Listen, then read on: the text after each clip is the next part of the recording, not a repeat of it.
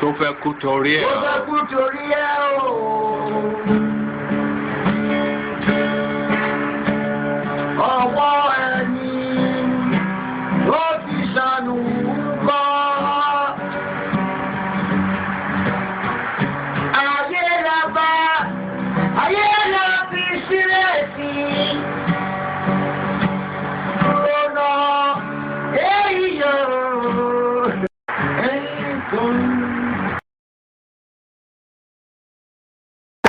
Thank you so much for watching. Thank you. Have you subscribed? Yes, you. Have you subscribed? You. Yeah, before you go, click. It's free. Click. Just that's it. Have you subscribed? You are laughing. Have you subscribed? Have you subscribed? Thank you. Thank you. Thank you. Hey, madam. Thank you so much. I can see you. We have to get to 100,000 subscribers. By the end of the year, how are we going to do that if you don't subscribe? Yes, you. Yes, you're about to click off. Why? Have you subscribed? It's free. If you don't, ask your son, ask your daughter how to. Just one click. Thank you. Thank you. I see you. Aha. Thank you very much. Thank you very much. I'll see you tomorrow.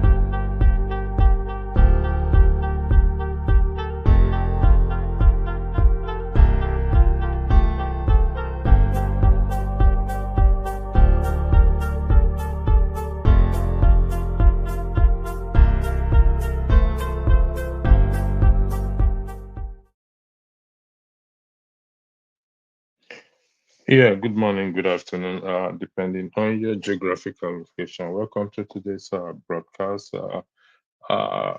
Thank you for joining us. This is our second broadcast in respect to this segment. We'll be bringing in our panel, our host, which is Adanma and Tope O. So they are the one that will have to bring us up to speed as to what we will be discussing about this evening. Welcome, Tope and Adanma. The floor is now yours, please. Thank you for joining us and thank you for accepting to do this program with us. Thank you, and I yield the floor to you people. Thank you. Hello, everyone. This is your girl, Tope O. We want to first and foremost apologize for the late transmission of this broadcast. We'll get ready. Shout out to everyone watching us and listening, and to my family on the comment section. We really appreciate your being part of this broadcast.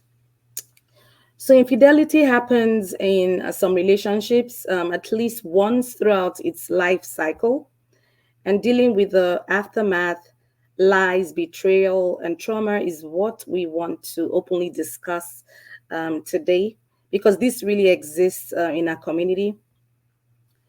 Today we'll touch on reasons for stepping out of one's relationship, dealing with emotional pain and healing process, and then finally, the survival of the relationship post infidelity. Having these sorts of conversations by sharing experiences may provide a better understanding on why such happens, and dealing with this instead of blaming oneself or feeling alone. I'll start with reasons for stepping out. When the spark in the relationship gradually fades and partners rediscover and grow apart, this is a a major reason. You've been in a relationship, it could be a marriage or just a relationship, and you're going down 10, 15 years, you find out that your goals, aspirations in life as partners just change, and this can be a fundamental reasons why couples actually fall apart. I'll summarize these reasons, and while we keep the conversation going, we'll come in and out and just throw more light on this. Sex will also be a factor. With age, we all know, females or male, we all have libido issues with age, and sex can actually be a major reason why one partner decides to step out. If you're getting a much younger partner, and in this case, I'm not referring to a particular gender. It could be either gender, it could be a male or a female. If you're finding a younger, more energetic partner outside who's willing to do stuff your partner at home isn't willing to do, this can be a major reason also why one wants to step out, getting what you're not getting from the home front, and you find a kind of succor in someone outside your relationship to give you that comfort. I'll look at the aspect of actually dealing with emotional pain and healing process when it comes to infidelity. This is a time when you have to consider both parties trying to work on forgiveness, and this is when spiritual role come in, either getting succor from your pastors, your imam, or even a therapist will be quite helpful.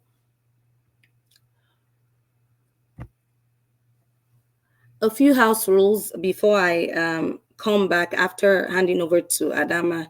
Again, this session isn't intended for bashing any gender.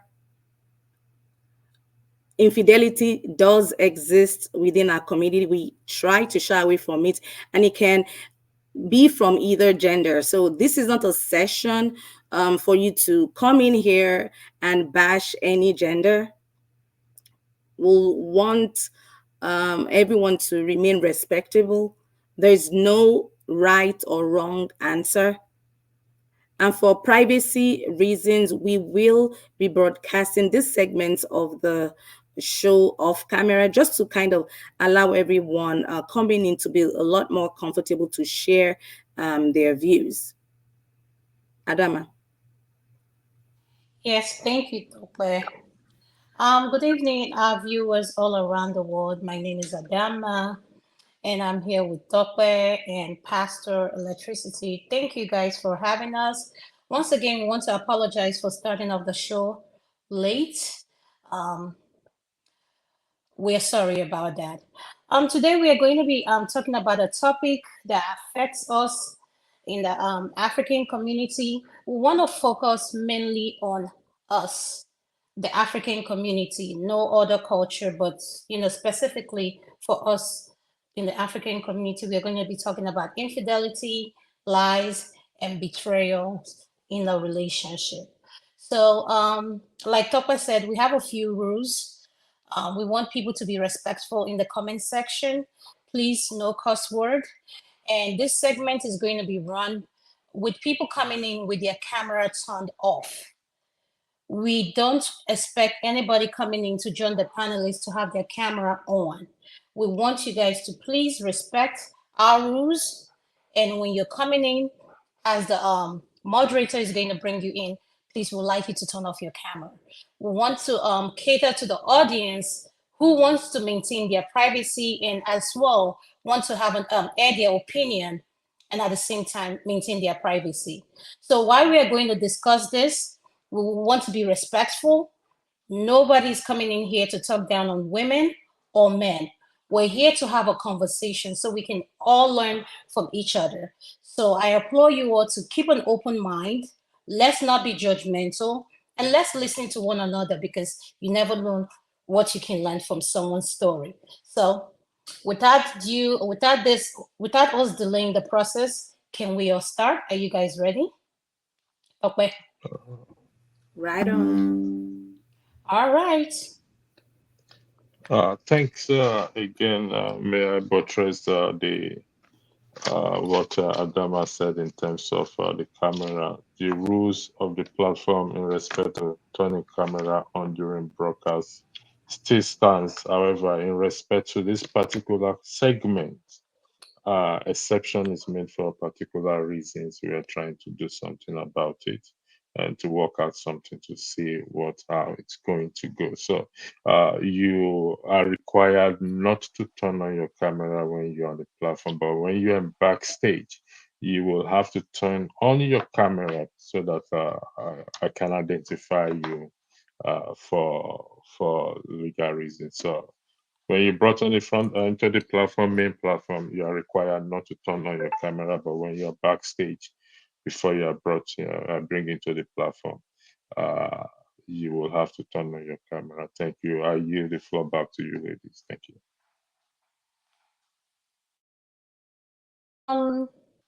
Electricity, before you go, so Papa, are you ready to start bringing in anybody if we have anybody at the backstage?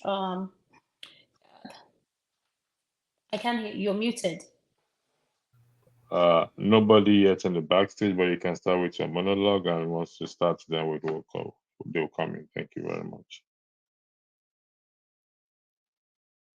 Did you hear me? Yes, I heard what you said. I said before you Yeah. go, could you please since we have nobody here, you can you weigh in on what we just touched on? We're going to start first with infidelity. So, what is your opinion on infidelity? I wonder why you're starting with me. I mean, okay, listen, you see, the issue of infidelity, I mean, by definition, an unfaithfulness to a spouse, to the person's spouse. But in preparing for this broadcast, question keep coming to my mind as to which utmost infidelity, lies, or betrayal. And I keep wondering as to uh, most, I would say most, a great percentage of separation and divorce is as a result of infidelity. But Anna said, if that is the case, how about lying? How about those who lie? Because you often start with lie. Why don't we separate or divorce as a result of that lying and betrayal? I mean, we forgive each other for lying. Why don't we? So the issue of infidelity has been from time memory, and this is not about the man or the woman. It's not about quantity or how many times somebody has done it. A one-off thing is a one-off thing. So how we deal with it is now another issue that we have to now look at. So, but like I said, that is my own view on it. I view lying more hurtful than even infidelity. That is my own personal position where I stand. Thank you. I give the floor back to you. Thank you very much. I wanted to say, I know you've heard this phrase, Tope, you've heard it too. This phrase that all men cheat. I do not agree. Yeah, I do not agree with that phrase because I believe that all men don't cheat, you know, and I believe that there's something called self-control. You should be able to control yourself, you know. So, what I want to discover with this conversation is when you hear a man stepped out, and we need to acknowledge this too. A lot of our women too cheat. It's not just on the men, women as well cheat. Matter of fact, women cheat more than men. There was a research I read, and it says women, particular married women, cheat more than men. So when you hear that, how does that make you feel when you hear that? For me, I'm like, married women? What? Something is wrong. So, Tope, what will you say regarding that? Well, Adama, in my opinion, when it comes to cheating in our society, it has kind of become like a norm to be normal. um, to hear that men are cheating. It's like a cultural thing that men are like to have, are allowed to have side chicks, more wives, but it's like a taboo to be heard. That a woman is out there stepping outside her relationship, and that's why you find women being extremely coded. Men just take it that is a normal situation to just it's actually fine for you to just cheat, be seen with a side chick, or have extra wives.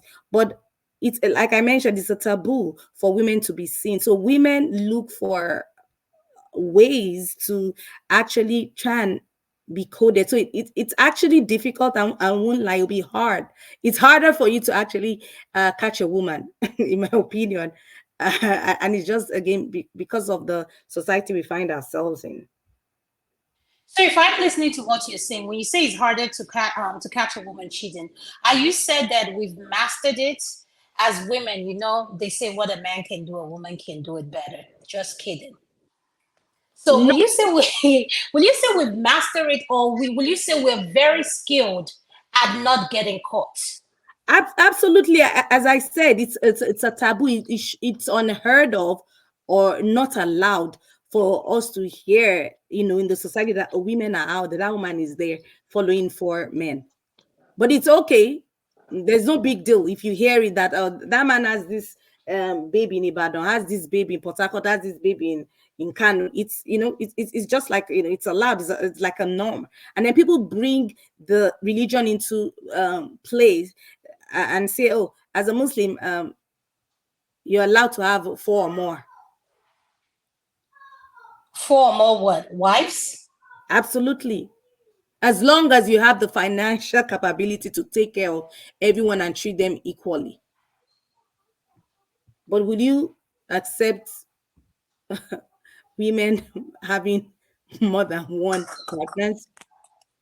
That's a case of tagging the woman a prostitute. Oh, now I see what you're saying. So, okay, but how about, but a lot of Christians do have side chick. A lot of Christians.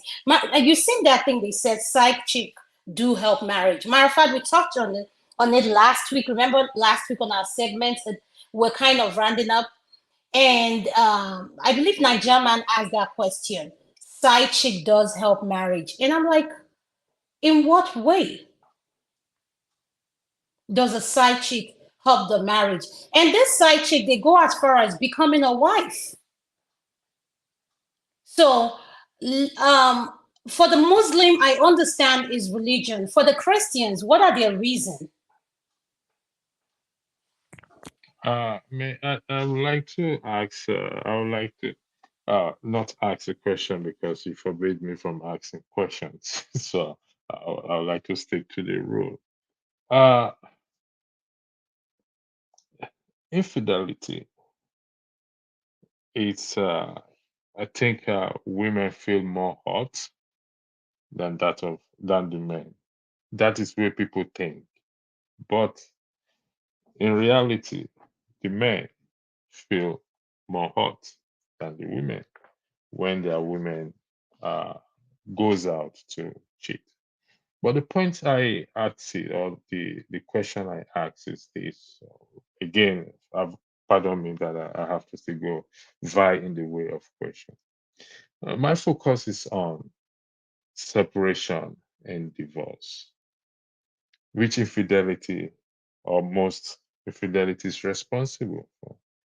So if I lie to you now, you will forgive me. If I Let me direct that question to Adama.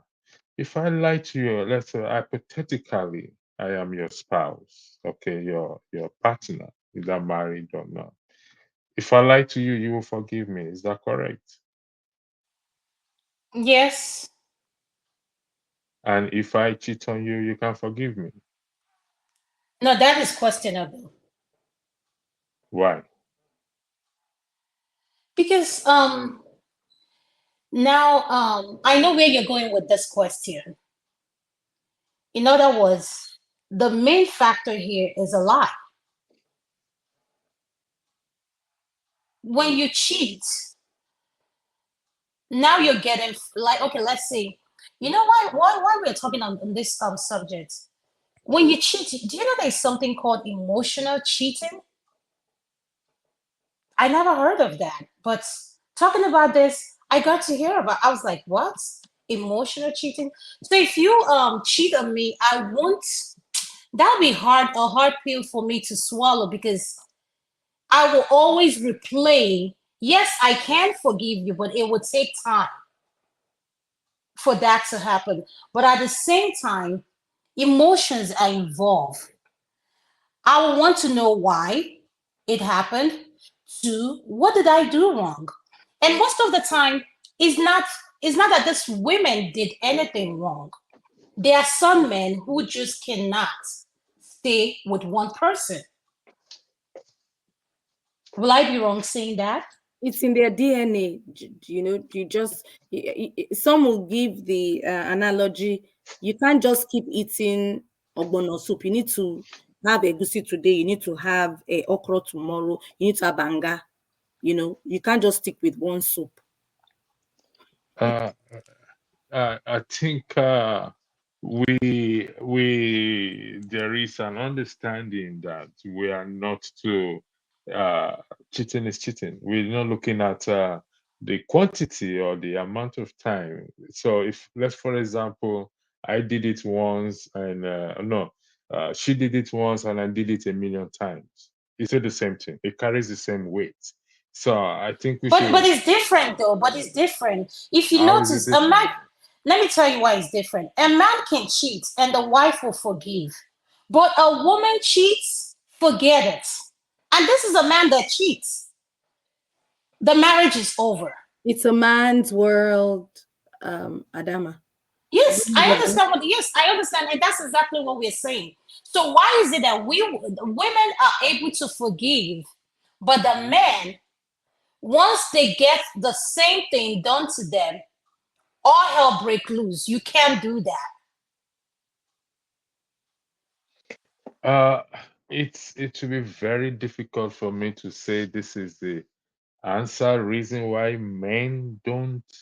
I won't use the word forgive. Men forgive, but they just can't stand it anymore.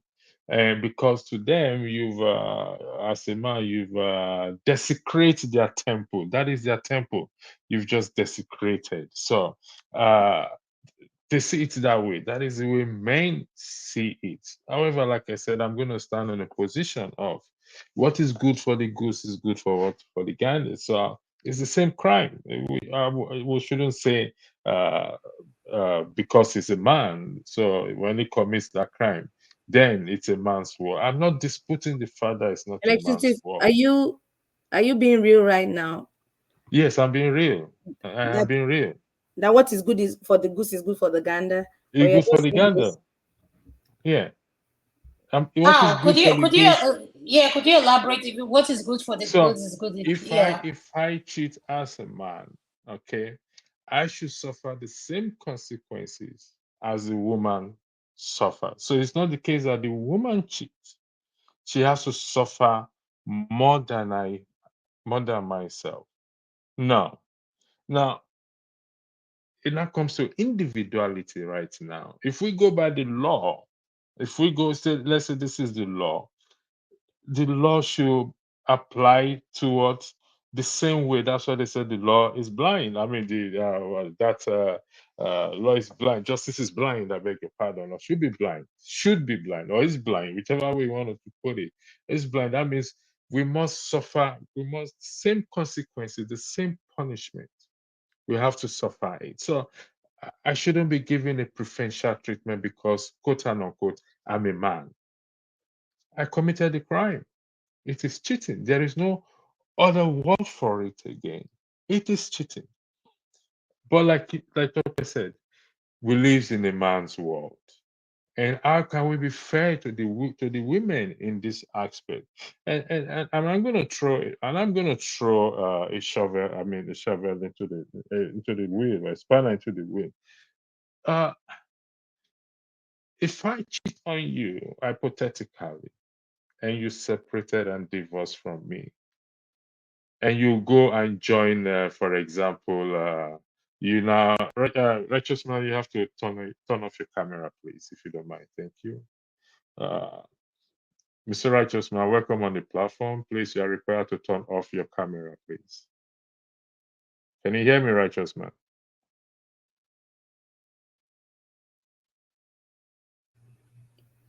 We can't hear you. I think you froze. Okay. Yeah. Okay, thank you very much. So I lost my train of thought there.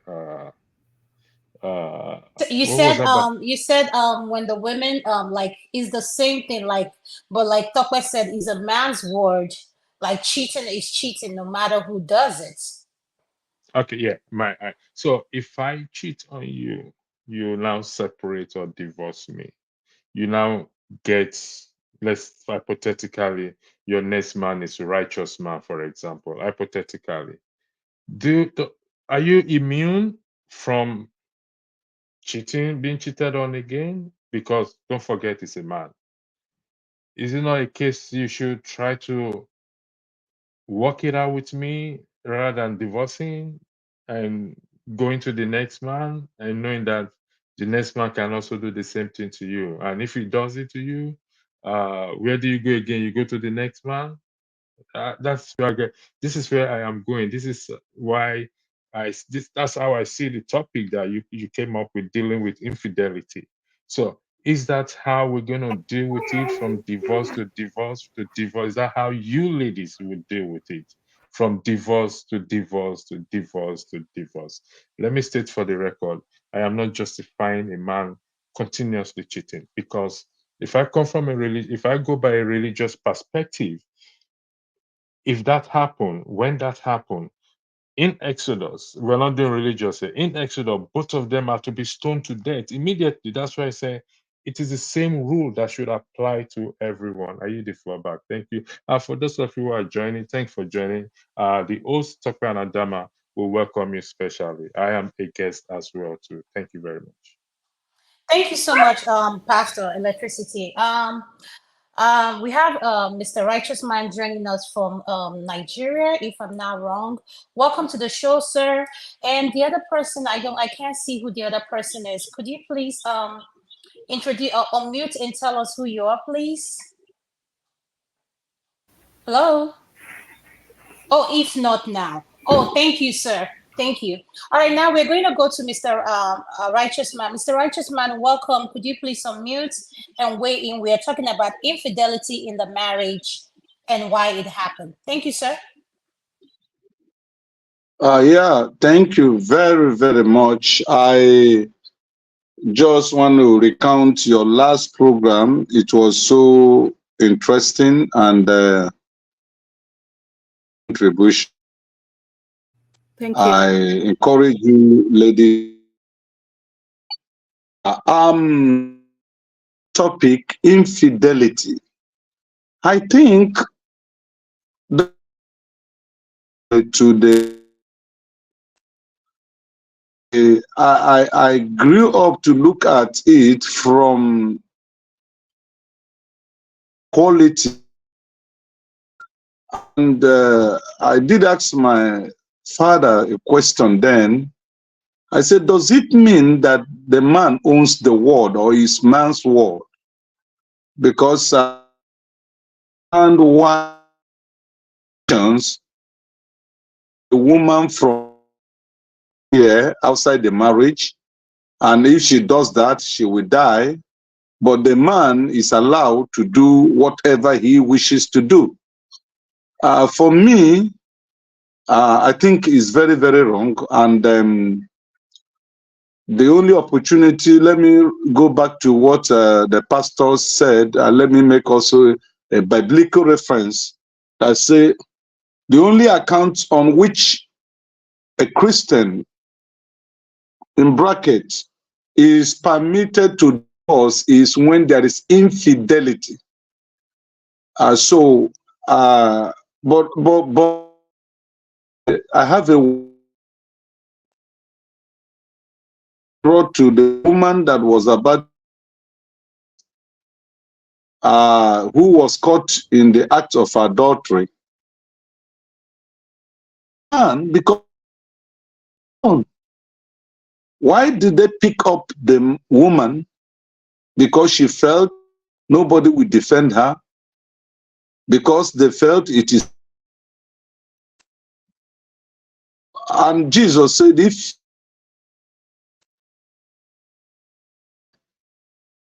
one after the other, they left their stones and went away, which logically somebody can interpret that adulterous life. So to be encouraged, be the woman, be the man. It shouldn't.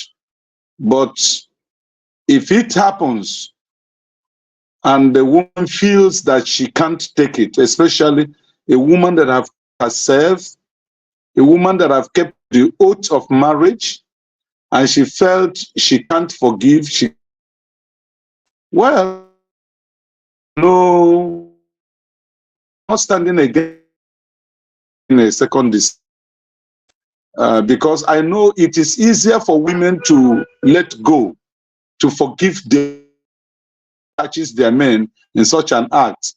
But it is very difficult for a man to forgive his wife when the wife is caught in such an act.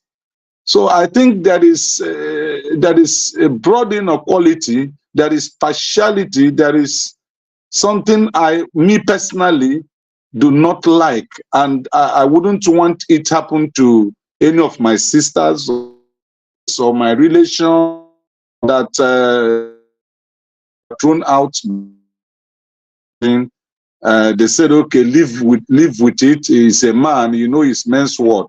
That I won't take it. I'm against the religion that permits that. I'm against the tradition and culture that puts women in bondage. Thank you so much. Say for now. Thank you so much. I really appreciate your input. And once again, I want to tell you thank you for joining the show all the way from Nigeria. We appreciate you. To all our listeners listening to us, you can be able to join in. There's going to be a StreamYard tag out there in the chat. So if you want to come in, you're welcome to come in, and you can have your camera turned off on this segment. Thank you. We appreciate you. And the next person I'm going to go to, Mr. If Not Now. Thank you again, sir. Welcome to the show. We are talking about infidelity. So I'm handing it over to you, sir. Thank you. Yeah, thank you so much. Can you hear me?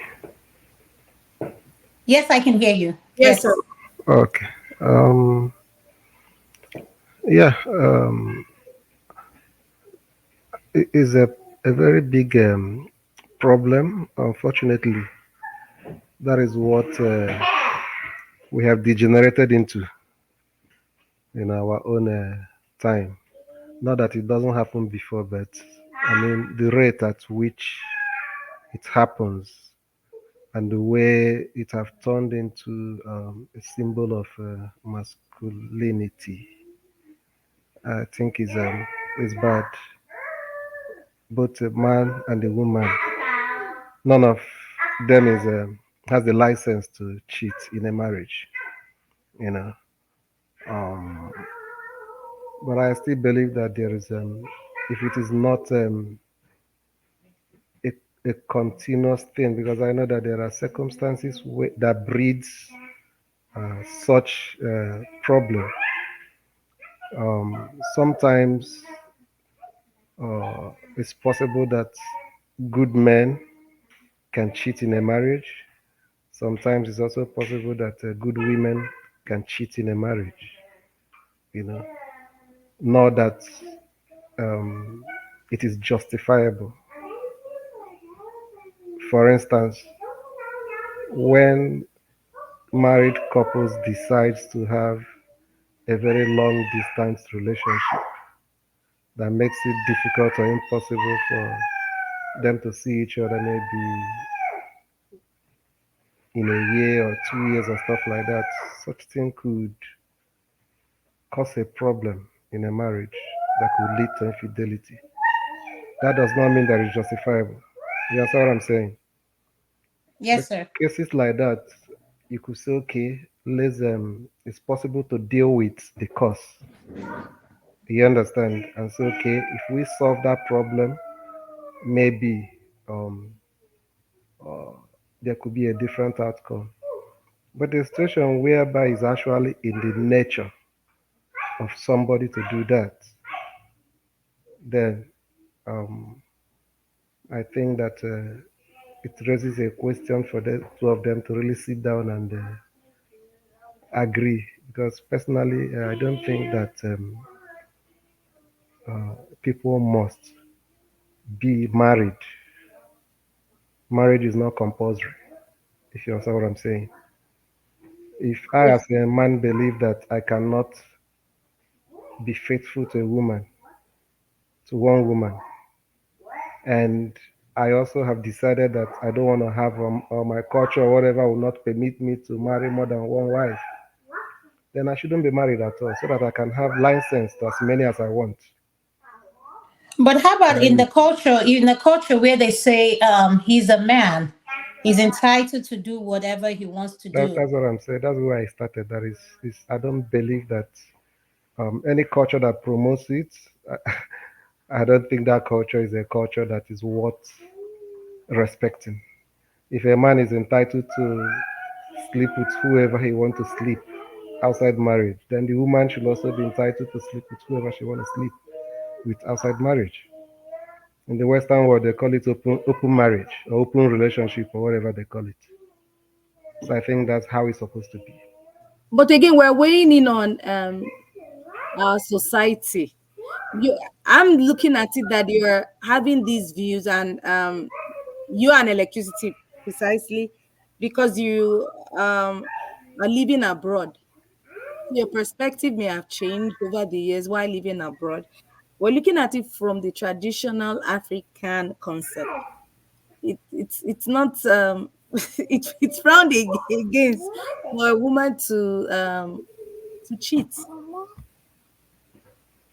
Yeah, I understand what you're saying, and I'm not claiming ignorance of it. But what I'm saying is that over the years, we have also tend to modify some cultures that we believe that it doesn't mean that everything that culture approves is actually right. You understand? Because culture is supposed to be dynamic. You understand what I'm saying? There were days it's culturally okay to circumcise women. You understand? But it's no longer culturally appropriate to circumcise women. Do you understand? So Yes. any culture that gives such that kind of license to men and believe that women shouldn't have the same treatment, I don't think that culture is worth remaining. That culture should change, adjust itself, to modern realities because the it's really going to be difficult. I don't know. Maybe people that could the men that could get away with it could be men that uh, are marrying, those that men that have women that are almost like those women are their house help. You understand? So I don't think such a thing should be condoned. Personally, it should not. Every human being deserves the same level of or measure of respect. And what you demand of your wife, you should also expect that to give such back to her. You understand?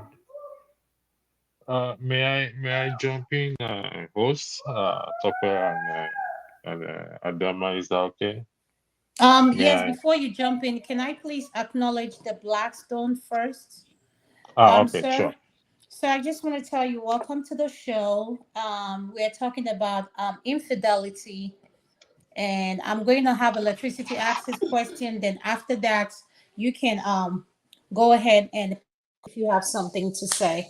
Thank you.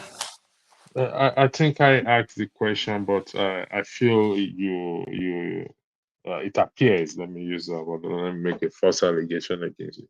It appears you deflected from my question. And I'm putting on a hypothetical scenario to you. I mean, as couples, that we are couples, okay? And I have lied to you several times. I stole your money, or I took your money, and I gave it to my girlfriend, or I use it to do whatever it is. You found out a substantial amount of money. You found out, and you were mad. You forgave me. Why would you not forgive me if I cheat on you? I'm just confused. If I wreck your business so badly, and you forgive me, our joint account that we put money together, we are close to $500 inside, meant for this and that. And at the end of the day, you forgive me after squandering it. Why would you not forgive me for having an affair? I'm a little bit confused here. If you don't mind, I just confused. Why would you want to separate or divorce? Why didn't you divorce me for squandering our money, our children's insurance or educational this thing? I blew it big time on gambling. You forgive me. You still took me back. You were wishing, you were praying that I would change, but just a little slip on the side of the woman that I cheated. You couldn't forgive me. I'm just confused. I want to know why, please. It's driving Did me you mad. did you Thank call you. it a sleep? It Did you is a just say, sleep. yeah, that's the word I wanted to ask him to Yeah, please it's a sleep. clarify? Yeah, it's a sleep because I've never done it before. That's my first time, even though I've lied a million Are times to you telling you. me you've never done it before in terms of No, trying to convince me you've never done it before? Or I've are you never saying done you've it never before. done it before because you got caught? Out.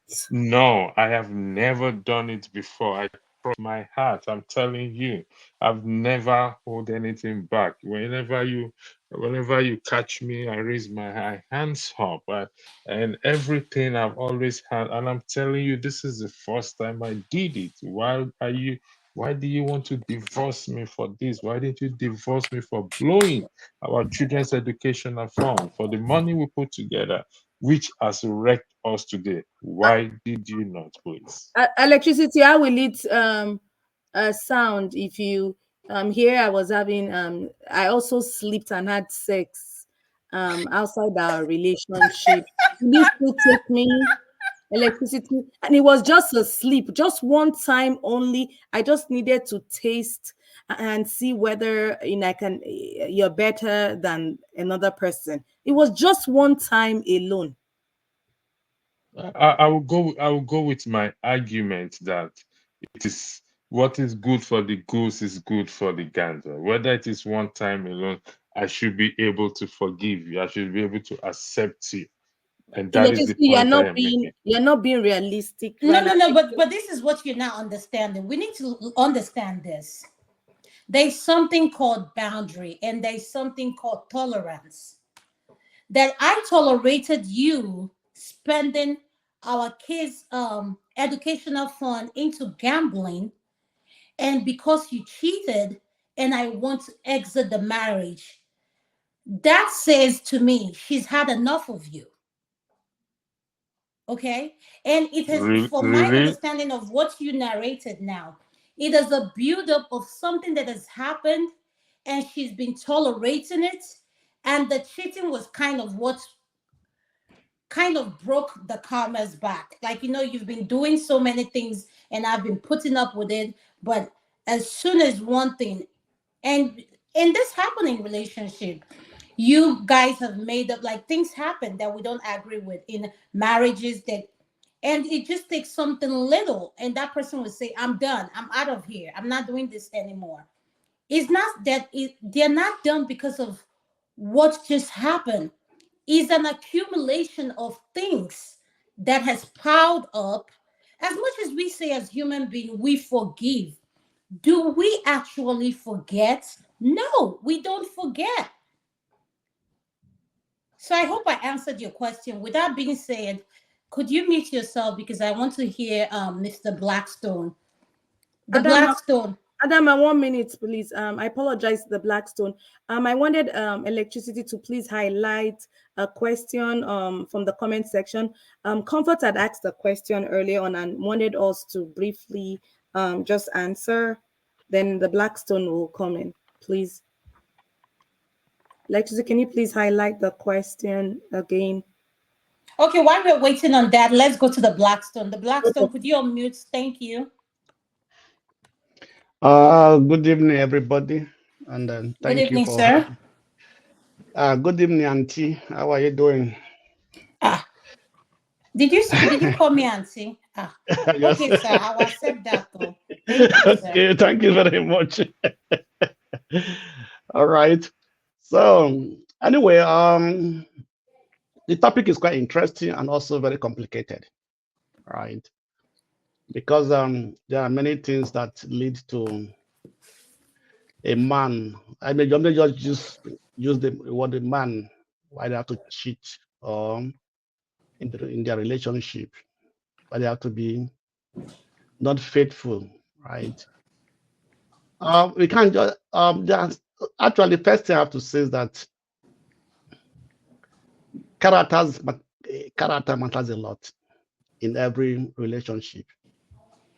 The character for the both parties, the man and the woman, what is the character? Number two, what is the upbringing?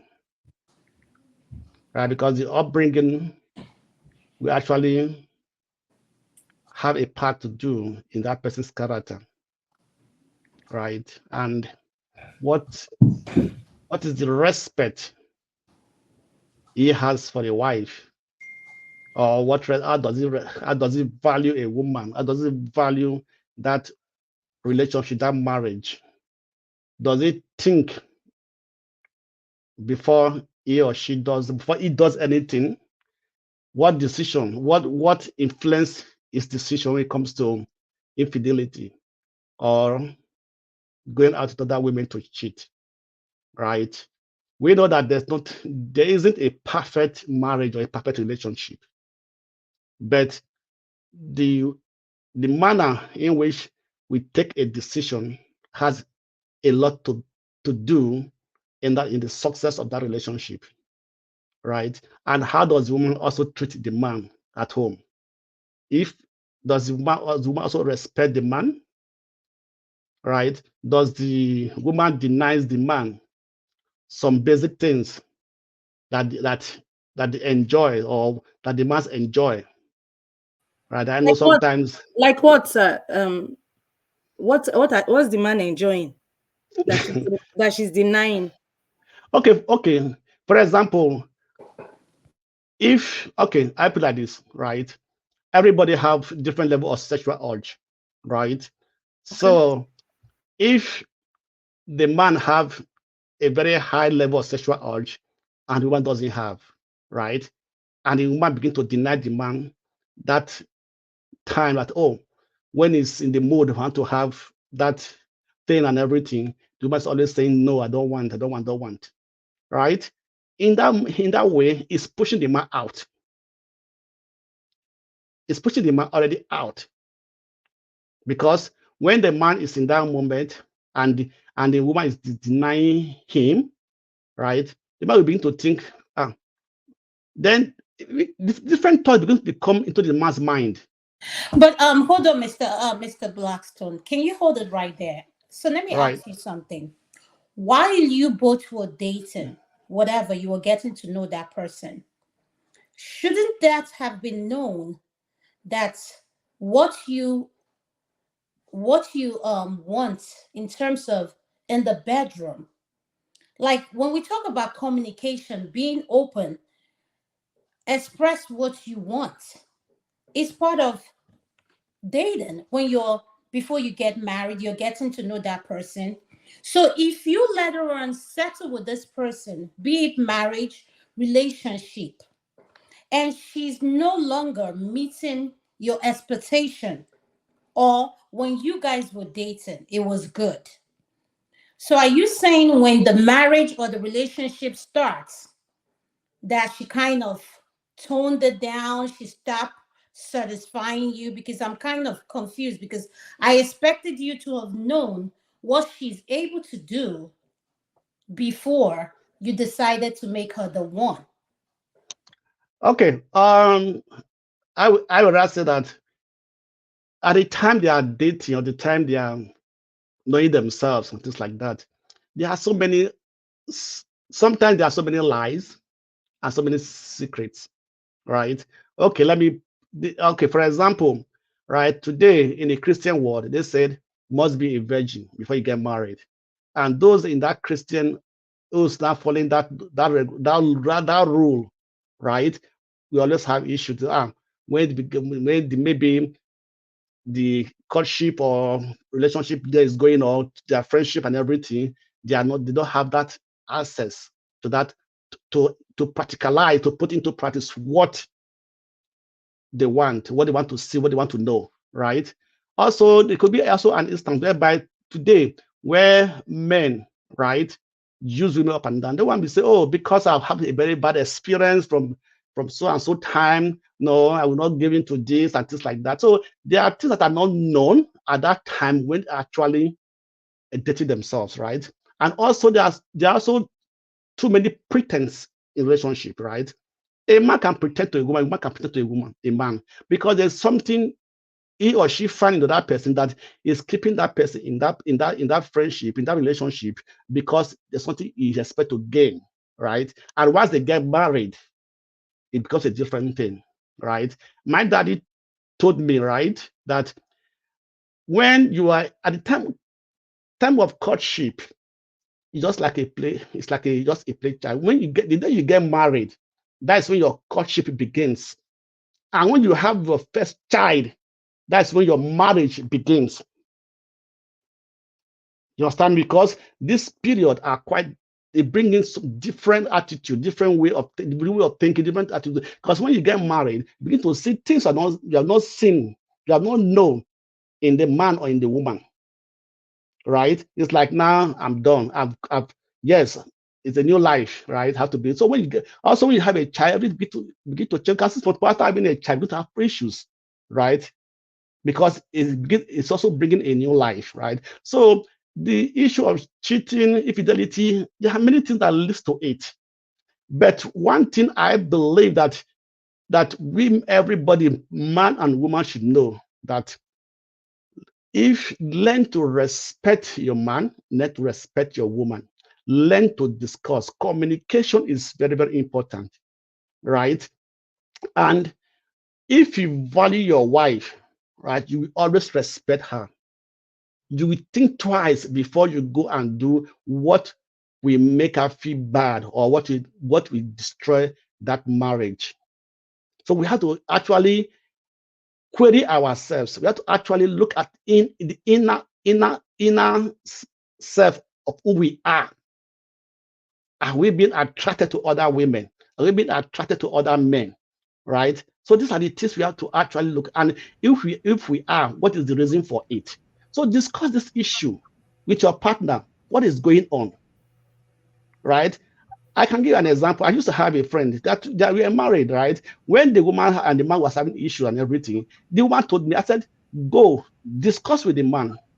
Ask him why he's doing this thing to you. What is the problem? What have I done? Truly, she went and discussed with the guy, with the husband and everything, right? After some few weeks, they got settled. But today they are still together, right? They are still married together. They're happily married together and everything. So discussion is very important. Don't keep any secret from your partner. That will destroy your marriage. That will destroy your relationship. It is very vital that we are open-minded to our partner, that you can be able to have that happy home. Because when you are happy at home, you'll always be happy. and then it leads to success in life, because when there's happiness, you have the strength to do whatever you want to do. Thank you. That's what I take down for now. Thank you. Thank you so much. Grace, thank you and welcome to the show. Could you please unmute and comment on what we are talking about? We're talking about infidelity in a marriage or relationship. Thank you. Thank you so much.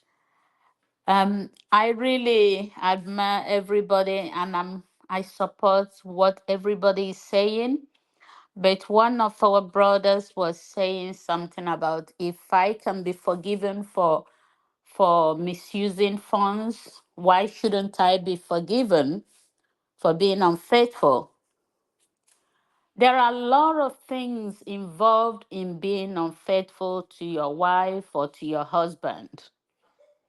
Because when you step out of that marriage covenant and sleep with somebody out there, it could bring total destruction of the family. You could go out there and get sexually transmitted diseases. You could also get into the hand of women that are heartless, that might bring the end of everything about your marriage. That is not to say that divorce is the right thing to do, or a man or a woman cannot do what they want to do. If you choose, as many of us have mentioned earlier, to live the life you choose to live, I think there is no reason for committing yourself in a marriage covenant. Because the day you said for good and for bad, you agreed to stay committed to your partner, be it the woman or the man. Sometimes we think of men alone. Unfortunately, it's both sides. I've seen women being unfaithful. As our brother that spoke last mentioned, there might be other things that lead to unfaithfulness: lack of communication, pride. I am the man, I can do what I want. If you don't want it, leave. The woman can do the same thing. That's where humility comes in. When we stay humble, both the man and the woman, there might be room for forgiveness. But when everybody is up there, they have the right. They can do what they want. Forgiveness becomes difficult. Nobody is saying if you make one mistake, your wife or your husband should throw you out. But there has to be communication. There has to be serious dialogue between both of you to decide what you want to go from there. If your wife or your husband sees that you're humble enough to say, I'm sorry, and I'm not going to do this again, I believe the party that is the other one who is offended or who is the victim will be able to forgive. But many a times, our men think they have the right. And unfortunately, many women also now are coming up to say, if you have the right, I also have the right. So we can't win either way. But we have to make a decision. Do we really want to stay married? Yes. And staying married and forgiving each other is a great thing to do. But if you know that you have that problem, that you cannot control yourself, or maybe you're a Christian, you just go to church, you don't depend on God to help you overcome that, and you've tried, you cannot, the woman or the man have the right to walk away because she has tried or he has tried to forgive you, but you continue to live that life.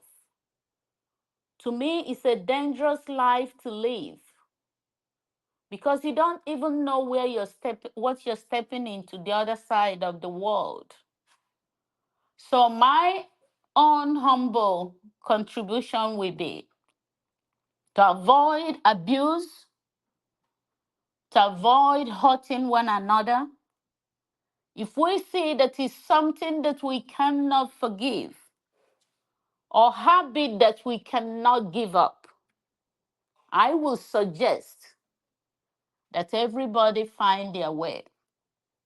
But remain friends, especially when you have children.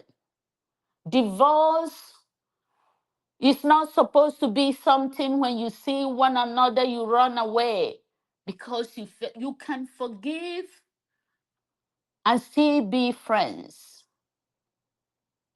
whether you are still married or not. Thank you. Thank you, Uh, ma'am. I just want to say thank you so much. I really appreciate you joining us in this segment. Welcome to the show.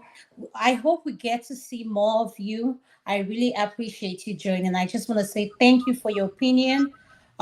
It was well said, and thank you again. I appreciate you. The next person I'm going to call is going to be Mr. Thank Paul. Could you please One unmute? minute, Adama. We have a comfort question to us on the highlighted. Yeah, well, hold on. We're going to address that question. Paul, while you're going to comment on this, could you address Comfort's question as well? Thank you. Well, good afternoon. This question sometimes is just sweep you off your feet because questions like this, context matter. Like the one that she asked about the woman and every other thing. What about if I date a woman who already had a child? I was not in the picture when she had a child. You understand? So that don't matter. So even though like my coming here, I want to be the devil's advocate. What do I mean by that? So sometimes what we call cheat may just be relationship. There are people who are still polygamy in nature. The former president of the United States of America, who may likely be the next president of America, Donald Trump, when he left his first wife to the second wife, he didn't say anything bad about her. You understand? Just because of the law of America does not allow that, the law of bigamy. You understand? So he punished wife A to bring wife B, punished wife B to bring wife C, and the likes.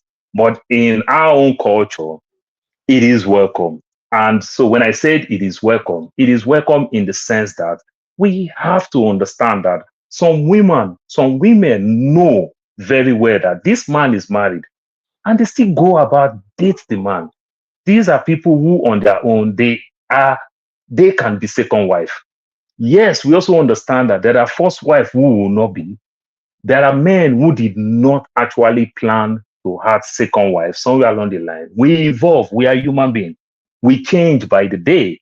You understand? And when I mean so, I'm not saying it to the aspect of only men, to women. You understand? Men train women to school, and the woman discovered that the man is not so enlightened, and the woman leave the man. And it's also okay. She have a right to change. We evolved. So what we call cheating sometimes and the like we use it, may just be the person is cutting, watch that person very well, and intend to marry that person as second wife. And it's still okay. And it's not also okay for the person who said, no, I will not take it, like the actor called Yo Edochie. The wife said, no, I won't, because it's not part of the arrangement from the get-go. And she walked away, and it's okay. But people who can tolerate it, let's not bastardize the people. Let's not call those women that you are weak, you are this because of your husband, go bring second wife, you have to leave the house, you have to put in for divorce, you have to do this and that. Polygamy is not going, and it's not going anytime soon. So we have to also understand this part. We can't be completely want to hide or try to fake it all the time to some people, because people will definitely do it. Some people, the way they can manage their pain is to go out there. Like the way my parents would tell me, if your wife is doing anything, you don't even need a shirt to walk out of the house. You understand? Just walk away. Some people will walk away, they go drink beer. Some people will walk away, they go smoke. Some people will walk away, maybe another woman that will console them. You understand? From sympathy to empathy, from empathy might spark up relationship. You just might be getting what you don't get at home at that time. You understand? And it leads to another thing. You know, some people did not actually plan to be polygamy, but something lead to another thing, just in the name of that trying time in their relationship. Some of us can be able to manage it. And we also have to understand that it's not everybody that can manage it. You understand? To the test of time. My mother is a church woman all her life. All her life, my mother is a church woman. My father never allowed my mother to go to virgin one day. We grow up as become young men and women before we started fighting for my mom to go to VG. It worked well, but do you know the pain that my mom went through? Do you know the reason why my dad is giving his own reasons and everything? It's just okay. So they just micromanage or manage it in their own way. But I just want to say that relationship itself, it come in varies. So we can treat people issues as they come. But for us to get that uniformity that, oh, when men cheat, men is this, men is that. The person that I call my wife today, I was courting with her. We were dating, we were doing everything before it leads to one thing, it become wife. You know, and then at the same time, again, with our strong culture and heritage, we have very strong culture in Africa, which is good. So sometimes we make this mistake where we see girl, we just profile, we don't even know what we are doing. We profile the people we like, then we go marry women that look like our mom. Then we still go back out there, we go cheat. These are the people who get confused why they enter into a relationship. You understand? But at the same time, they have to find their happiness back. You understand? Like the movie, Yeah. how Stella got her groove back. Some people will find their happiness back. Some people will change that woman. Some people will not change. You understand? They will go outside. You understand? Some people suffered in their relationship. So many things. It just varies. I'll tell you the truth. As a man, very many of us as a man will not say it. You're as a man growing up as teenager and everything. When it comes to our sex life, we follow so many women. We don't have the guts. The few women that disvirgin us may not be the women that we like, may just be the woman that, in quote, I hate to say this, the loose one that need us, not because of we need them, because we don't have the guts to finish what we are about to start. Very many of us as men, we don't have the guts. We'll lead this girl, we'll register evening lesson, we'll lead this girl everywhere. Everybody know that is my girlfriend, but you never had anything together with that person that you love. But say that sex just come because of that woman need you. That woman see that, oh, this is the one that I want and everything. This is how it happened. So we didn't really know what we enter before we enter some of these games. Few men, maybe few boys may be very strong, sleep with all the girls in the neighborhood. But men, very many of us as boys, we make mockery of ourselves because they follow our sins, you never do anything. We make mockery of ourselves. Men gossip more than women. Women just, unfortunately, just become the black sheep. Thank But you so men much. gossip more than women. I'll tell you the truth. So Yeah, it's let's true. let's put all these things together and look at it very well, so that when we see people are going to a relationship with their trying time, let's try to understand these things. Because if I bring that humble girl, that virtuous woman who go to church, who come help my mom do all the laundering, do everything, look at my mom nails, cut my mom nails. When I say cut my mom nail, not take her to the nail salon. No. Take razor blade, help my mom cut my mom nail. My mom will just give her Nike. You know what I call Nike? Mark am, good, approve. You be this one. I ain't go be. I ain't go born the my grandchildren for me. You understand? Thank you. Thank That you, Mr. that but Paul. but it go beyond that. Yeah. That's my take. Thank you. Thank you so much. I really appreciate your input. You really touched on places that I didn't want to go, but it's okay. That's why we're having this conversation. Mr. Kene, could you please unmute your nest? Thank you so Yes, much and welcome to thank the you. show. Thank you, everyone. I think I came in when there was a Ekene, can you lady. hold on for 1 minute, please? I'm sorry. I Okay, want to ask Pastor this. Electricity, do you have something to say because you were getting ready to cut Paul off? Do you have anything to say? No, no, no. It's okay. Let's Kenneth after All Kenneth. right, thank you. Thank you. Ekene, go ahead. Before Sorry. Kenneth, Madam Grace, it's you. I want to thank you for joining us. It's highly appreciated. First time seeing you on the broadcast, and hope you will come again. If you are obliged to stay a bit longer, I will. I have questions to ask in respect to your submission. Thank you, Kenneth. Thank you, Over to Madam you. Grace. We appreciate you. okay. So is there a topic that we're Thank talking you. about? Yes, we are talking about infidelity in a marriage. Oh, And okay. yeah, after infidelity, we're going to talk about lies. Then the last one is going to be betrayal. So we're talking about Infidelity. infidelity right now. Yes, in a marriage Okay. and in a relationship. Thank you. Yeah. Please, So Kenneth, don't pretend um, as if you don't know what infidelity is. The way you no, are no, now of course, stammering. Yeah. no, of course. Some of us are very inexperienced in this Okay. area. But thank God I'm in the midst of experience, married, and so I'm learning from you guys, but I still have a little Ekene, thing to oh him shift. sige call him Okay, zoom jogi. okay. Now, the I think people go into infidelity in a layman's understanding. We call it cheating, right? Because of some reasons, which could be relationship issues, could be individual need or desire, and there are some other factors that we are even not pointing our fingers to. I think mental issues or mental health problems could actually lead one into cheating.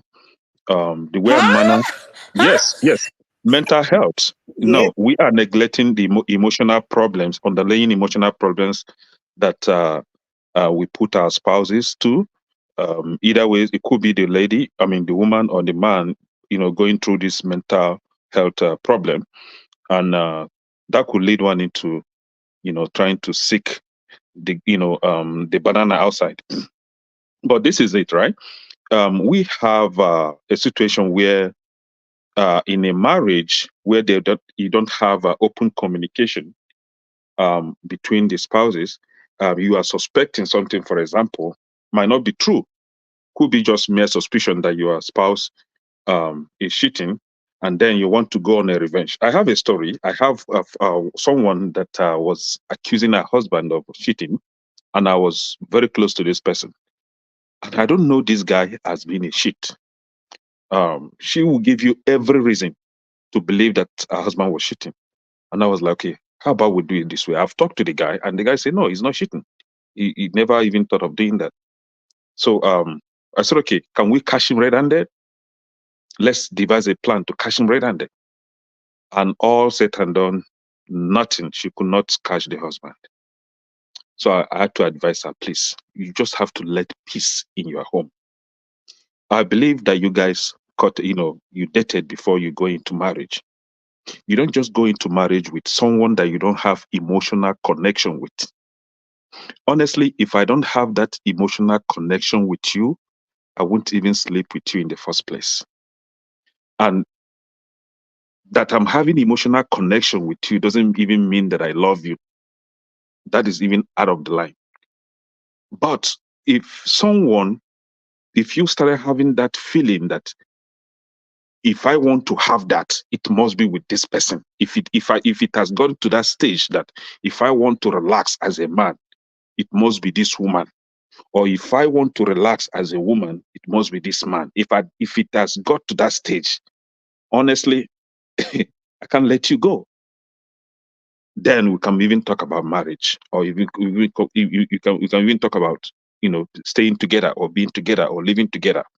Now, if it has gotten to that stage, why am I looking for another woman elsewhere? What could lead me into looking for that elsewhere? One, when I start having disconnections, emotional disconnections, no more affections, and all that. And what could lead to this? If you ended up being a nagging woman, or if you ended up being a controlling or a narcissist husband, this could lead the other into having that disconnection from you. And mind you, if God wants to punish you, if your wife is that beautiful or your husband is that handsome, and you are Ekene, and you are Ekene. and you are maltreating this person, just rest assured that other men outside are disturbing her. Just rest assured that other women outside are disturbing him. Now, temptation could come in. He's not having peace of mind at home. And when he go outside, there's this lady that is so lovely and kind to him. Now he will start looking into that lady's matter. Or he is a narcissist. He's controlling his this and that. He doesn't give me rest of mind at home. But there is this guy outside that is so lovely. You see, the temptation will come in, and they may end up flying the aircraft. Now, if you are my wife or if you are my girlfriend and you let another man fly your aircraft, honestly, me Keneshiku, I cannot forgive you. If Jesus Christ come down on this earth, I cannot let go, because even if I pretend to have forgiven, it will always come to mind, whenever we are together. I will always remember that. And for that reason, I wouldn't want to give room for such. I wouldn't want to give room for such. So that thing that I will want to experiment with that lady outside, me and you, we must experiment it in this house. But if you are not giving me that room to experiment those things, we need to talk, because you don't want me to go outside. And I will even tell you, do you want me to go outside? So if you don't want me to go outside, we have to do this, right? It should be a plain and open communication with your spouse. There is no pretense. And let you not be the kind of man that if your wife whine you her waist, you start calling her lotion, or you start saying, "Oh, you don't spoil." You spoil for me, baby. Be my ashawo, and I will be your ashawo. Spoil for me, I go spoil for you. Now me and you they spoil. No third party. Do you understand? So, going by what Paul is saying, yes, it is sometimes you may have the urge of trying egusi soup outside. It's very difficult. I don't know, maybe sometimes I would say it's Satan that is doing these things. It's devil that want to push me into doing something that is not acceptable. I don't know, but some people call it that men are what they call it. Oga Paul, help me again. Men are what in nature? Polygamous in nature. Well, I don't know They are about loose that. in nature. Loose in nature or polygamous. See, the thing is, if you as a woman, okay, I hope girls are listening here. If you as a woman, you know that I'm married, and I talk to you outside, and you allow me to fly your aircraft, and you would think I will leave my wife to come and marry you, you are wasting your time. It's not going to happen, because leaving my wife means leaving my children, whether you like it or not. Then I cannot abandon my children for any woman out there. Now, bringing you into the family as a second wife, me, I don't have the power to control two wives. One is even overpowering me. Talk more of two. I don't want to die before my time. I don't know how our ancestors were able to manage that. I don't know who gave them the extra power to control that. But if you're very lucky enough, you find a wife that can give you that opportunity. Actually, some women will give their husband that opportunity. You know why? Go and wire them outside. No problem. Just use protection. Provided you are safe, we are good. Right? So that woman is looking for a helper. And most of these men are those that have high libido. That even their wife is not even enough for them. They wire from morning till night, all the time. One will even close from work. In short, he will be at work be calling the wife, get ready, I'm coming, you know.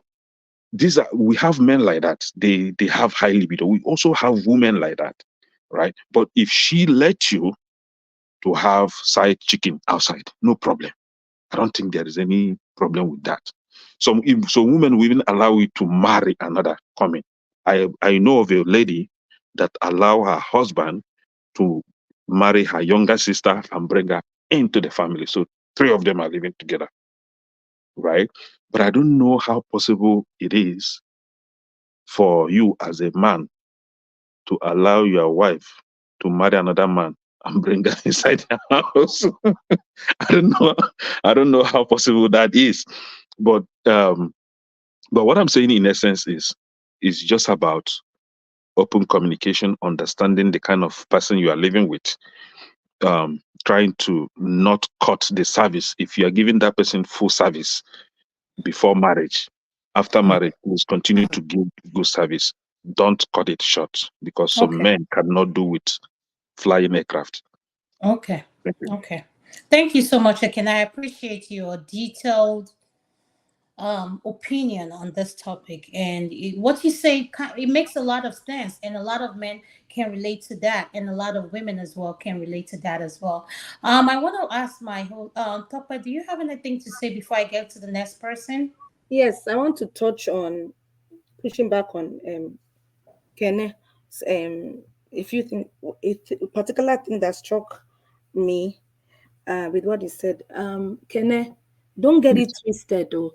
No one is here to want you to marry them. There are instances, yes,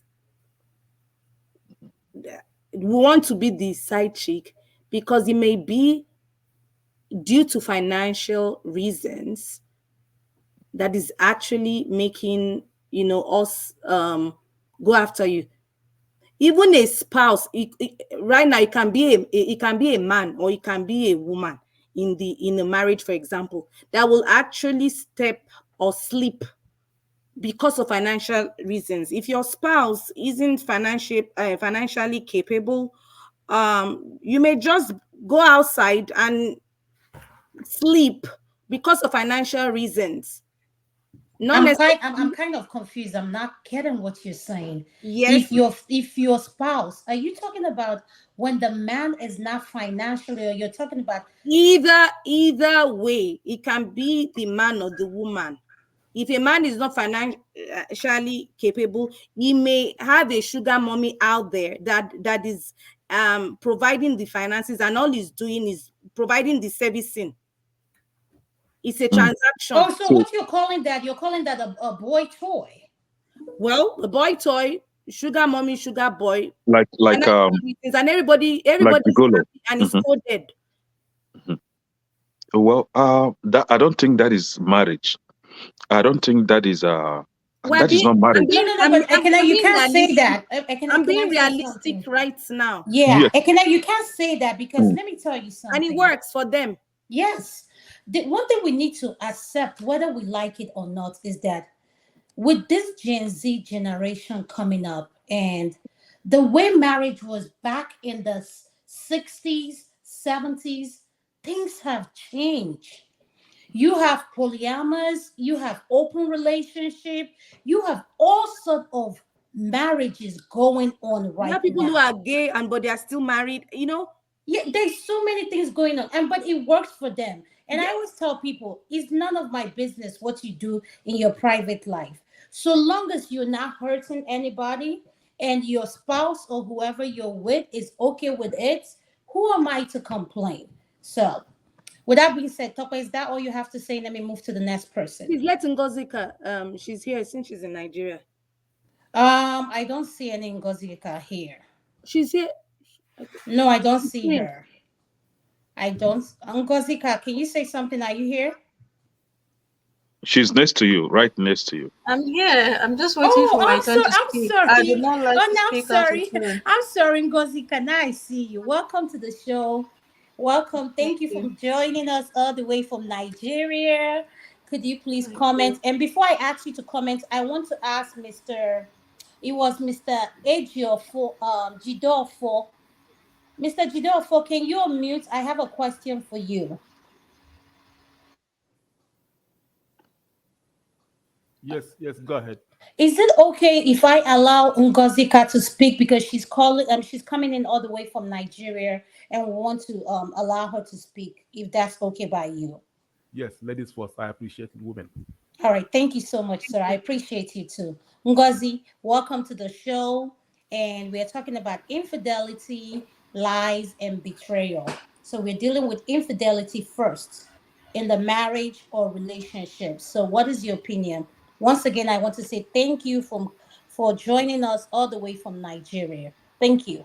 Go ahead. Thank you. It's a pleasure to be here. I, the topic is a very sensitive one. First things first. This is a no holds barred conversation, right? Absolutely. Yes, yes. Look at my Not face. rated Look at PG. my face, Ngozi. I turn on the camera so that you can see my face. Yes, this is the Okay. segment where you are allowed to be yourself. Yes. Very well. So let me just put a disclaimer first. I am unmarried. So let me just put that out here. And let me just put another disclaimer. If anybody here thinks that you should not have opinion about relationships or marriage if you're not in any, then please you might not like what I'm going to say. So on infidelity, I'll tell you a very brief story. I used to be very conservative, like really, really conservative when it came to things about the opposite sex. I grew up in a very conservative home. I was raised with conservative ideals. And for the earliest part of my adulthood, I was still conservative. Now, what changed? I cannot pinpoint exactly what changed at what point, but I am at a place now where certain things do not move me, especially when it comes to man and woman, because I'm going to stick to man and woman since that's the norm. There are certain things that do not move me anymore. I Okay, let me just say this. My relationship ended last year. We were together for 3 years, and collectively, we were together for 8 years. 5 out of that 8 years, we were just good friends, really great friends, buddies. And then I think the fifth year thereabouts, we decided to finally date. And then it ended last year. And I'll tell you this. I We discussed everything. We talked about if we're going when we started talking about doing life together, the possibility of doing life together. We talked about everything, especially sex, because I'm going to tell you people straight up, sex is very important to me. And I hate the silence around it, especially from women, young women. I hate the silence. I hate this. There's this, oh, don't say it, you'll be seen as spoiled. And they're the ones that are always doing the weirdest things, making the most stupid mistakes because they are afraid to say these things and have somebody tell them, oh, no, it's not like that. Oh, you should do it this way. Oh, you should do it that way. And then some of them get into relationship and marriages and they are sexually starved and they can't live. I cannot begin to count how many times I've heard women say they've not been touched by their husband in months. These are young people. They've not been touched by their husband in months. I know somebody who said that she has had orgasm twice in her 6 years of marriage, only twice. I know somebody that says she has never orgasmed. And I keep asking them, so did you date this person? They're like, oh, did you court this person? So what were you talking about? Now it's not everything. So what were you talking about with this person? You talked about everything, but you couldn't talk about how you're going to share your bed. What was so off limits about it? Are you going to tell me you people married as virgins, even those that married as virgins, still talk about these things? So what was your excuse? You were following holier than thou for the one thing that could make or break your relationship. Because let's face it, people who are not sexually compatible are going to have very difficult relationships. So we talked about this thing. I talked about this thing with my former partner. We discussed about it a lot, and There was a day he asked me to watch a movie because we both have similar interests, politics, human relationship, or whatnot. So whenever he found something interesting, he'll be like, "Ah, we're gonna watch that, and I want you to watch it so that we'll talk about it." So he watched this movie and came to me and was like, "Have you seen this movie?" I'm like, "No." He said, "Go and watch the movie. I want us to talk about something." So I went to watch the movie, and when I finished watching it, I came back and started laughing. I said, "Oga, you want open relationship, I be open marriage, which one?" Because that was what the movie was about. Actually, it was more about couple swap. I know most of you here are familiar with that concept. And don't you even think it's not happening in Nigeria? If I tell you the stories I hear, if I tell you what people are doing in this town, in this country, Can you you hear? can you hear me? Yes, Yes, so yes, we I'm can hear you aware of loud that and clear, one. Ngozi. You are on Uh, the right If track. I Lagos Go and ahead. Abuja, if I Lagos and tell you Abuja is the what headquarters. is Lagos and Abuja, you're looking at the because even here in Enugu, if I tell you what people are doing here, you go and plead the blood of Jesus upon their lives. So I was like, ah, so you had me watch this movie. Oh yeah, let's talk. He's like, okay, this. He said what he wanted to say to me about the movie. And I went like, okay, so you are okay with an open relationship. If we do decide to do life together, you are telling me that there will come to a point in our life that you'll be open to it. It's like, yeah, but under certain conditions. And being a man, a typical Nigerian man, he goes the innate um selfishness in them when it comes to sex. They want to be the one to have all the pleasure. They want to be the one to decide how it's done, where it's done, with whom it's done. They don't think women have agency when it comes to sex or have much opinion. In short, as a matter of fact, for most Nigerian men, and I'm not. This is not a blanket statement. I have female friends. I have sisters. I have young women around me. For most Nigerian men, the concept of female orgasm does not exist. For most of them, it doesn't exist. So I they're only agree with thinking you. that. I agree So with I you. agree And with you, Ngozika. I do so agree they Hundred. with you. And so they Ngozi, only please, while you're saying that, I have a question for you. And I just want you to take this as an open mind. And I like how open you are about this subject. Do you think a sexless relationship leads to infidelity? before or after marriage. Both.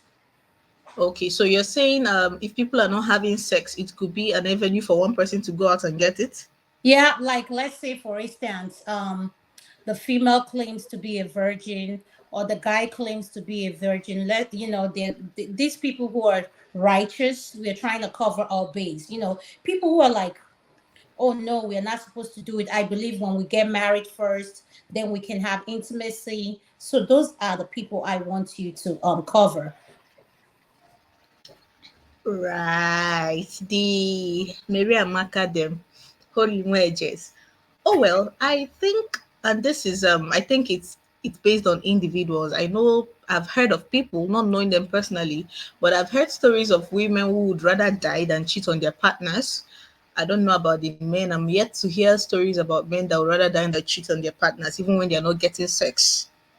So I've heard that about women, but I'm yet to hear that about a man. So it's a thing, but I think it's boils down to the individual. There are people that they believe it's their cross, and you find out mostly in women. They believe, oh, I'm here already. I can't go anywhere. It's my cross. I heard the story of somebody that got married. They had a no sex relationship and they got married, and she found out that the husband had a a finger battery pinny, a finger battery member, and she was so disappointed. And then when they went to counseling, she couldn't even tell the counselor what was going on.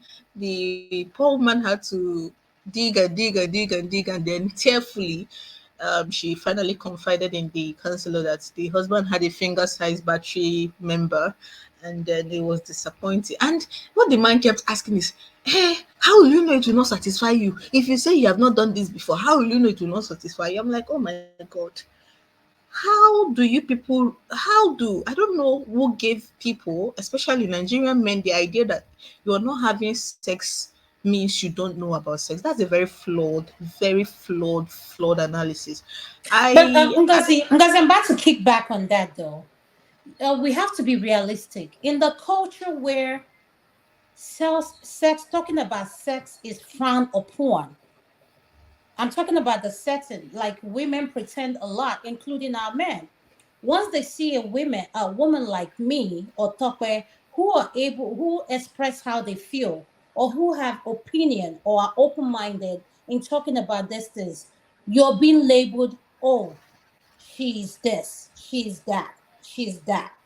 So in a situation like that, who do you blame? I blame the woman. Like, you're an adult. Suck it up. See, I stopped making excuses for certain things adults do because, oh, society will judge them. Oh, fuck society.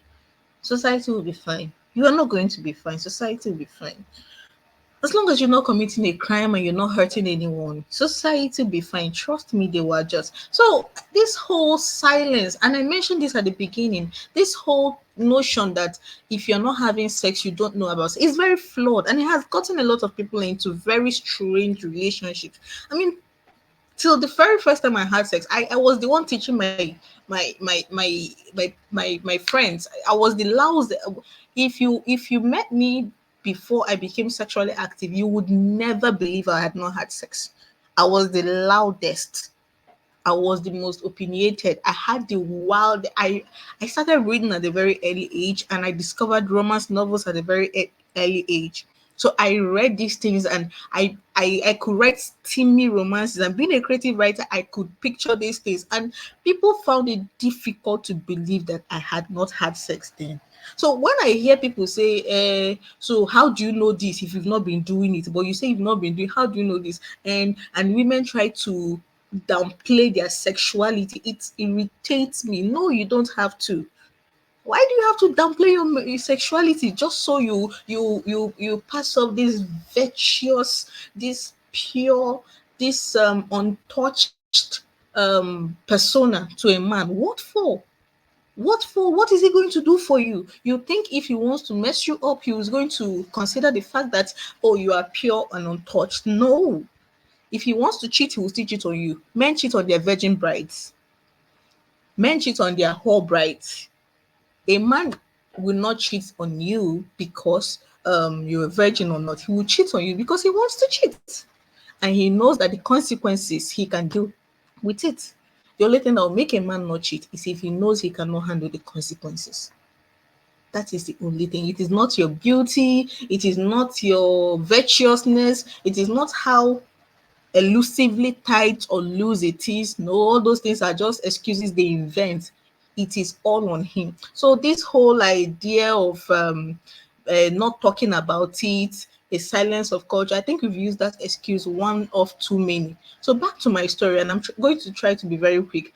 So I asked him, so later you're open to this idea? He said, but you know, I said, brother, no problem. Oh. You see you like this, you like better thing, Abi? He said, yes. I said, well, I'm looking at you. If we end up together in the next 20, 15 years, you're going to look like a proper Zadio. He said, now I got the body. I'm like, and you take me to, I won't want fine, fine, fresh, blooded human beings. He said, I said, hey, the way you like fine things like that is the way me I like fine young things like that. So if you know that at any point in our relationship you want it to be open, I'm okay with it. But we're going to have rules. And I went on to tell him the rules. Tell him, if I ever get to the point where I want an open relationship, it's going to be really open. The day you begin to hide anything about it, it is no longer open. And I withdraw my consent and it becomes you cheating. So we had that conversation and many more conversations concerning sex, reproduction, and whatnot. So I really think it's conversations people should have. It's will it make your partner cheat on you if you get into the marriage? And I have to say this: there are people who have these conversations and life happen, or wants and needs change, and you see somebody that was once sexually active, one thing or the other, and they're no longer enjoying it. So we have to also put those things into consideration when talking about it. But is it an excuse for infidelity? Absolutely not. Absolutely not. It is not an excuse. Yeah. Thank you so much. I really appreciate your opinion on this. And once again, thank you for joining us from Nigeria. Mr. Jidel 4, could you please unmute and your nest? Thank you.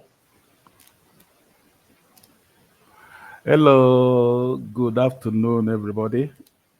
I really enjoyed Ngozi's, position, on the sexuality in the marriage or relationship. But I will move away from, her position a little bit. I will go deeper into the place of, woman, African woman in a marriage relationship, you know, how it affect them, and how the men treat them. So, not taking much of our time, I know that, you know, 1 minute. I know that, infidelity is an act or fact of having a romantic or sexual relationship with someone other than one's husband or wife or partner, as the case may be. So, in the Western culture where most of us reside, this position is well covered. Like the laws, the laws, the constitution, the status, they all have protection, for the women.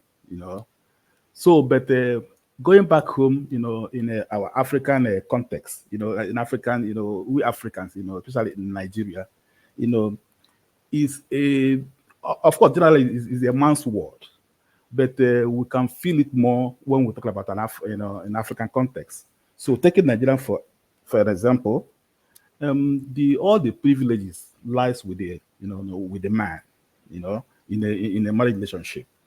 The African woman actually have no sort of protection or much have much opinion or have much say. I'm talking about traditional African woman. I know the improvement in education and the endowment, the women having to aspire more, or higher in knowledge and knowing about themselves, have given them much privilege, but going with the Nigerian constitutions and the Nigerian laws and the way this this like where you have a cases of like abuse of women or divorce cases. I've I've privileged to see many divorce cases, and I think in most cases, it's normally the man or the husband that always have they have a better the judgment. The judgment always goes their way, you know. So unlike the Western world, where the facts have to be well looked at, and if the woman always have a much, especially much protected. But in our culture, in Nigeria or Africa, for instance, the women have it have it very difficult. So sometimes even when the men who normally are the ones always cheating, because I'm a man, but I know that we the men are where the problem lies more. So, but our women, because of the way our culture, and the way the place of women, in our society, and again, most time it is the men who are the breadwinners, and the women most time are doing little or nothing. So when even the man or with their spouse or partner are the one cheating or doing something of that nature, they find it difficult to even leave the marriage, or even have to even seek like legal measures, or how to, or even if they have to go end up going to court. Most times, the way Nigerian system is programmed, they even came out nothing. And again, the society will look up to these women as if they've done something wrong, So, and they will tell, oh, your husband, can do this, can do that. We Africans, we have our way of doing this thing. So I feel so bad sometimes, that our women, up to this, this 21st century, find it difficult to even have, a voice in the relationship. I mean, in their marriage, the men have all the way, they does things the way they want, and the system is so bad that most of these women, even when they have been treated badly, they chose to remain because maybe poverty. If they leave the marriage relationship, I mean, what are they going to do? How are they going to feed? And if they move away, what is the place of their own children? The inheritance. The man can bring another woman or bring more women. So how are they going to cope? What is the place of the children? So, and now what's going to become of her life? So it is really difficult for an African woman, and I don't know, how this thing gonna be addressed because for the point of culture and from the society we live, much needs to be done, and I'm not seeing anything, happening. Nigeria is still battling at the basic things of life, like the, food, shelter, basic, infrastructure. So when you talk about things of nation marriage, paying child support in case where there's a broken home and the woman lives, is the woman gonna live with her children? Is she gonna go with her children? Is the man gonna support, like pay child support as is done in the Western world? Or is the woman gonna go and go and fend for her children and so all this is a big question. I mean, it's something that that's why I like this topic that is going on today. I mean, how is the society, our society need to evolve, to really feel for an African woman. Thank you. Thank you so much, Mr. Jidolfo. I really appreciate your comments. Once again, welcome to the show. Mr. KJ, you are next. Could you please unmute? Thank you, sir. Welcome. Thank you. Good evening. Good. Hello, can you hear me? Yes, I can hear you. All right. Which way do you want me to We're talking about we're addressing three topics. One is infidelity, lies, and betrayal. So we're right now we're talking about infidelity in a marriage relationship. Why does it happen? And Tope said something about is a man's word. A woman, once a woman does it, is a taboo. So that's what we're talking about. Okay, I want to first not agree that it's no longer a man's word, it's now a woman's word. And if you live in the United States, you will know what I'm talking about because the law seems to be on the side of the women and children. So I do not agree with the notion that is now, or it has continuously to be, it used to be a man's word, but now it's no longer a man's word. I've listened to almost everybody who has spoken, and I'm going to make my contribution from the side of a faith-based person, and that means that all my answers or all my contributions are going to be tailored toward that direction. I do not, first of all, agree that when you are courting, you have to be, sleeping with each other, irrespective of what you may think, because nobody goes. There are many. It doesn't align with a lot of stuff, a lot of things that happen on Earth. You don't. You don't first begin to drive the car before you learn how to drive it. So basically, so I'm going to align myself first and foremost with the proper way of courting, because you see, infidelity eventually spines from that. Once you start having to sleep together, the tendency of trusting one another after you get into the proper relationship becomes a bit difficult because that mutual suspicion probably play there. And we are dealing with spiritual things, spiritual issue. Most times people discuss these issues and not thinking of the spiritual implication. Everything on earth has spiritual implication, no matter how trivial you think that is. And the issue of marriage is even much more. Because if you go ahead to study more about the DNA of an individual, you find out that it is difficult. You almost be able to trace your DNA in almost everybody you have had anything to do with in terms of sleeping together. So it becomes more, the reason why you see the reason why the God Himself said you shouldn't engage in that, because you find out that you are totally divided or totally split out everywhere out there, And so some people will want to argue with that, but you see, when people who are married and who have lived together for a long time, sometimes begin to see them looking like each other. That's because you constantly share out, give out, take in the DNA of the other individual. And that's why sometimes marriages that are well maintained, the husbands or the wives may begin to make decisions, almost the same kind of decisions and the same kind of words, even when they're not together. Now, I will go ahead to say it is not easy in our time and season to court and have a long courtship without getting into temptation. So my advice in the first place is, when you identify who you want to marry and you think you don't want to get into that, you make it simple, you make it straight, and you cut the time short.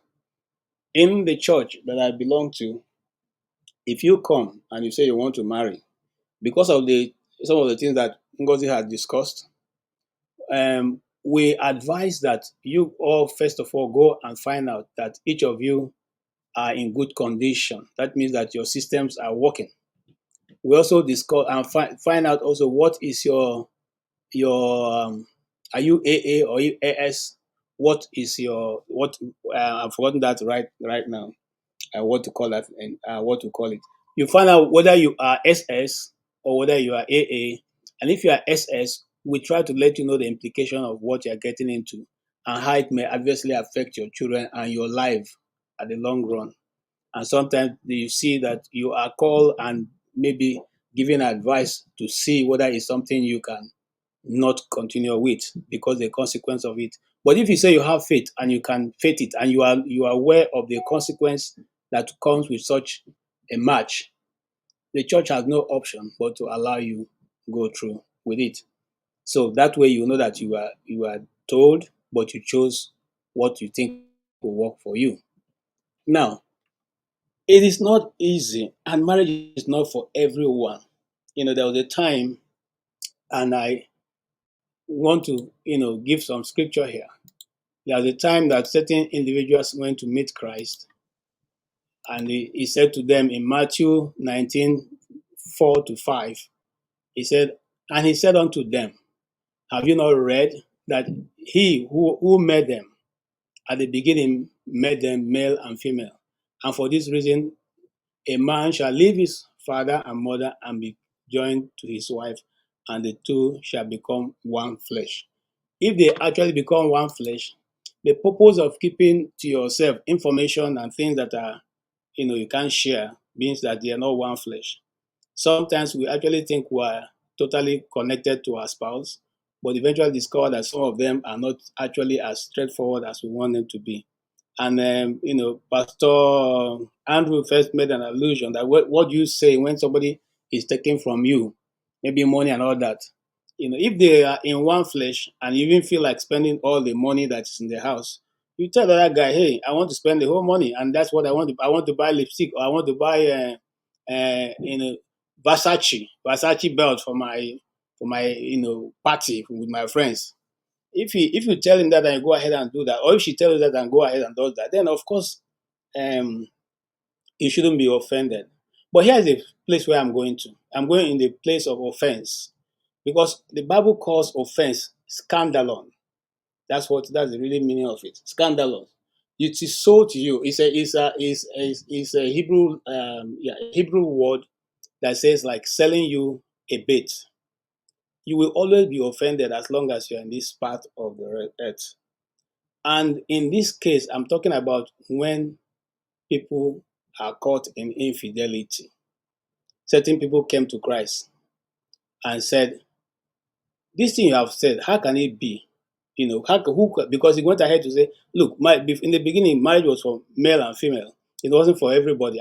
But because of the hardness of people's heart, Moses went ahead to give even a further directive. But in the first place, it was supposed to be one man, one woman. And then they went ahead to ask him, some of these things you have said is difficult for us to bear. And he said yes, because marriage is for only those who can bear it. It's not everybody that can bear the challenges that comes in marriage. It's not everybody that can handle it. Some people have very short fuse. Some people, when they go into a marriage, they say to themselves, if my wife cheats, that's the end of it. And you get into the marriage, the very first week, your wife is somewhere else doing something else. And not that she's even doing something else, somebody tells you, you yourself run into it, you know. And then the devil does that because he wants to find out, oh boy, the sure you said this is, if this happen, you are true. It don't happen now. Like, what do you do now? So Christ looked at it and the hardness of men's heart and said, marriage is not for everybody, for only for those who can bear it. You will meet a lot of tough things in marriage. You meet a lot of people, and let me say something again. You see, not everybody, man or woman, that are trained properly. Sometimes you have trained your daughter properly, your daughter is unfortunate to meet with a man who has no, everything, every side left first na road. So you train your son properly, you meet a lady who, for her, nothing is important. If you work, you work. If it doesn't work, too bad. When people come with such mindset, it becomes difficult to build something tangible. And just like Ngozi gave an example, if she went ahead with that individual who at now that her breasts are still pointing, the guy is talking about going outside. What will happen when she has delivered 2 children? What will happen when she has Mr. Keji, I was actually open to it. Oh, you were? Of Wow. course. You are What is very good brave. for the Oh. goose is good for the gander. Oh my God. I've told you Ngozi, people, I've told you you are people on proper. this show that Honestly, the way I love you, I didn't think you to be open to that kind of nonsense. Whoa. I want to push back Oh on my something God. you said, but just round off. KJ, what do you mean by nonsense? No. I'm like I said, remember what I said. I'm talking from a Christian point of view, world view. Leave that thing, uncle. Uh-uh. We're Let him facing finish. There's something he reality said now. that is crucial that I really want to push back on. It is very crucial. I'll use a very popular example. Let him finish. I am talking from, like I said again, those who are discussing outside of this perimeter, I will have nothing to say. You know why? Because growing up, and that time I wasn't even a Christian. Just like Kenneth said, I'm somebody who, if I don't have any desire, whatever you do, in fact, I don't want to praise myself, but don't leave it at that. Whatever you do, it doesn't attract me. You can be whatever, papi water, mami water. I don't see it, you So know. what does that have to do with upbringing, though? Home training, So like you what it has said. to do with upbringing is this. I'm saying, you see, all of us come from different homes. That's why I went to upbringing. And sometimes the way you are brought up, you may not be matched with somebody who is brought up in that way. Okay, whose values and principles are totally different from yours. And Mr. eventually, KJ, when I you beg to live differ. together, Upbringing has nothing to do with this one. Oh. These are adults we're talking about. I am telling you. hold These on now. are Hey, adults. Oh. the Ah. adult that you become today is not from where you grew Do you up. know the kind of upbringing I had? If you know the I'm kind of coming upbringing, now. I'm not even supposed to be on this show talking about this kind of things publicly. No, My you see family will be now. scandalized. But Mr. KJ, do you know what you said? I kind of reason with you, but where I kind of reason with you comes in the sense of that's why we have a lot of our women who pretend to be something they're not. Because of your whole upbringing and religion and Yes, background. yes. Okay, Because I can answer Adanma. take for instance, Mr. KJ, Ngozi just said something now, and you said, "Wow, Ngozi, I wouldn't believe you go for something like that." We Exactly. assume we know people because of we're looking at them Background. physically from the outside. You don't know what she does in her private life. You don't live there with her, but because she has painted this picture, then when you see someone like me, Adanma, you say, this one. They'll put all these labels on me, which I'm comfortable with. I don't have a problem with it. But at the end of the day, we have to be very careful how we are quick to form opinion about or, someone or we do judge. not know or judge. Okay, I think you when you go to judging or forming an opinion, you probably be taking it a bit too far. Now, I have known Ngozi for a while. At least I see her on this thing. So it's not a question of forming an opinion. It's a question of you. I mean, I would say I put it this way. I would always give the best that I think that's how the person is. And I'm not saying whatever choice you decide to make is a wrong choice or a right choice, because all of us But are. it sounds as though that you're saying that choice is Listen, wrong. I think Ada, you are mistaking what I'm saying. And like I said I'm coming from a Christian mindset, and Okay. I would not be responding to anything that is outside of that mindset. That's what I said. Okay, because I'm not equipped enough to respond to that, but I'm using what that I think is what I believe in. That's what I'm using to put forward my argument. I said that right from the beginning.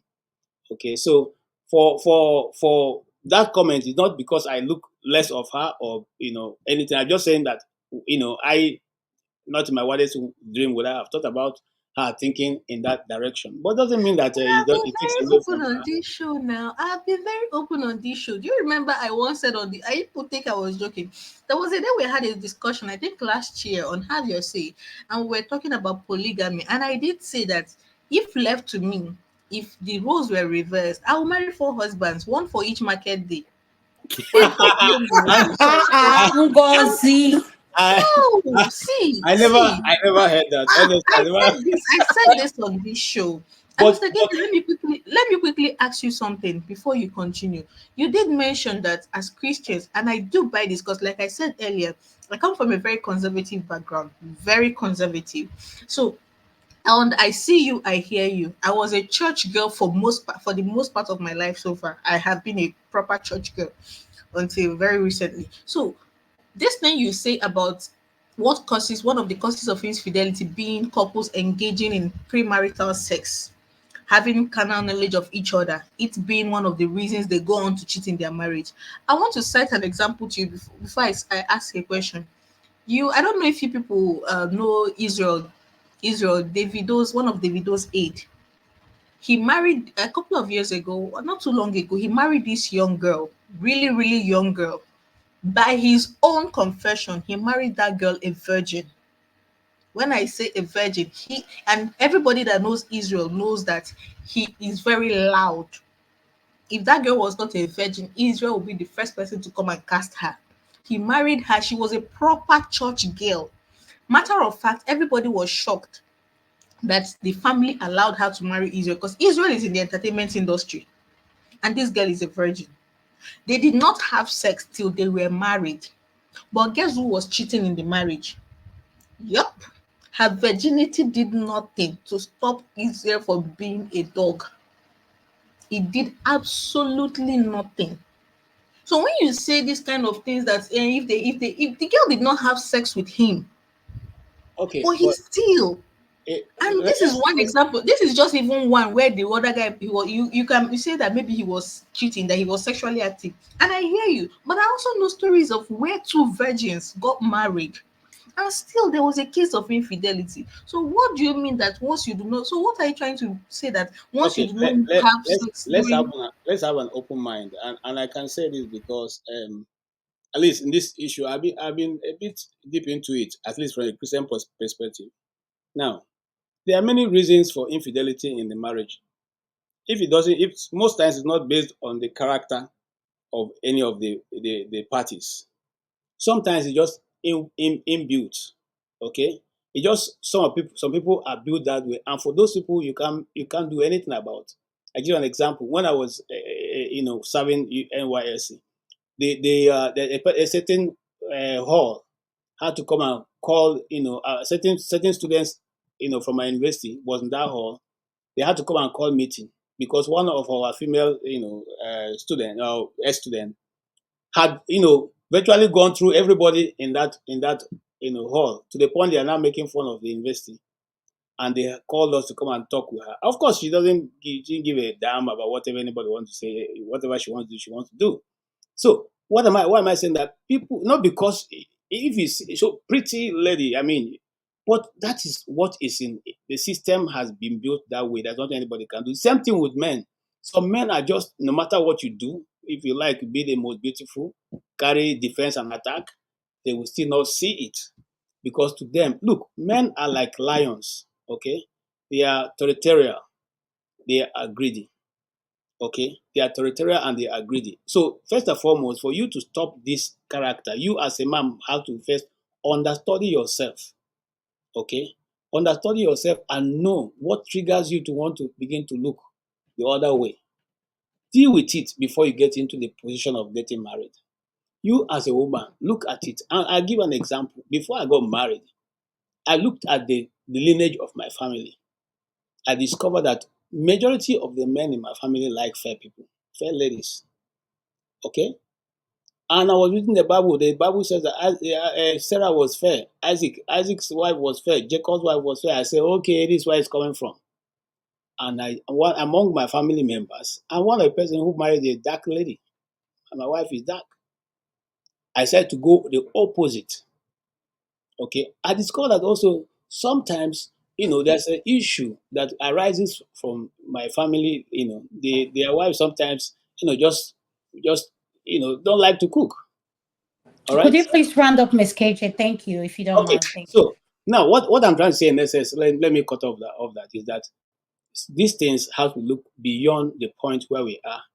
In other words, look at it and deal with the things that are the problem. It not necessarily because society gives room for that. No, but most times the individuals involved have a lot of parts to play to bring it to the point where they both can either enjoy it or not enjoy it. Thank you. Thank you so much. I appreciate your input coming from the religion background. All opinions are welcome on this forum. Thank you so much. I'm going to go to I believe Ikolala. Could you please unmute? Thank you, sir. Hey, good evening, everyone. Normally, I haven't been in this show this time of the day. We normally have it at 4 o'clock, but I mean to be in here, it's a pleasure at this time. Um, Let me get the topic. Are we asking why there is infidelity, or is infidelity more in the African continent? What is the topic per se?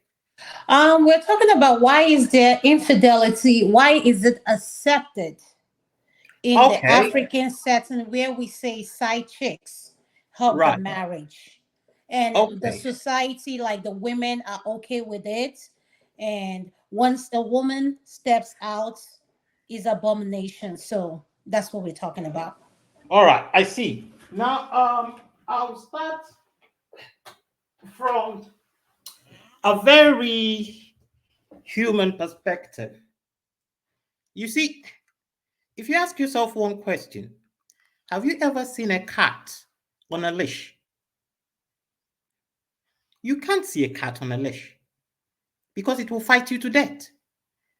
Its natural attitude is to be free. It's not a dog that is quiet and tame.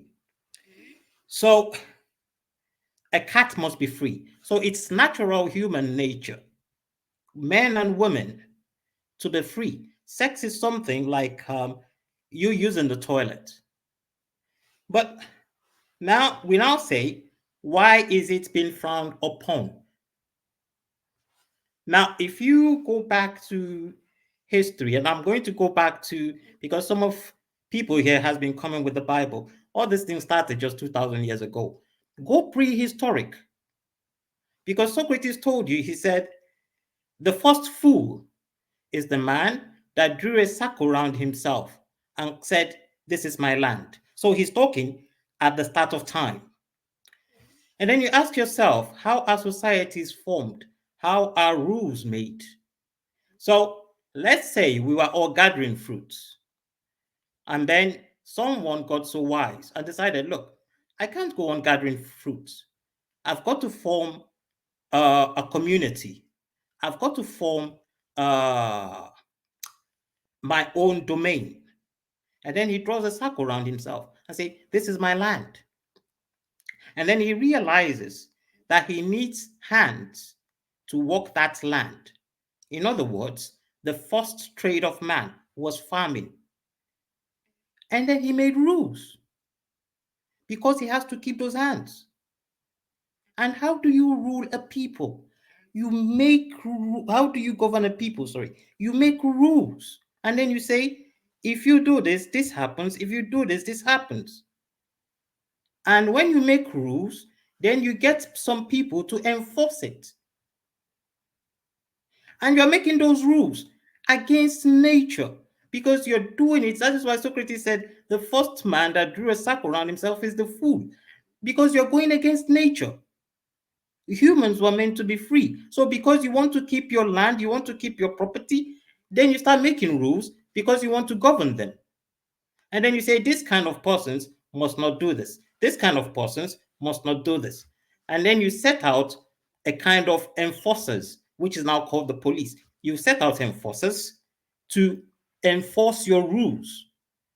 But human nature, being what human nature is, before time, you adapt to those rules. You don't need to be told them anymore. It's just your normal, you are adapting to what is not natural to you. So go back to what I asked you and said, have you ever seen a cat on a leash? Because if you try to put a cat on a leash, then you are creating a problem asking yourself, why don't cats want to be on a leash? That is what you're asking yourself. Why are we into infidelity? Because that is our natural self. We're just trying to adapt to what is not natural. Okay, so this man made his rules, said, oh, all my women must stay in the house so that they can make babies for me and they can farm in the land, and all my men can go to the farm and do what they want and go conquer lands for me.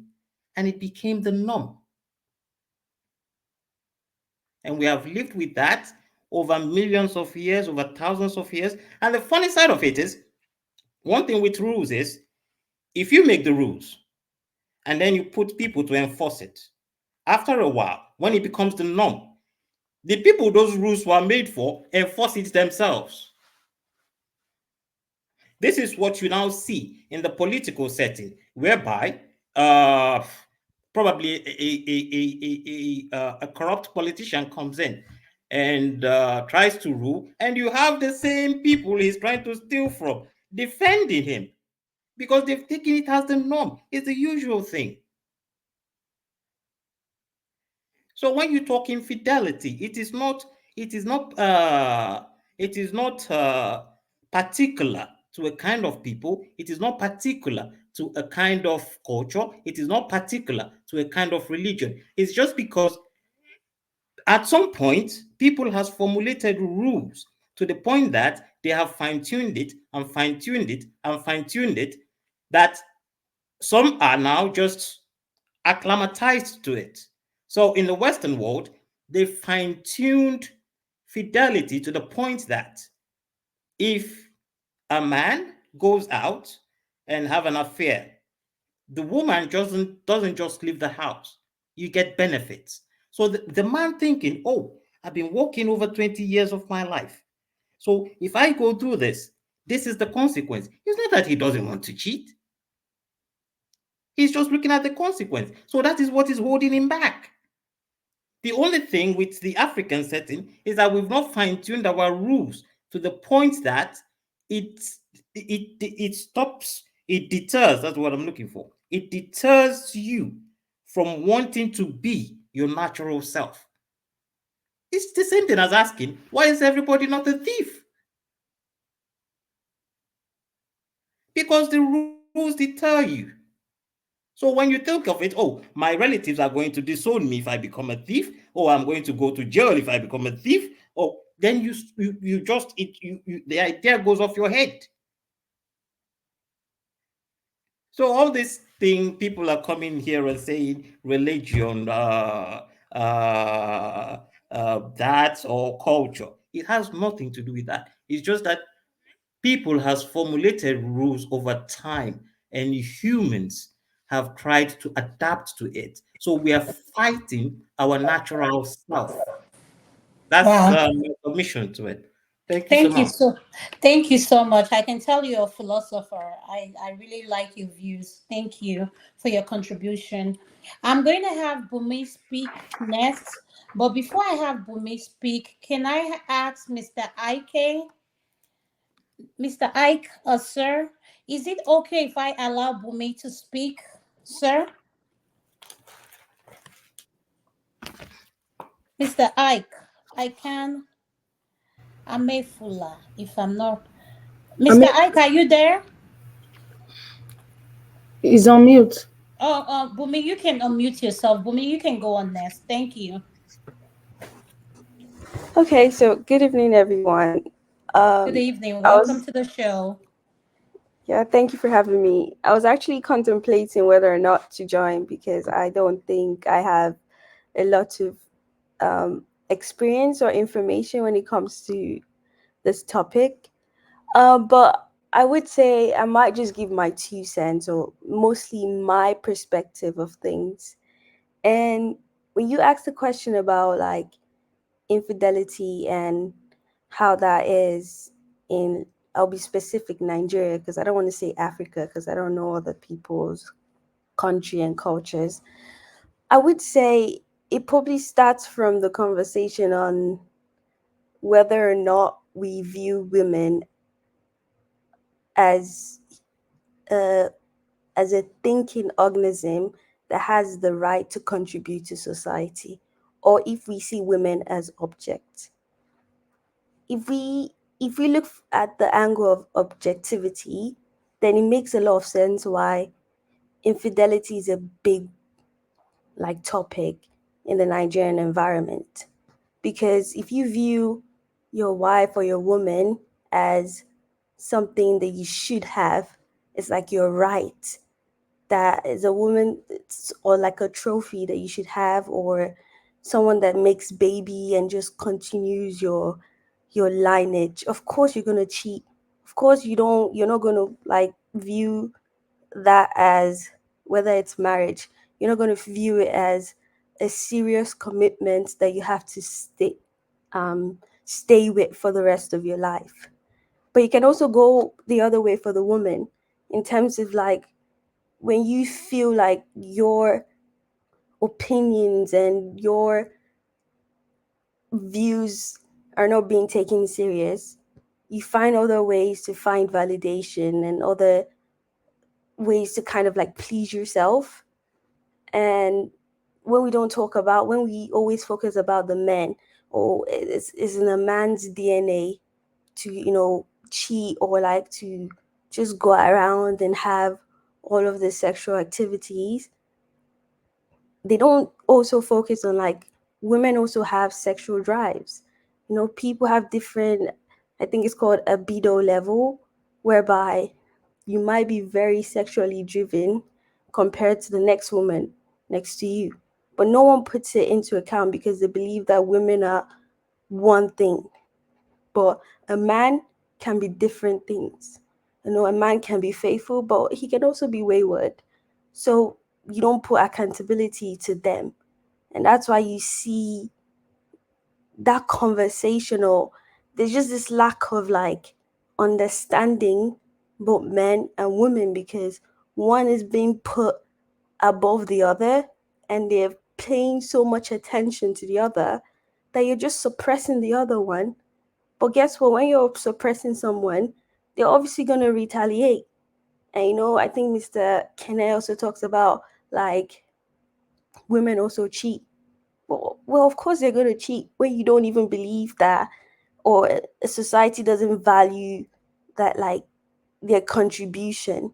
So if you don't think that woman has a high sexual drive and it should be met, and you believe that that woman is supposed to just be something for you, she's probably going to find other ways to like find pleasure or whatever from that other angle.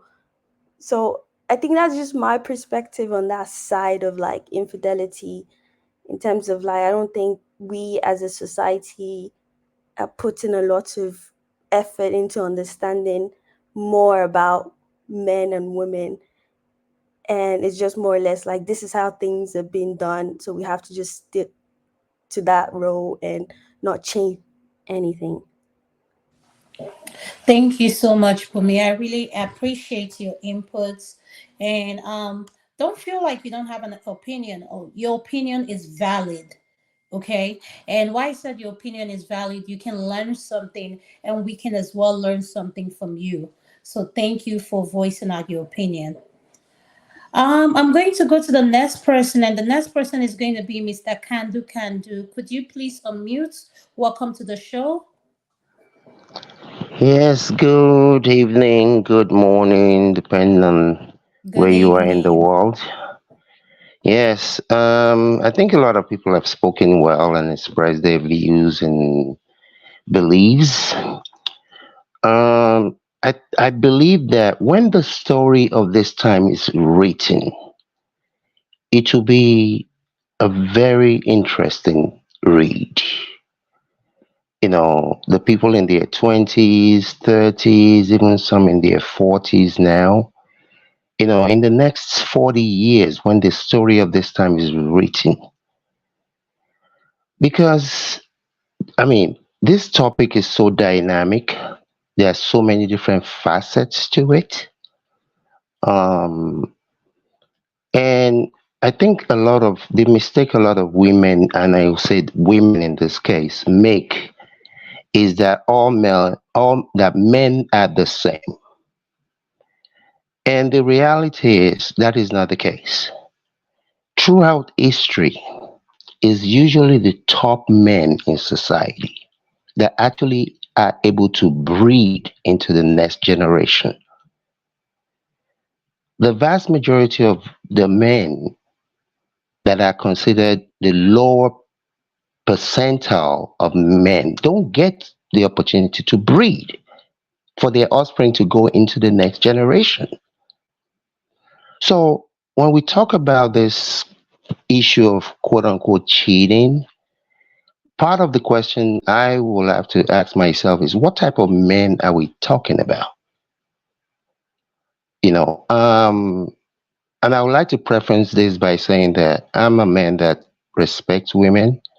I have four sisters that I respect dearly, and I've always believed I will never be with a woman that I would not be willing to treat the way I would want someone to treat any of my sisters or my own mother. But having said all that, I think I've said this on this panel before that, especially the women of nowadays, a lot of them, it's all about stuff. It's all about my comfort, my enjoyment, my this, not about the family, my children. Like someone like my mother, for example, she lived for her children. How well the children that she and her husband produce, how well of a people are they going to be, was her life.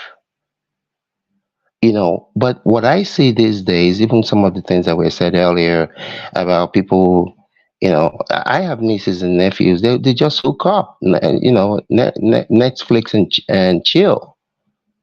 Some of them don't even know the name of the people they're sleeping with. But you see, I feel sorry for women. I really do. Because men and women are not the same. We're not. In the eyes of God and respecting one another, yes.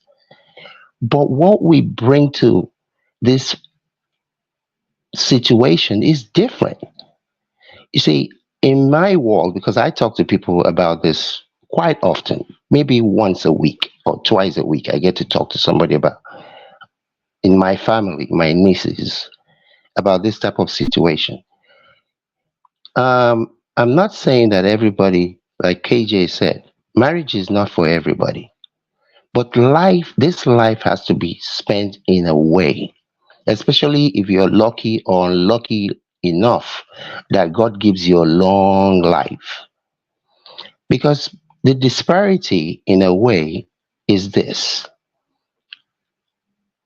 a good man who is doing well for himself, whatever you consider to be doing well, can easily every day of the week pick up, who is, let's say, is 60 years old or 65 years old, can easily pick up a 25-year-old lady just about anywhere. The average woman who is 65, I don't care if you have Oprah money, you're not going to be Hold able on. to. Can you hold on?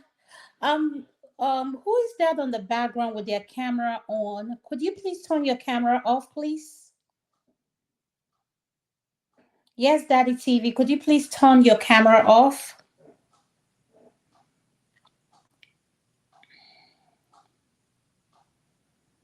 Thank you, sir. Thank you. I'm sorry for interrupting you, Mr. Kandu Kandu. Now you can No, go not ahead. not a problem. So you see, I don't think in short terms. I think in long durations. So all this issue of what a man can do, a woman can do better. I'm not going to argue that fact with anyone, but the reality is this: we're not the same. We're not. God has made us. We're equal in the eyes of God, and we should respect one another. But a lot of people are going to suffer. I'm telling you, because what when the older you get, the caliber of men that are going to want to be with you, and the question is, want to be with you for what reason?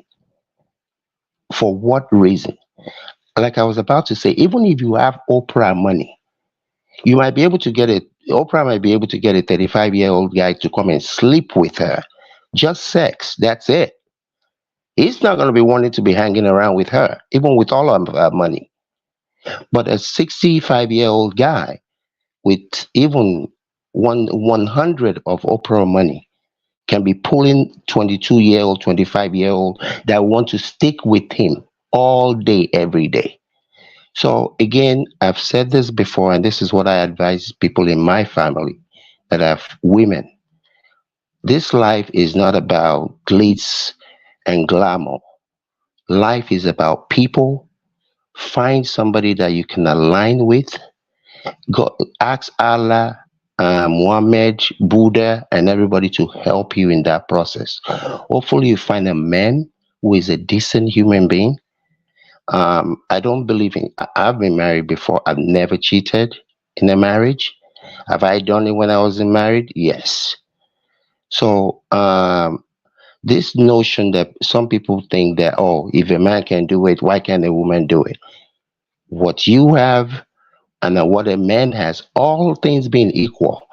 And men, respect is an unbelievably important thing to a man. You see, if a man has a wife, for example, let's use the wife, not girlfriend, having your wife known that this person and that person has slept with your wife, I don't even know how a man can, a real man, I'm not talking about a male, a man, for you to walk in a room and you know that out of the 100 people in that room, 20 of them have slept with your wife. I don't know how a woman will perceive that, but for the type of man, the man that can take care of a family, the man that is the man of the house, that respect, not that because, the wife is a virgin when he married her, but the way for other men to be able to, you walk in a room and other men are like, oh, me too, I don't sleep with them. Oh, you too don't sleep with them. I don't know if a woman can understand what that does to a man. Again, this is a very varying topic. Um, Everybody find who you're comfortable with and live the life that God allows you to live. Life is not meant to be alone. But don't be a side chick.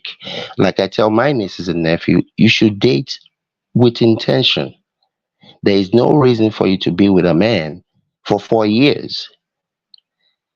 When you're going in, this is what I'm looking for. If you're not looking to get married, we shouldn't even start this process.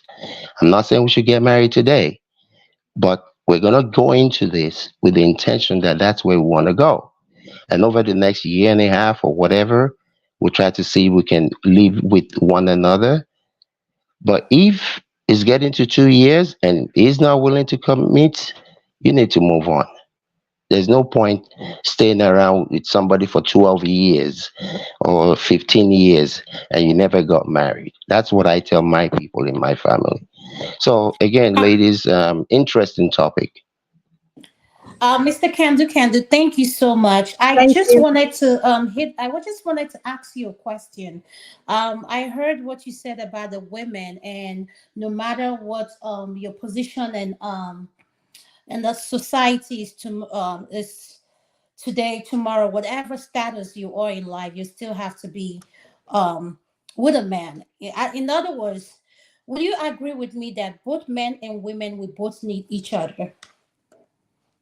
Absolutely. I think that was the essence of what I said. I said everyone man the man should find a woman that they can be with, and then the Mm-hmm. woman should find somebody, because life is not supposed to be lived alone.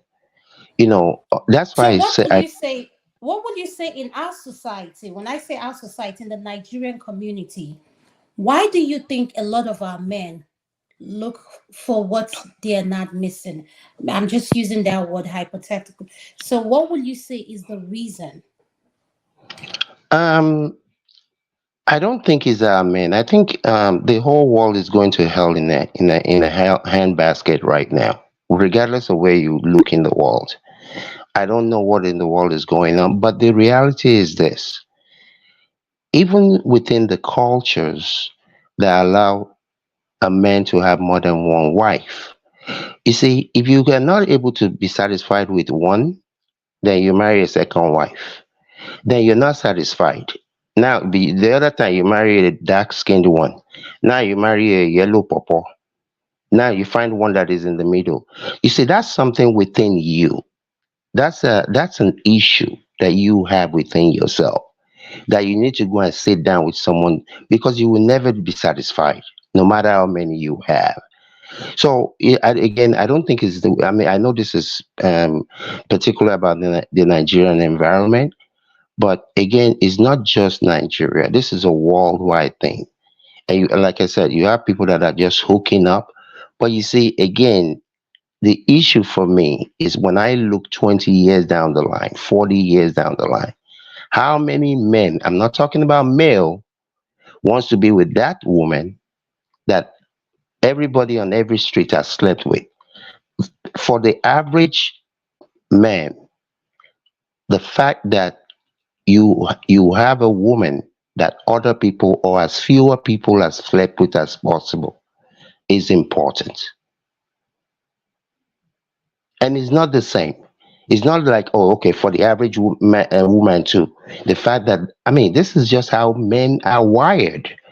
I didn't make them. This is just the wiring. To say, oh, she has, oh, he has 100 body count, so it's okay for the woman to have 100. No, a real man will not even touch you, because his friends will be making fun of him. And Fanny Adugbo, nobody wants that. No, but no man wants that. And it's not the same.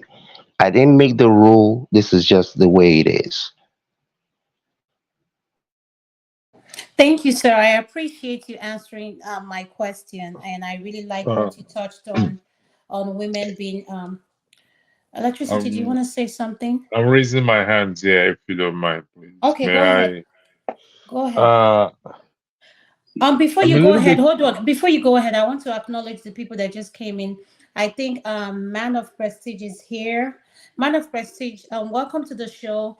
After electricity finish, you're going to be next. And Righteous Man, welcome back to the show again. Go ahead, Miss Adama, electricity. Miss Adama, Miss Adama, Yes. if need be, you can put me in the backstage if you need more people to come on. Okay, no problem. I think electricity will handle that. Electricity, are we okay for now? We're okay for now. There's Thank no you. notification that people are coming in, but I'm gonna Okay. post the link again. All We're right, go doing ahead. 2 hours and 33 minutes. I don't know how long you want to go for. If you want to go for 6 hours, no problem. You're welcome. Oh yeah. But Electricity. just go ahead with your question. What do you wanted to say? All right.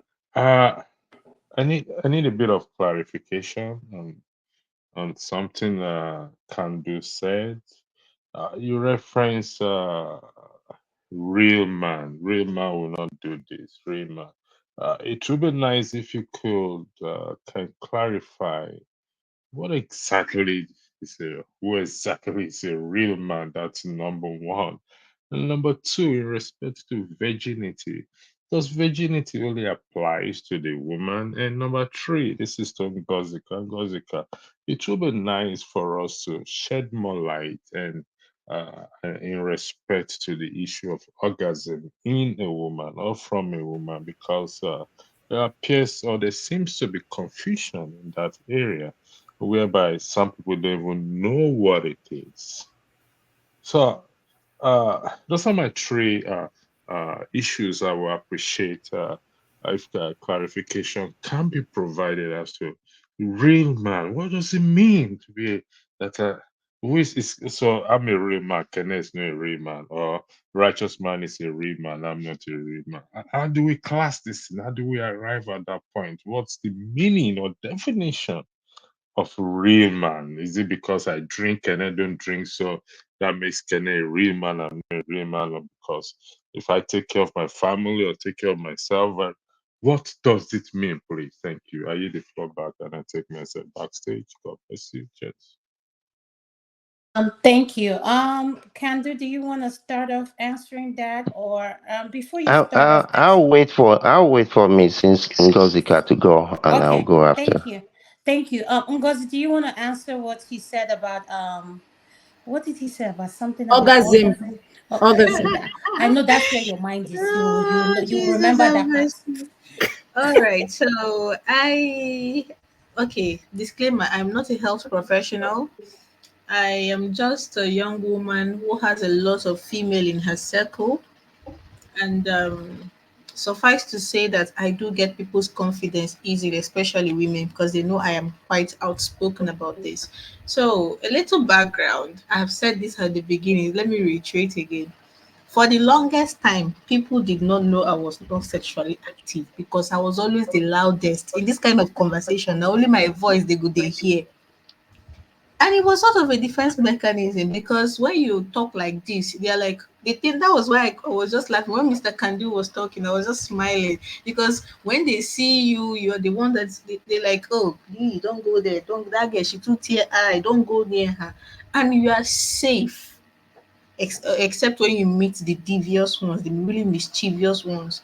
You are safe. It kind of gives you some sort of protection. So back to this orgasms. I I don't know how to say this without being offensive, but No, say it Nigerian whichever men, way that makes you comfortable. That's why your camera is off. We that all are but adults here, so don't feel shy. If you want to, if it's you not, want it's me to not help even you out, shy. no, I no, am not no, even just say it. I am not shy. I'm just it's a lot. It's a mouthful. So I think Nigerian men generally are romantically lazy. And romantically lazy, it often transcends to sexually lazy. The average Nigerian man, I'll give you an example. Yesterday I was going through the Twitter, that X, and somebody put up a picture, a video of a Liberian couple dancing. The lady is really beautiful and curvy. The guy is also handsome. And Nigerian men were in the comment section. I heard that the video was actually trending on Twitter, on TikTok, and somebody brought it to Twitter because I'm more active on Twitter. So somebody brought it on Twitter and was like, if you see the way they are roasting this couple, telling this guy that if it is in Nigeria, they will use money and collect his babe. Nigerian girls, they too like money. And I was so sad because remove money. And I say this with all respect as somebody who had a dad and who has a brother and who wants to have a son and who has nephews. I say this with all respect. Nigerian men, if you pass money, I don't think say again any other thing when I won't give woman or know how to give women. If he pass money. And that is why when they can no longer provide, they want mad. And it's sad because they're often always the loudest. So for people who are so loud and so braggadocious, you would think there is more to them than just throwing money around at women or making mouths when it comes to women. But you just The average Nigerian man, if he pass using money to impress woman, and they're the one that coined this whole nonsense that Nigerian women like money. Meanwhile, it's just them projecting. That's the only thing they know how to do. No, but because I kind of don't agree on that part that they are the one that project it. No, they are the one. Let me learn so that I'm trying to walk you through something. You see, Okay. there's something about projection. When I am terrible at washing plates, and I don't want people to laugh at me for not being able to wash plates. What is washing plates? As in, No, no, no, no, no, no, no. Sorry, that's a very wrong excuse. Because I know someone I don't spoil. When I'm very terrible at sweeping, maybe sweeping the compound, and I don't want people who are passing, our neighbors who are passing, to pass and say, see this one, we can't sweep the compound. I will see my sister that probably sweep the compound better than me. When I see people pass, I'll be like, come on, give me that broom, you that you don't know how to sweep. Every time, if I keep saying it over Ngozi, and why are over again. you, sorry for cutting you short, but why are you acting like a Kene now, speaking in tongues? Because, and No, I don't I'm understand not all these speaking in tongues. I'm idiomatic. just using. No, I use the washing plate, but I realized that it has sexual in it. It's a sexual innuendo for most people. I'm kind So of that was why I confused had to choose Yes. because I'm another. confused when you say wash plate. I'm kind of confused. Are you talking about That a was why I had blowjob? to use another example because I know most people were going to start thinking about No, no, giving no. But head be and receiving specific. Are head. you talking about a blowjob? Are you talking about? That is what. No, I'm just talking about doing dishes. Normal Regular, doing dish, normal washing plates with soap. kitchen in That's the what you're kitchen saying. sink. Oh, That is what oh, I okay, meant. okay, okay, When okay. you Because the question was about orgasm, so I kind of like how the dishes get into it. So you're going No, somewhere with no, a no, no, story no, no, about no, it. Go no. ahead. When I get orgasm, So when you see that your sister, you can't sweep, you can't sweep, and because for some reason you can't sweep, and you are not making any effort to learn how to sweep, so that people will not laugh at you. So you see your sister trying to sweep, and you see people passing, and you go like, "Come on, give me that thing." Every time you be doing all that nonsense, you don't know how to sweep. So when you keep saying that, you reinforce a narrative every time. Aruba, let's say, it's in Igbo language that once an abomination lasts over a year, for a year, it becomes a norm. So when you keep saying that, it reinforces a narrative, and that is how this whole thing about Nigerian women liking money started. Let me give you a practical example. When you see a rich Nigerian, be it a man or a woman, check the number of people dobalaying for him or her. It is always mostly men. This is no cap. Boss, my oga, chief, na wetin you go dey hear. But somehow they found a way, and I think I don't know what sociology they use. They found a way to twist it that it is women. Oh, it is women that are gold diggers. Nigerian women are too, but they are the one that are always throwing money at these women because they can't do anything else. They don't want to do anything else. They are afraid to do anything else. They don't have the time to do anything else, and they bring it to the bedroom. He will marry his wife, a virgin or not, it doesn't matter. He pays the bills, takes provides, and when it's time to do the do, he just climbs and do pam pam pam and he's off. Now, for most women, Gussie, what did you say? Say that part again. He just commented. he Like climbs and do pam pam pam and he's gone. like Now, two for minutes, like two most, minutes man, right? even if it is 1 hour, I get the ones where go they dig hole. I say they won't dig. I've heard things in this my short life. Oh. People don't want to do the things I've heard because I used to do this. I used to do online sex toy sales. So I've heard things. Oh, you don't want to hear some of the things I've heard. They'll climb and do pa pa pa, and then they are gone. And see, most women, it's not their fault too, because this is what they've been used to. That is why I laugh when men say, my wife dare not cheat on me.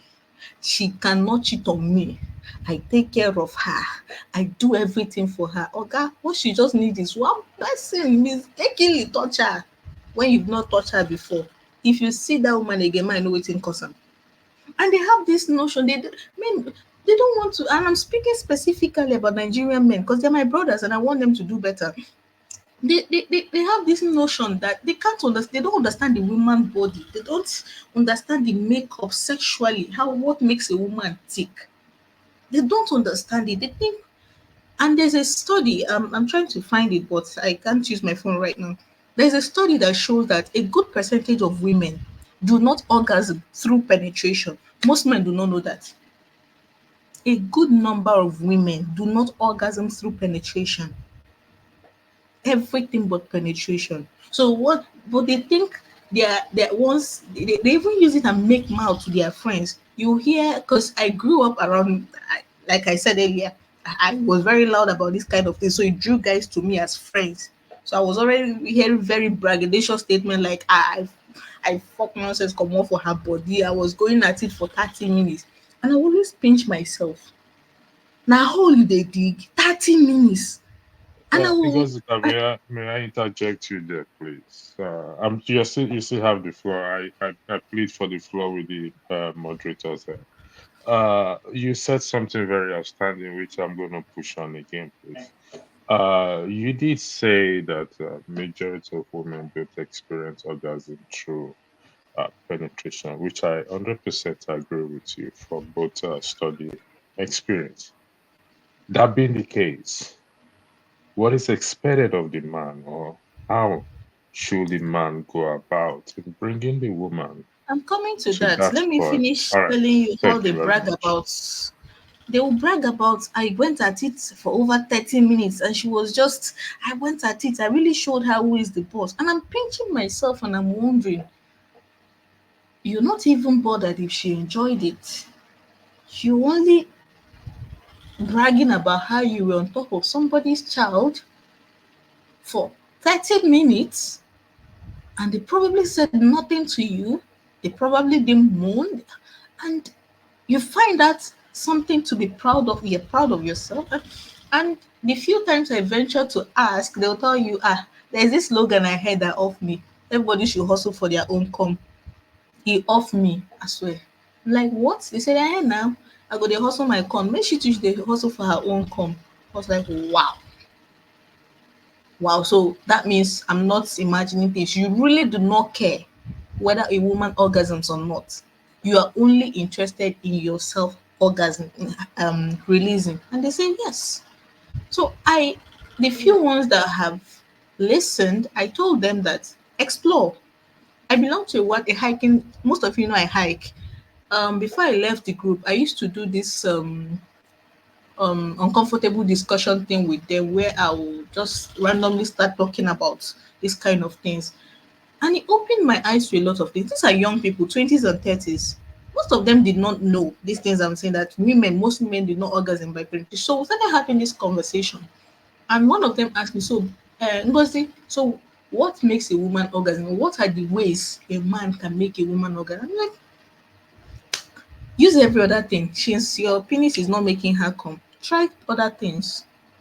Use your fingers, use your tongue, use, like, experiment.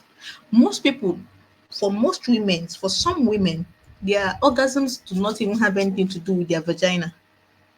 Yes, their orgasms have nothing to do with their vagina. But because we eat this social construct of sex being all about the vagina, once it does not concern that place, it's not sex for them. Most of them, once you suck on their boobies, they're okay. Kissing, cuddling, all those kind of things, it's what makes them tick. So experiment with your fingers, experiment with your talk about it. Talk about it, for crying out loud. If you can talk about everything else, why can't you talk about sex? Talk about it, ask her questions. And I don't mean, baby, are you enjoying it? That's a very silly thing. If she was enjoying it, you don't need to ask. Any man that needs to ask a woman, babe, are you enjoying it? That, oh, guy, you are doing fuck up, you are messing up. If you have to ask that question, you are really doing nonsense. Don't bother. If you are doing well, she will tell you. You are going to hear her scream it. You are going to hear her moan it. So, farabale with the I beg, I they go church tomorrow. I don't know if that answers your question, but these are the ways you can make women orgasm aside from putting your phallus into that place. Use your fingers, use your tongue, talk to her about what makes her tick. If she has a sex toy, use it on her and play. And And there's one particular one called Rose. You know, let's we are every all woman bound should of have it. that one. Yes. is, Every I woman mean, should if have you that know, one.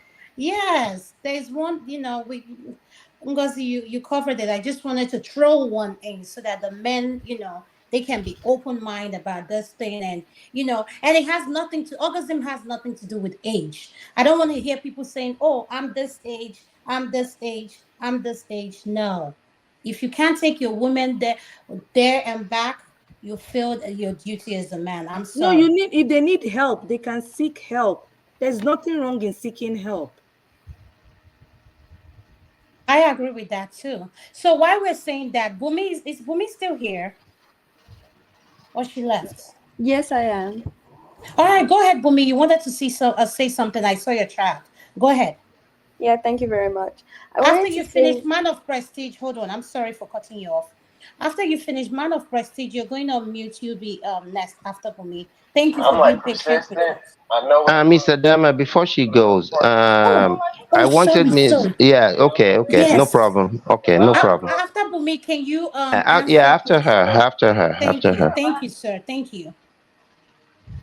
I wanted to add to the point in terms of when you mentioned orgasm. Um, when I reflect on where, like, growing up in Nigeria, I realized that sex, just as so many people have mentioned, was not really talked about. When I truly got to know about more about sex and that, it was mostly when I moved out of Nigeria, and I was talking to my classmate in school. That's fully where I understood that whole concept from. But also now I'm a bit older, I talk to other people older than me, and I realized that over here it's a very easy conversation to have. I work with my colleagues and they really talk about it very openly. So you get to really understand. So you see the question of how do you make a woman or how do you make a man to whatever, it's not something you ask at the age of 40 or 50, because it's something that you already talk around with your peers, or like you learn about it in school and everything.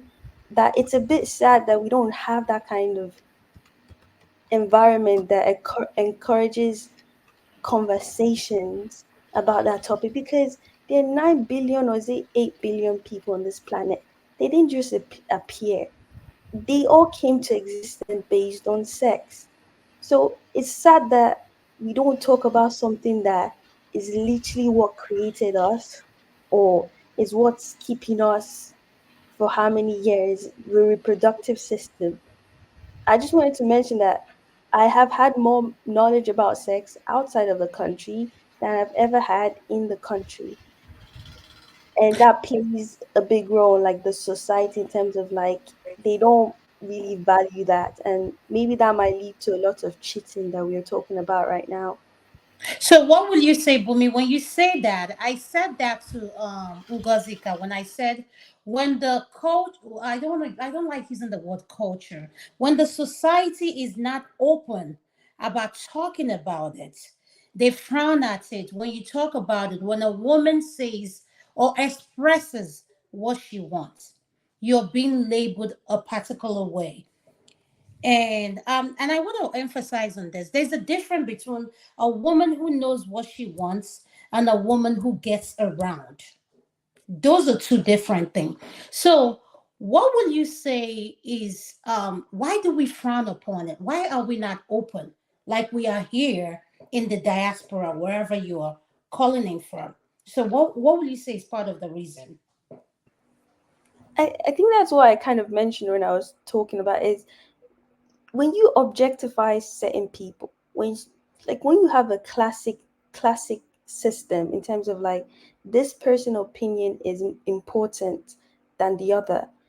When we say, oh, a man is is not equal to a woman, or when you start putting those kind of ideas into people, then you create this idea that, okay, this person's need is not important.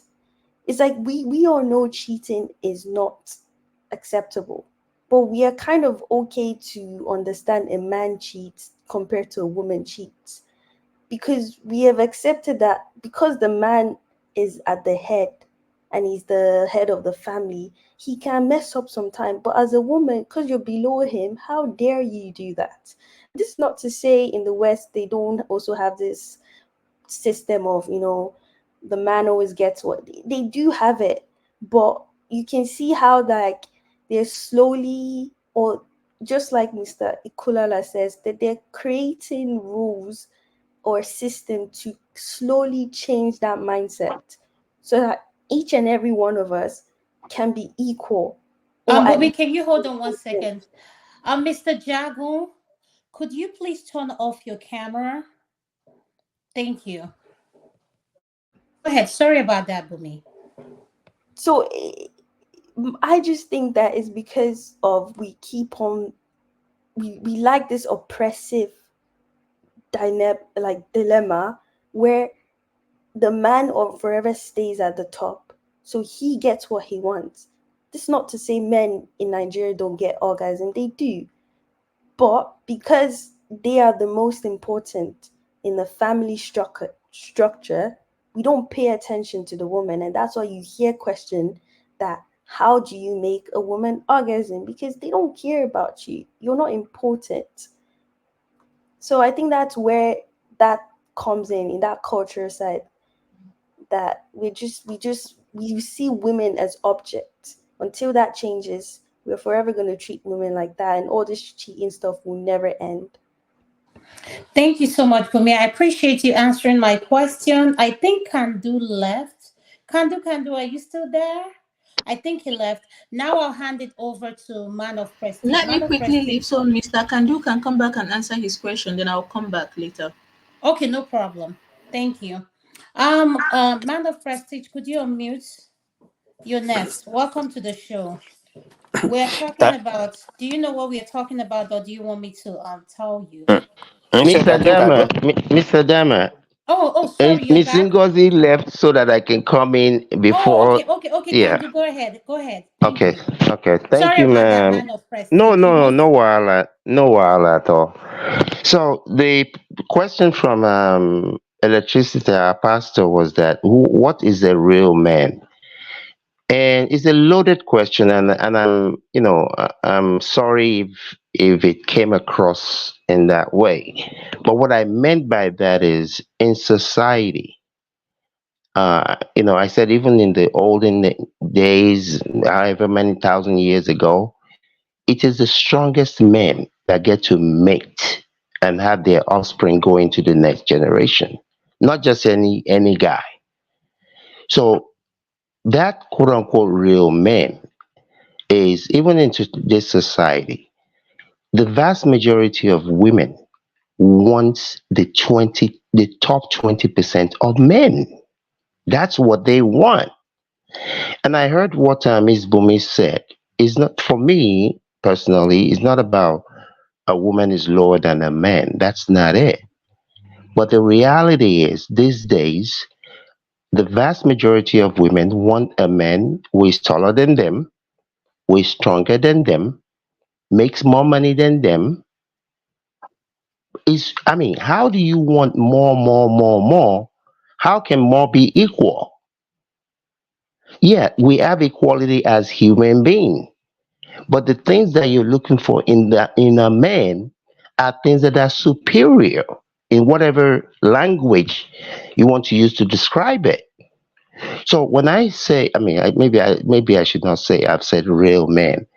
All I'm saying is the vast majority of men that are doing well, that have the good job or good business, that the vast majority of women want. Those are not your regular guy. Yeah, even the regular guy will still get whatever women. But what most people want is in limited supply. And I cannot manufacture more men that make 200,000. I cannot. In America, for example, you hear a lot of women say, I want a man who is over 6 feet tall. That math will never match because the number of men in America, hold on, the number of men, hold on. The number of men in America that are over 6 feet tall, they're not even up to 8%. But the number of women that want them are in the 70% and above. How are you going to get something that doesn't exist? So that's what when I say whether it's in Nigeria, and I'm not talking about some person who just come across money overnight. Reasonable man, even if he's going, even I don't ascribe to men cheating. I don't. But a reasonable man, even if he's going to do such a thing, is not going to bring it home or let another woman outside bring it to come and affect his kingdom. He's going to protect that kingdom with everything that he does. But to think that some woman is going to be out there, you can go from this guy to that guy, and you want the type of man that's going to. I would not want to be seen a mile away from you. If you're sleeping with this guy, you're sleeping with that guy, and I'm going to claim you as my wife at a Chris. Where do they do that? But can do we still accept you when you sleep with other women now and you No, come no, and but But tell that's is me? not no, what you. no That's life, not what he's no, saying. Miss You're Sope, life is not misunderstanding him. fair. You're Life is not misunderstanding fair. him. You're Life is not misunderstanding him. fair. Life is not fair. This is the way it is. Anybody can say, hey, I'm a woman. I can do the same thing. But to what end? What type of a man are you going to have that's going to allow you to do the same thing and still be with you? What type of a man allows that? Maybe the lower 20% of men, So, but but not the Mr. top. Kandu, Not, yes, ma'am. I'm kind of confused. I'm kind of I am kind of pushing back. How I understand what you're talking about, women being promiscuous, but what does that have to do with infidelity? I don't. What I'm saying is, I preface it by saying when I was married, I never cheated, and if I ever do again, I will never cheat. So I don't. I don't really understand the point of going. You're married and you're going outside of that relationship. You should try and figure out whatever is going on. Try and listen to your woman how to make it better so that both of you can you know, enjoy what it's supposed to be. But in terms of, I don't even understand the point.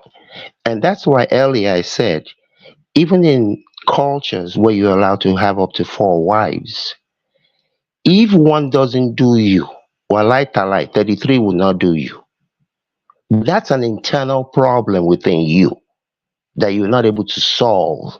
So you need to go and sit on somebody's couch and figure out what is it about you that is making you go to this one, you go to that one. But to say that, oh, I'm not saying that anyone is saying that, but that within a marriage, because your husband cheats in a marriage, especially in the Nigerian culture, and now you go and mess up yourself and everybody, you'll be a laughing stock of the whole community. Whether it's right or wrong is not even my issue. That's just what it is. Even in this America, except I'm seeing something different in the 20 something year old now, where everybody can just sleep with everybody. But even in this America, for the type of men I'm talking about, if a lot of people knows that you've been slept with, nobody's gonna marry you. And some people will say, oh, people are even marrying strippers. What type of men are those? Just because they have a couple of dollars, those are not men. Money doesn't make you a man. It's just one of the proceeds of being a man. Thank you so much. I appreciate you answering that question. Electricity, could you come back? Has he answered your question before I move to the next person? I think No, no. Can do. I'm getting a little bit confused. Thank you for bringing me back in. I'm confused with your narrative. I have to be honest with you, and I'm reading the comment section as well. Too. At Luke, I wish she can comment. So she's also confused at the narrative. If what kind of a man is he if he marries? If he end up with a stripper? Can do. I don't know what. Do you believe people can change? If you believe people can change, then that means I can marry a stripper. People change in life, and we need to learn to draw a balance because strippers are human beings. Some of them circumstances force them in doing such thing.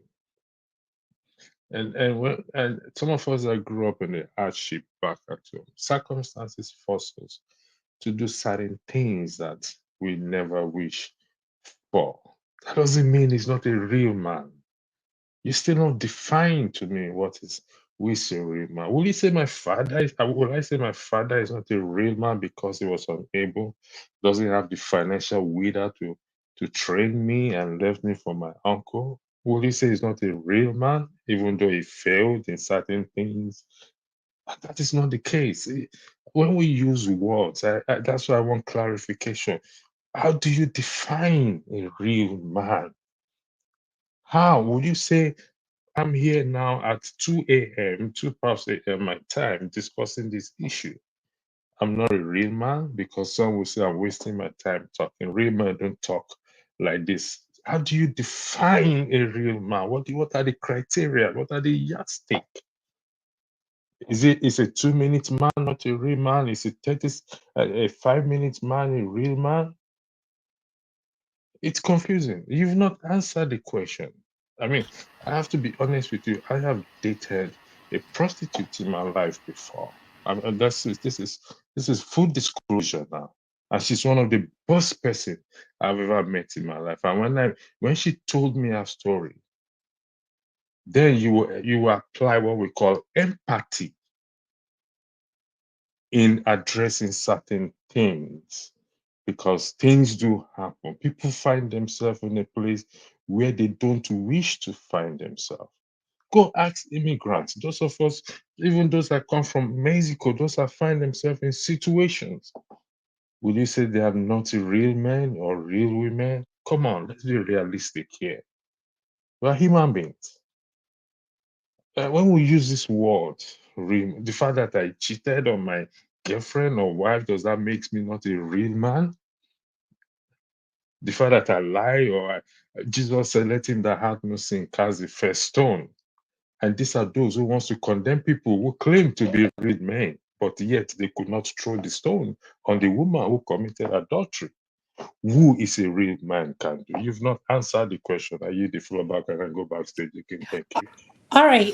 Before he answers that question, because we have people here who have not speak, and we are going to go to the second round. Apologies again. I'm going to remove some people because people are trying to come in. So Okay. those of Okay. you Yeah, who have that's why I spoken want to. before, I'm going to Okay. remove some of you. So those of you Hi, trying to Adama. come in, just give Yes. me like 30 seconds. Okay, I'm going to take some people out and bring some people back Adama, in. please, can I have a few seconds to clarify on what he might have been referring to as a real man? Okay. I'm going to give you 2 minutes, but before I do that, I need to ask permission from Man of Prestige and Mr. Jonaba. They've been waiting so patiently. So, Man of Prestige, do I have your permission to give him 2 minutes to speak? Yes, you do. Thank you, sir. I appreciate it. Back to reality. You have the 2 minutes, Please, and it starts now. please, I still have question for Ngozeka, and I will be going to bed this after 2 a.m. in Nigeria. Okay, Okay. after back to reality and righteous man, I have to take man of prestige, and I'll come to you. Then I'll go to Jonaba. Is that okay? Go ahead. Back to reality. Thank you. Okay, yeah. Pastor, I believe that I think you've completely misunderstood what Kandu was trying to say. Yes, he clarified that he probably made a mistake using the word real man, but he's referring to a certain caliber of man. Okay? Not all men are equal, period. So he's referring to men that occupy a certain social status in most societies, a certain social status or a certain degree of attractiveness to women.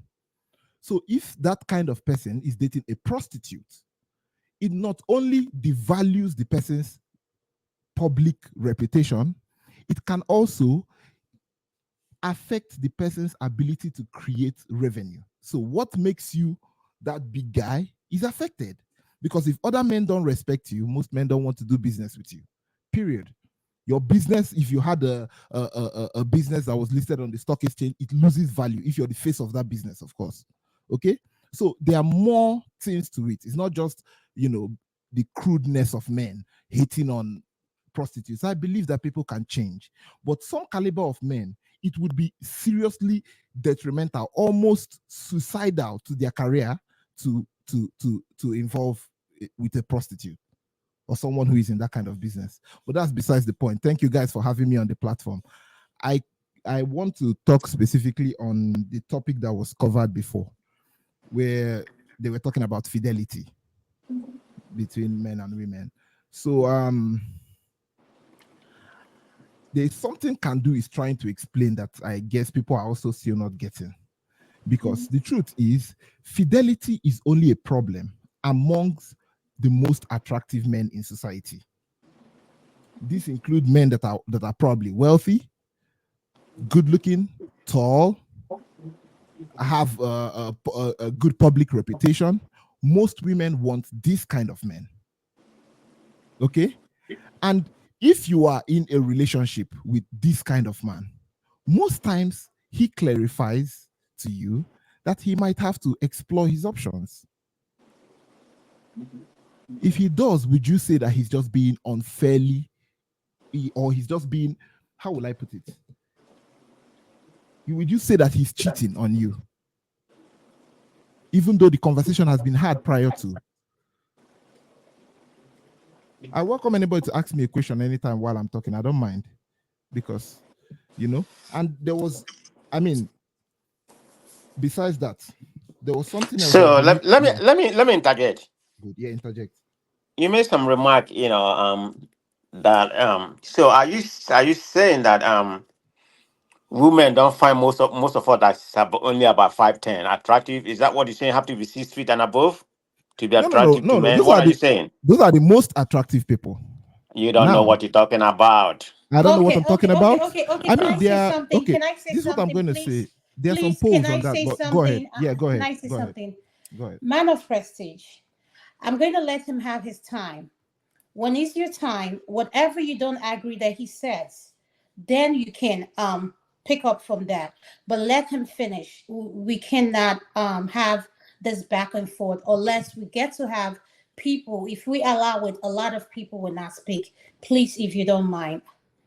Is that okay with you? Oh, no problem. All right, thank you, sir. Go ahead, back to reality. I'm timing you. You have 2 minutes left, sir. Okay. Thank you. Also, the stuff that Ngosika was talking about, I think that's a good conversation to have, especially for people that are married. It's necessary that they learn would I call it sexual etiquette or bedroom etiquette. It's good that they learn how to please their women, But there are some statements you mentioned about some guy saying, "Oh, I give her for 30 minutes." Most times, if you actually try to find out, you will see that those guys are referring to women that they had casual sex with. When it comes to casual sex, it's all man to themselves. For the most part, at least that's how guys look at it. If you're someone's wife or in a serious relationship, of course, it's very necessary you try to please them. But if it's casual sex, I have no interest in really trying to please you. I'm trying to please myself. So that's that on that. That's that on that. I forgot some of the topics we were talking about earlier. No. We're just sticking to infidelity. We're about to start the other one. So Okay. if you, are you done? If you don't mind me getting to the next person, or you still wanna? Are you done? Yeah. All right. Yes. Thank you. Man of prestige, you're next. Yeah, go ahead. Let I have all day. Go ahead and let righteous man speak away because he's in Okay. Nigeria. Thank you so much, righteous man. Can you ask Ngozika your question? Ngozika, are you listening? I'm listening. Okay, righteous man, go ahead. Ask Ngozika your question. She's Man of listening. prestige, I appreciate you. Thank you very much. Ngozika, in your submissions, you did mention what the men normally do is tam, and they are done. Have you considered that the man and the woman, that there are some areas that a woman needs to perform. Your submission looks as if it is the man, it is the duty of the man to perform optimally to satisfy the woman, without considering that it is an equal, what adjective will I use? It is an equal adventure that both parties supposed to play their roles accordingly when required. And it is not only made for a man to always initiate, perform, satisfy, while the other fellow lies like a wood on the bed. Have you considered that? That it shouldn't be the man always. So what do you have to say about that? Okay, Ngozi, I'm going to give you 2 minutes to answer this, if you don't mind. very well. So, Mr. Righteous Man, I hear you and I hear you loud and clear. But I am speaking as a woman. If men feel women do not perform, that is for them to speak. I am speaking as a woman what I expect, or what women that I've spoken to expect from women. There's this other conversation. The side you're going to is another conversation entirely of what the sexual dynamics between partners. I'm just speaking generally that men need to do better. Nigerian men need to do better, because when it comes to sex, when it comes to relationships, when it comes to love, romantic relationship, they are very lazy. I don't know if that answers your question. So yeah, women, of course, women, it should be a two-way traffic. One person should not be doing all the job. But me, in this particular conversation, I am speaking of what I have heard women say they want, or what women say they experience. So I hope that answers your question. Thank you so much, Ngozika, for answering the question. We're going to go to Man of Prestige. Could you please unmute? Thank you. Yeah. Thank everybody on this platform. It's about 6:26 to 6:27 where I am, probably in the Eastern Standard Time, about 9 something. Where you are, Adanma is probably about you're behind, right? It's probably about 8 something. Yeah, So yeah. people in Nigeria is probably in the morning time, and the what's his name? Pastor, the same thing with with him morning time right now. But anyway, my greeting to you, Tope and Adanma. I know I consider you to be a very proficient, host. And the electricity is at Thank a bad you. place, so he's a feeble host today. So let's call it what it is. So Thank you. having said that, Thank you. Thank you. so the topic today is about infidelity. So which is an unfaithful, relationship in a sexual or in a spouse or other sexual partner, right? That's what we are talking about right now, infidelity, right? Yeah, Yes. we're going to talk about infidelity, betrayal, and Okay. lies. Yeah, I just want to get my definition on that one right. So I will continue with my what I'm about to say. Yes, So infidelity. this infidelity can be very broad, to my own understanding. There can be emotional infidelity, and you are free to interject because you are the host. So as women, maybe you need to let them. Oh no! Before I proceed, I needed to say something. This is to Ngozika. You see, wisdom is not based on age. Ngozi had properly educated everybody in this panel, including me, what sexual relationship is all about. So everything that she said is 100% right. So kudos to you, Ngozi, okay? Yeah. So that's for that. So the infidelity can be defined in various ways. Some of them could be emotional attachment. Some of them could be, engaging in online, affair. What I mean by online fear, that this could be via the chat room, this could be via message, text, and some other exchange of photo and sexual, fantasy. Those are considered to be infidelity. But let me ask you before I proceed, Adam Mantope, My last one, the online infidelity. How do you see that narrative? That point I'm making. I say one is emotional, one is online. So do you agree with that online infidelity? Yes, I do agree with the emotional part of it because while I was researching about this topic, I got to find out a lot of things. And emotional was something I never I heard about it, but I quite didn't understand what it is. But the more I read, kind of did my research, it opened my mind to what it is. And a lot of times when these emotions are involved, quote unquote, let me be real, we women were emotional beings, Mhm. but the men as well get caught up with their emotions as well. So yeah, I do agree with what you're saying. So I think what about the online? The way I define my online infidelity, is that So when you comparable to say what? online, are you saying about when people go to Facebook, they are still Yeah, yeah. keeping Okay, up with? okay, okay. Yes. Let me make myself clear. Maybe I didn't clarify myself. I was saying there's different kind of infidelity. Then Mhm. I said about the online. I mean the emotional, infidelity, which is exactly what you just narrated. But then I said the second one of part of it is online infidelity. What I mean by online infidelity is when people engage in, any kind of sexual affair via chat room, message, text, exchange of photo, even pornography and some fantasy, something, we do just to satisfy our, whatever, we want. So I do are agree you with But the I'm asking the accept? honesty of that. ladies, do I you all do. consider that to be Yes. infidelity in your own? Yes, I absolutely. do. I take it. I do. I believe Okay. it's infidelity. Okay.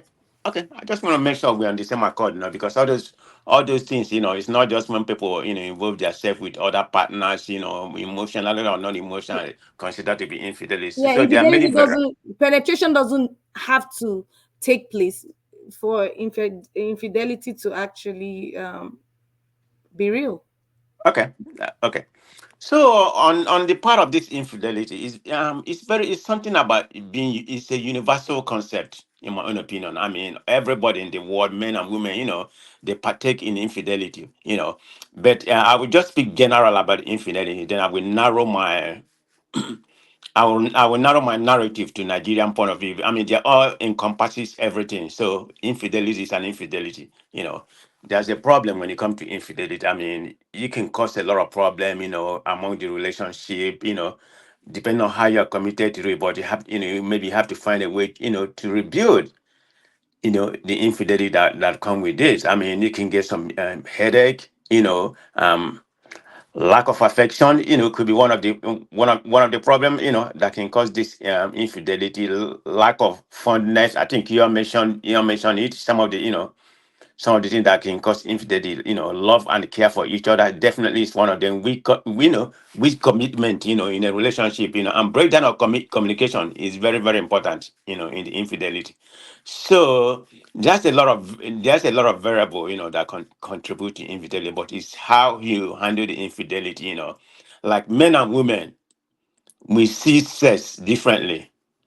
Women are more attached. They are more emotional when it comes to infidelity. This is why you have some men, they just go there, maybe hire a prostitute or just sleep with a lady. They're not emotionally attached to them, or they can have many girlfriends, but their wife is the only one they're emotionally, But women, they are not like that. They are very. I'm not saying all women, but because you have some people, that's pretty much their trade. So when you go there and have and the Olosho people, they don't have any emotional attachment. They look at it as business. So some men does that. It's not that they profit financially from it, but they profit what we call, just a satisfaction. There's no emotion. You just want to get over and come. Men, we can do that. I mean, if we don't want to prolong, whatever we're doing, like if you're having sex, I think we are free to talk anyhow, right? We're all mature people here, right? Yes, yes, yes, yes. Absolutely. This is the feel for Okay. it. Yes, sir. Okay. You can pretty much invest emotionally when you're doing with your partner, that you're in love with. It's gonna come deep in you. And you're gonna take your time to satisfy, your partner, like I think Ngozi, eloquently stated, everything doesn't necessarily have to be about penetration. You know, you can call your wife and do every kind of things, I mean, for them to having an organism, I can only speak from my own point of view, is very important, to my partner. So I mean, that's the way I see it. I have to do everything that she wants. That's why you have to stay and talk to each other, knowing where each person is coming from. What satisfy each other and what not satisfy each other. So it involves a lot of variety. So that's where that's where I look at in that aspect of infidelity. And you'll be talking what drove men away to have some infidelity. As a man, I can only speak from men point of view because I don't know about women. Um, I think some of us like to feel that we are wanted. you know, let's see how we're going to perform outside our marriage. I'm talking about, as people that are married, how we're going to, do we feel like, do we still feel like, attracted from, I mean, particularly somebody of my own age, about in the 50, right? So, you still feel whether you're going to be attracted to somebody else. Yeah, there's that one. Yeah, men, we are just wired like that. We can invest our sexual act with with other partner without being emotional. But the person that we really love is the person we have to express our emotional to. So it goes both ways. Women are like that too, to a certain degree, but I would say men are more profound to behave that way. So speaking about on Nigerian space, about infidelity, I think that has to do with some culture. Because we are born, we are made to believe, polygamy is the right thing. So we have that building culture that one woman, a woman cannot satisfy us. So we tend to venture out, whether we have more than one wife, two, three wives, or something like that. Of course, I come from a monogamous family, so um, I don't really feel like that. Everybody is different, but in Nigerian culture, society, um, we have this idea of polygamy is everywhere. So that's one. Some people just don't. Some people believe one woman can satisfy them. So I don't know what they mean by satisfaction. Maybe they don't pay too much attention to their partner, to be with the person, to do whatever, whatever to satisfy. Then you have no need of going outside. So there's many things, like I'm saying, that encompasses this infidelity. I mean, I can go on and on and on, I mean. So that's what I have to say in regard to this. Thank you so much. I Mhm. appreciate you speaking, man of prestige. Mr. Jonaba, I just want to acknowledge you and I need your permission. I need to allow Ify to speak, but I just want to take your permission so that you won't feel that I'm skipping you. But given this is the women are the hosts, if you don't mind, is Yeah, that go okay with ahead. you, sir? Go ahead, man. Thank you, sir. Ify Ndewo. Good evening, Uncle John. Uncle John, why would they even beg you, Sam? Hi, everybody. Hello, Ify sis. How? Hi, Welcome to the Sister Tope. show. Hi, Ngo. I think Ngozi left.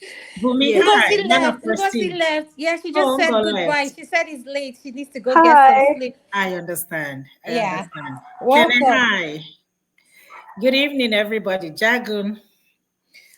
Okay, I think I had a little bit of what you guys were talking about, but I think the summary of everything is all about communication. And I mentioned something like this last week, that our culture plays a role in the way we talk about sex. Remember, I said last week that, those days, when you want to talk about sex, you have to talk it so quietly. You don't even have that discussion with your parents. When you want to have sex, you have to close the doors and make sure nobody's around, before you can have sex. It's no longer that, at this time. But the point of the matter is that when you're talking about infidelity, my one thing that always comes to my mind: what are you looking for? I'm gonna be a little bit, what are you looking for? Is the same bola? It's either it's longer or it's shorter or it's smaller or it's fatter. That's it. Then you talk about VJ. It's either it's just 3 holes. So what are you looking for? What is it that you can tell your partner that, this is what I like and this is what I don't like? Or you're touching me where I like it, or you're not touching me where I don't like it. There is something I notice about Nigerian men in particular. Some things they will not want to do with their wife, but they will do it with an American woman. Why? Why? The things you want your wife will want you to do, you will not do it. But when you see American women, you will do it and do it times 10. I don't understand, because I mean, that's one of the things I heard, when I talk to some of my friends, and, that's one of the complaints, they will talk to you about. I don't know, maybe I'm seeing it differently, but I think men will be able to answer the question. Is it that they don't feel attracted to their partner, or is just that they are not open to talk about it, or just because American women are so different when it comes to sex, people consider them to be wild? Is it why you feel more comfortable doing everything you want to do with her, but when you come home, you just go numb? So I think men will be able to answer that question. I don't know, but I'm seeing it from a different perspective and a different angle. Whatever takes two people to tango. If both of you really love yourself, there is nothing that you both cannot talk about. You will talk about everything, no matter what. By my idea of infidelity, what scares me most about cheating is infection. Bringing something. Yep, that's That's what big. scares me most whenever you talk about infidelity. Because sometimes people don't even care. At that point in time, that few minutes, they don't care. And guess who you're gonna bring it to? Your wife. You can never tell. Most of us, women here, we all work in the healthcare. And I told you the other day, some of the chats you open it, you be like somebody actually sleeping with this person. Yeah. And you Thing see is two that if women you see fighting people over coming the to look for penis. that particular person, you're like, wow, Yeah. interesting. So, I mean, these are the conversations, the two parties involved need to be having. What am I doing wrong? Is it that I'm not attractive? Is it that I'm not? I mentioned last week that, women, you need to dress sexy. Those days are gone when you have to tie wrapper to go to bed. It takes a little thing to get a man's attention. Take a shower, wear your sexy self. That will get a man's attention. I'm not saying that a man that will not cheat will cheat. A man that will cheat will still cheat. Whether you want to bow Kosone in bed, he will still cheat. Because sometimes men will tell you, oh, you can't keep trying one food every day. You try this way, and so, I mean, my own opinion is, I think more conversation needs to be, couples need to be having more conversation when it comes to that. But I know the people in diaspora, because of the schedule and the type of work, sometimes if couple find it difficult, to be intimate. But even the little time you will spend, spend it, make it romantic. Make it something like, okay, I'm going to make it up for the 5 days I'm not at home that I've been working. Make it matters. Make it appreciated. That is what it's supposed to be. When they say intimate, it means intimate. Two people. Make it loving. Thank you. Thank you so much, Ify. I like what you said. And I believe that when something really matters to you, no matter what kind of schedule you're running, you're going to make time for that thing. You're going to create time for that thing, just like you have time for every other thing you have going on in your life. If you really cherish that relationship, that marriage, you will create time for it. So I think we need to be more mindful of when we take on schedules, or we all want to what is the thing I want to say? Is never enough. No matter how much you earn, is never enough. You want more, but at the same time, we need to be mindful of our relationship, our marriage. Talk about things like put a schedule, go on a date, make it romantic, make our time for one another. It doesn't have to be a restaurant. You can go on a date in your own private home. So I think we need to be very intentional, and we need to be vocal when we feel we are not getting what we need in a marriage, in a relationship. Whatever your situation is, express it to whoever you are in that particular relationship or marriage. Be open about it, like Yufi said. Thank you so much. Mr. John Aber, I'm going to ask you to unmute. Thank you. You are next. And thank you, sir, for being so patient. Thank you for having me. Good evening from here, everybody.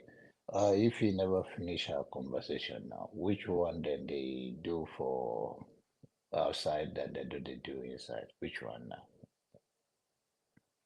Because if I'm asking you a question, follow-up question, so that we learn, they say that you hear from your people, they complain is that with the men do all those stuff outside. Which one now? You are on reality show now. Make it more fun. It's getting boring. Talk.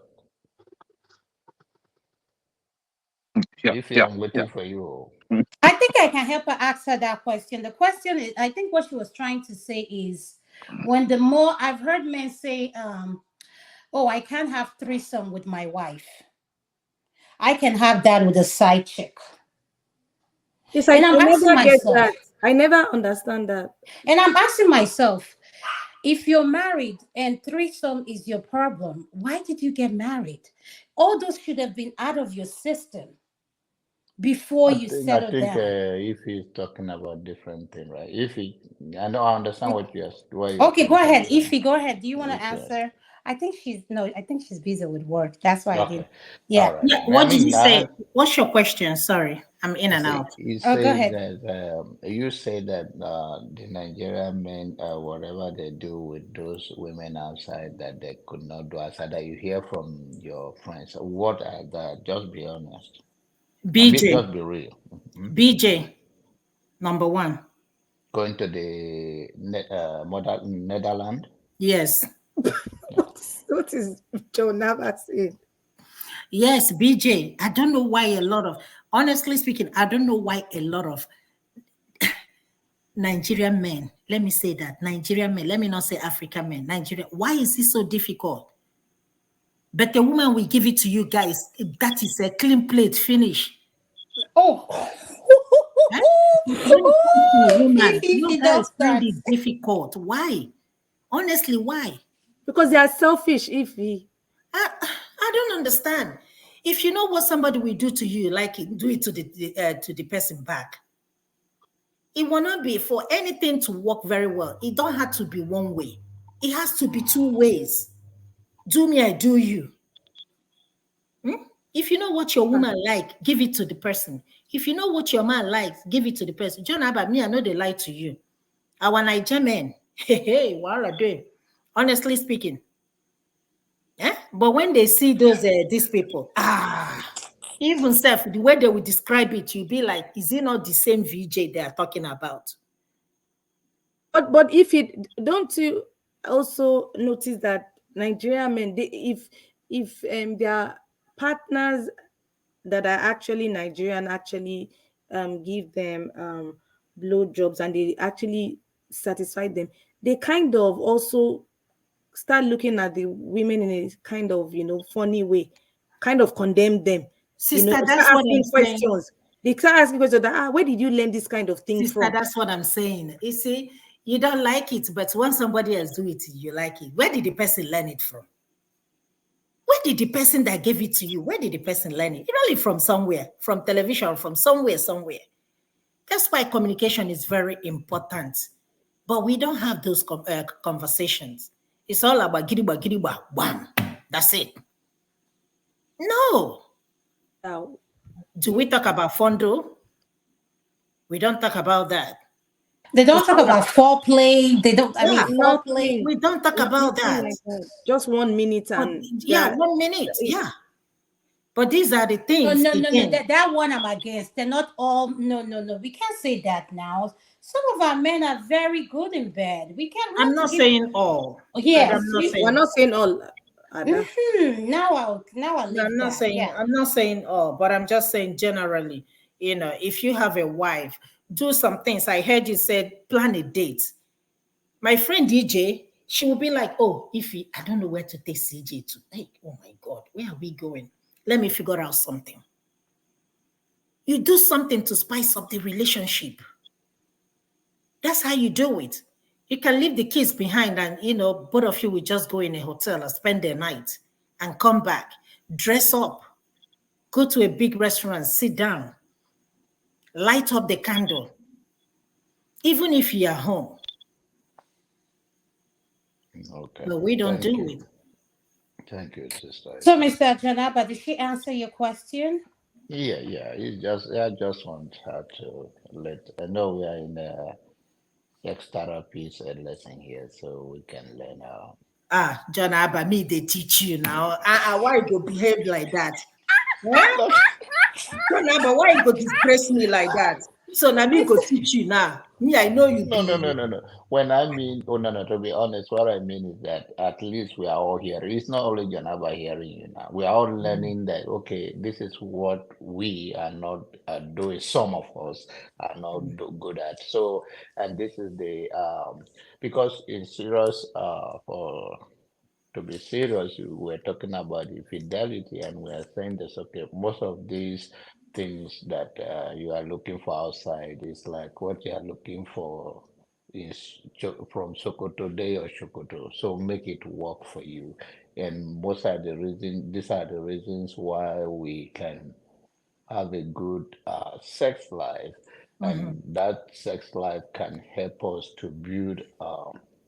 To avoid falling into this temptation of that will create a painful soul, because I believe what it does is your soul that tear you get torn apart. So what we are saying here is that we are listening to you guys, and I hope you guys are listening to us, and I think you guys have been balancing some of those things that okay, you two need to do your own part, and everybody have a part to play in order to make marriage work and to avoid this infidelity or lies is to have a free communication.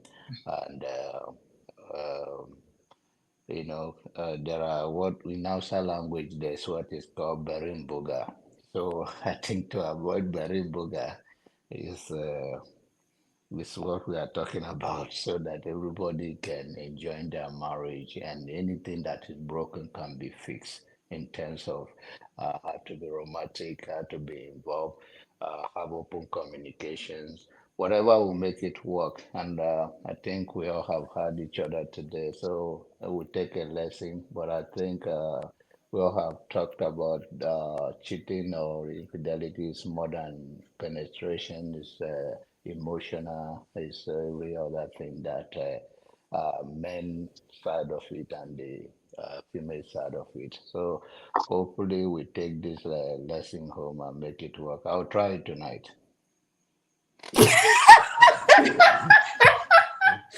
Uncle John, don't Mr. mind them. Janaba, thank you so much. John Abba, please make sure you take your medication before trying it tonight. Just saying. Oh, you think I'm too old to offend? I'm just saying. Let me say this right quick. Now you're talking about too old. I have a couple. I think 2 months ago in the clinic. The guy is 74 and the woman is 72. And guess what? She recently had a back surgery, and they came from Virginia to Emory here to have this surgery done. And the wife was complaining because she's battling with depression. And she said something to me. Part of my depression is that, can you believe at this age, at this stage with what I'm going through? When we went back to the hotel, my husband forced me to have sex with him.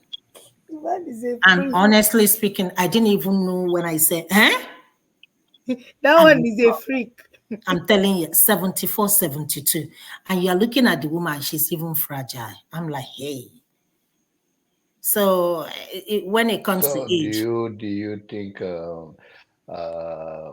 I mean, maybe she have his own sexual drive that is too much.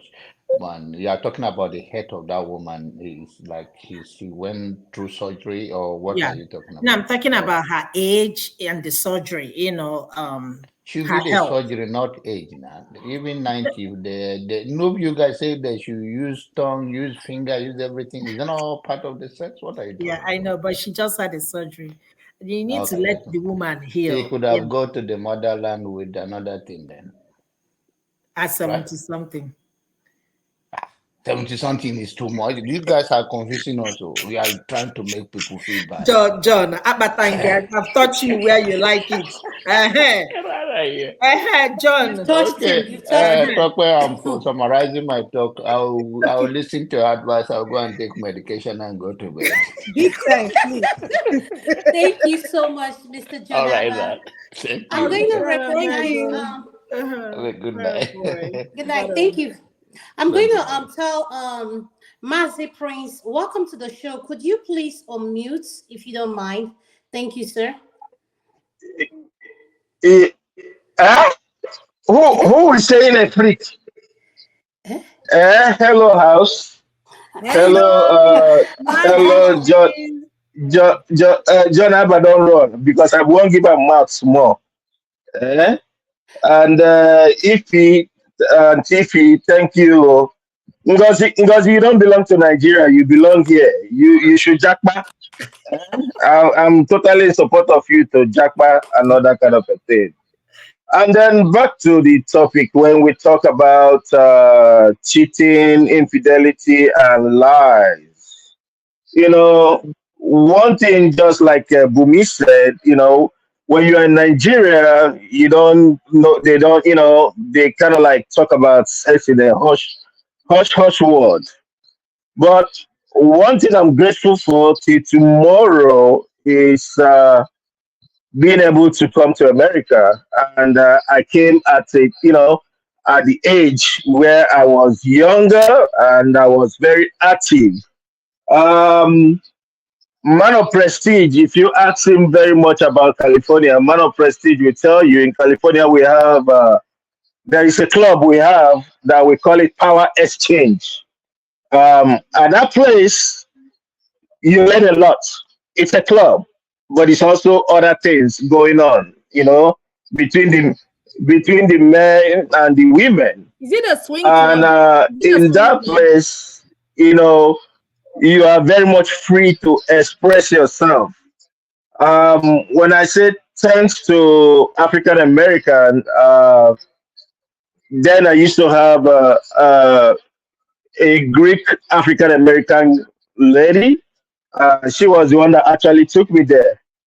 The thing is this: cheating is not. I know man of President you're talking about emotional and whatever that he was talking about.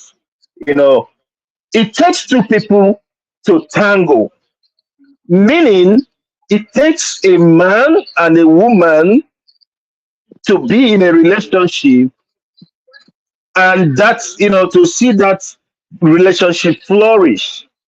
You see, most when we talk, I'm gonna talk about Nigeria. I'm not gonna talk about other Africa, though I experimented with other African ladies. Sierra Leoneans, I doff my hat for them. They're good. Kenyan ladies, oh my God, I also doff my hat for them. They're also into that. So it's kind of like the two people have to know what it takes for them to really tango. Okay, it's not all about, oh, I'm a man, and then the woman comes, and then the next thing is lay down, and the dude just want to, it's done, and all that kind of a thing. That to me, I would say you are giving the woman 98% to look outside. And just like I don't know, I can't remember who said, when you don't do the right do, if you don't do it right, and another man touches your woman, your woman will be gone in a jiffy. So what am I saying in essence?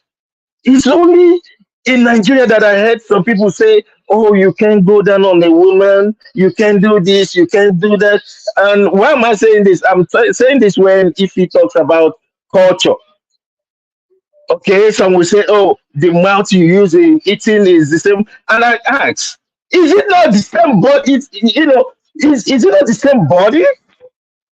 Because even when you look at it, when they say, "Oh, that a man will leave the parents and the woman will leave the parents," what would they be? They become the same body, except if your wife's body, or kind of like she doesn't do her hygiene, then that's a different case. But in this whole thing is all about satisfying each other.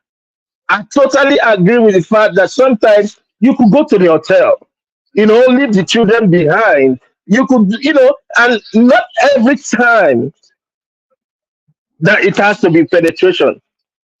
It doesn't have to be that. It could be sometimes you give the woman some massage, just massage her and just let her be. Probably she went to work and she's going back to work the next day, very early in the morning. Now you want to do the do and all that kind of thing. No, study your woman's body, and your woman will also study your body too as a man. When you talk about infidelity, infidelity meaning if it's a kene will say when you look at another woman's butt, you know. Um, I guess everybody have their specs, when it comes to that. For me, I might look at somebody, but it doesn't mean that I have any thoughts of, going there with the person. Okay. And the thing is marry somebody who is a friend. When I mean a friend, I don't mean marry somebody who you can have conversations with about everything, everything, everything. You know, I'm proud to say that I wish my wife was at home. I would have brought her to even speak on this. Okay. My exes do speak to me, but it's nothing except how are you doing and all that stuff. Being married does not stop you from talking to people. After all, when I left them, we never quarreled. I always leave people on great, always on terms before I leave, and I make sure the person is okay. Now that I'm married, I still talk to them, but it's nothing sexual, and my wife is aware of it, very much aware of it. Okay. So, When it comes to lies, Master Prince, can you hold on? I have a question for you because you said something that piqued my attention. sure.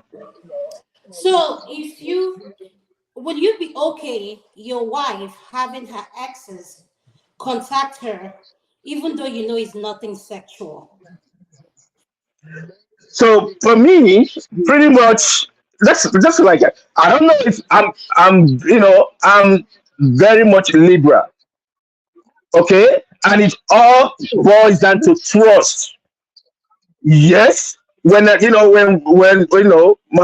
there was a time her ex called her and they talked and she told me whatever they spoke about, she told me, which has nothing to do with either she coming back or whatever it is. People can talk. It doesn't mean because you're married then you keep grudges. It doesn't mean that. And what I always say this: marriage is not all about sex.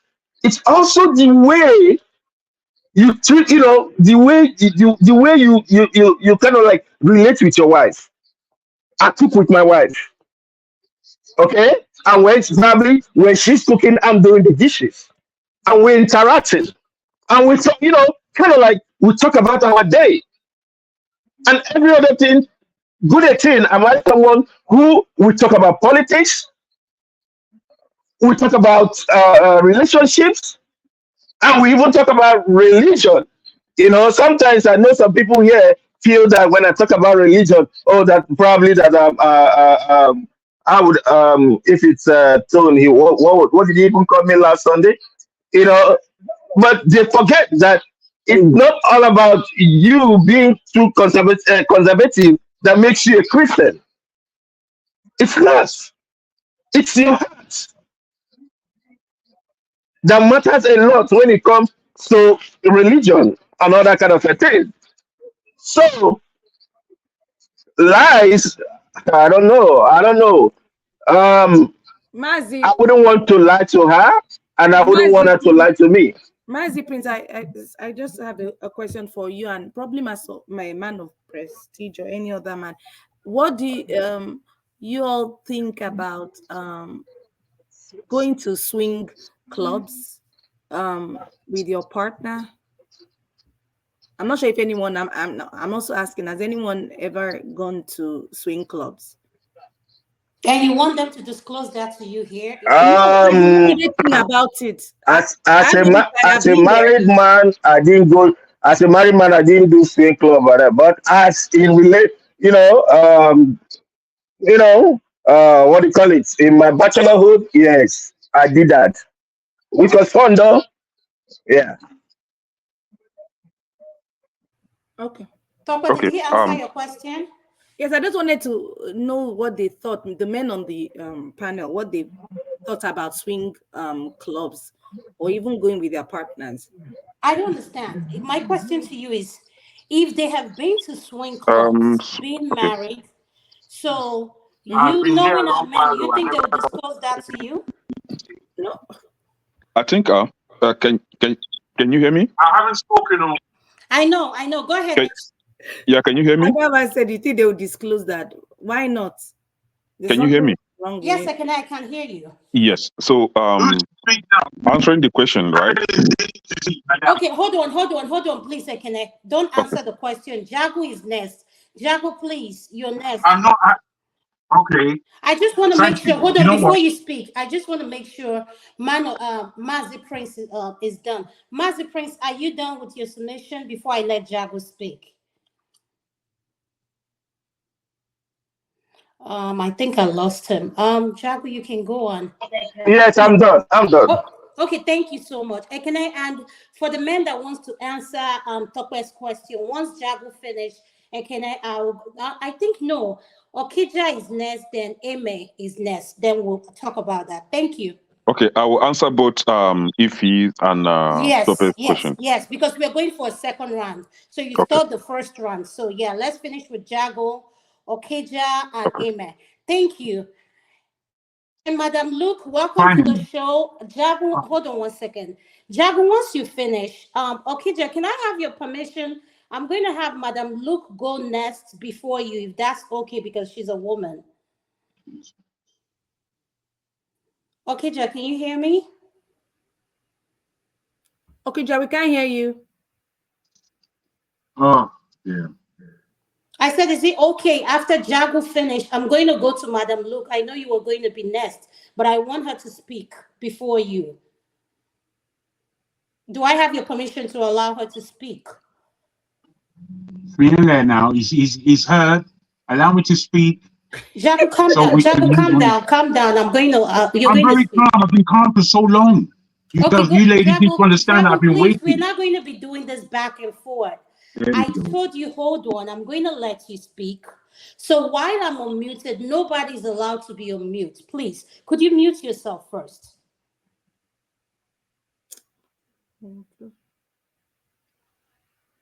Jago, you're not muted. So you're not even following my instruction.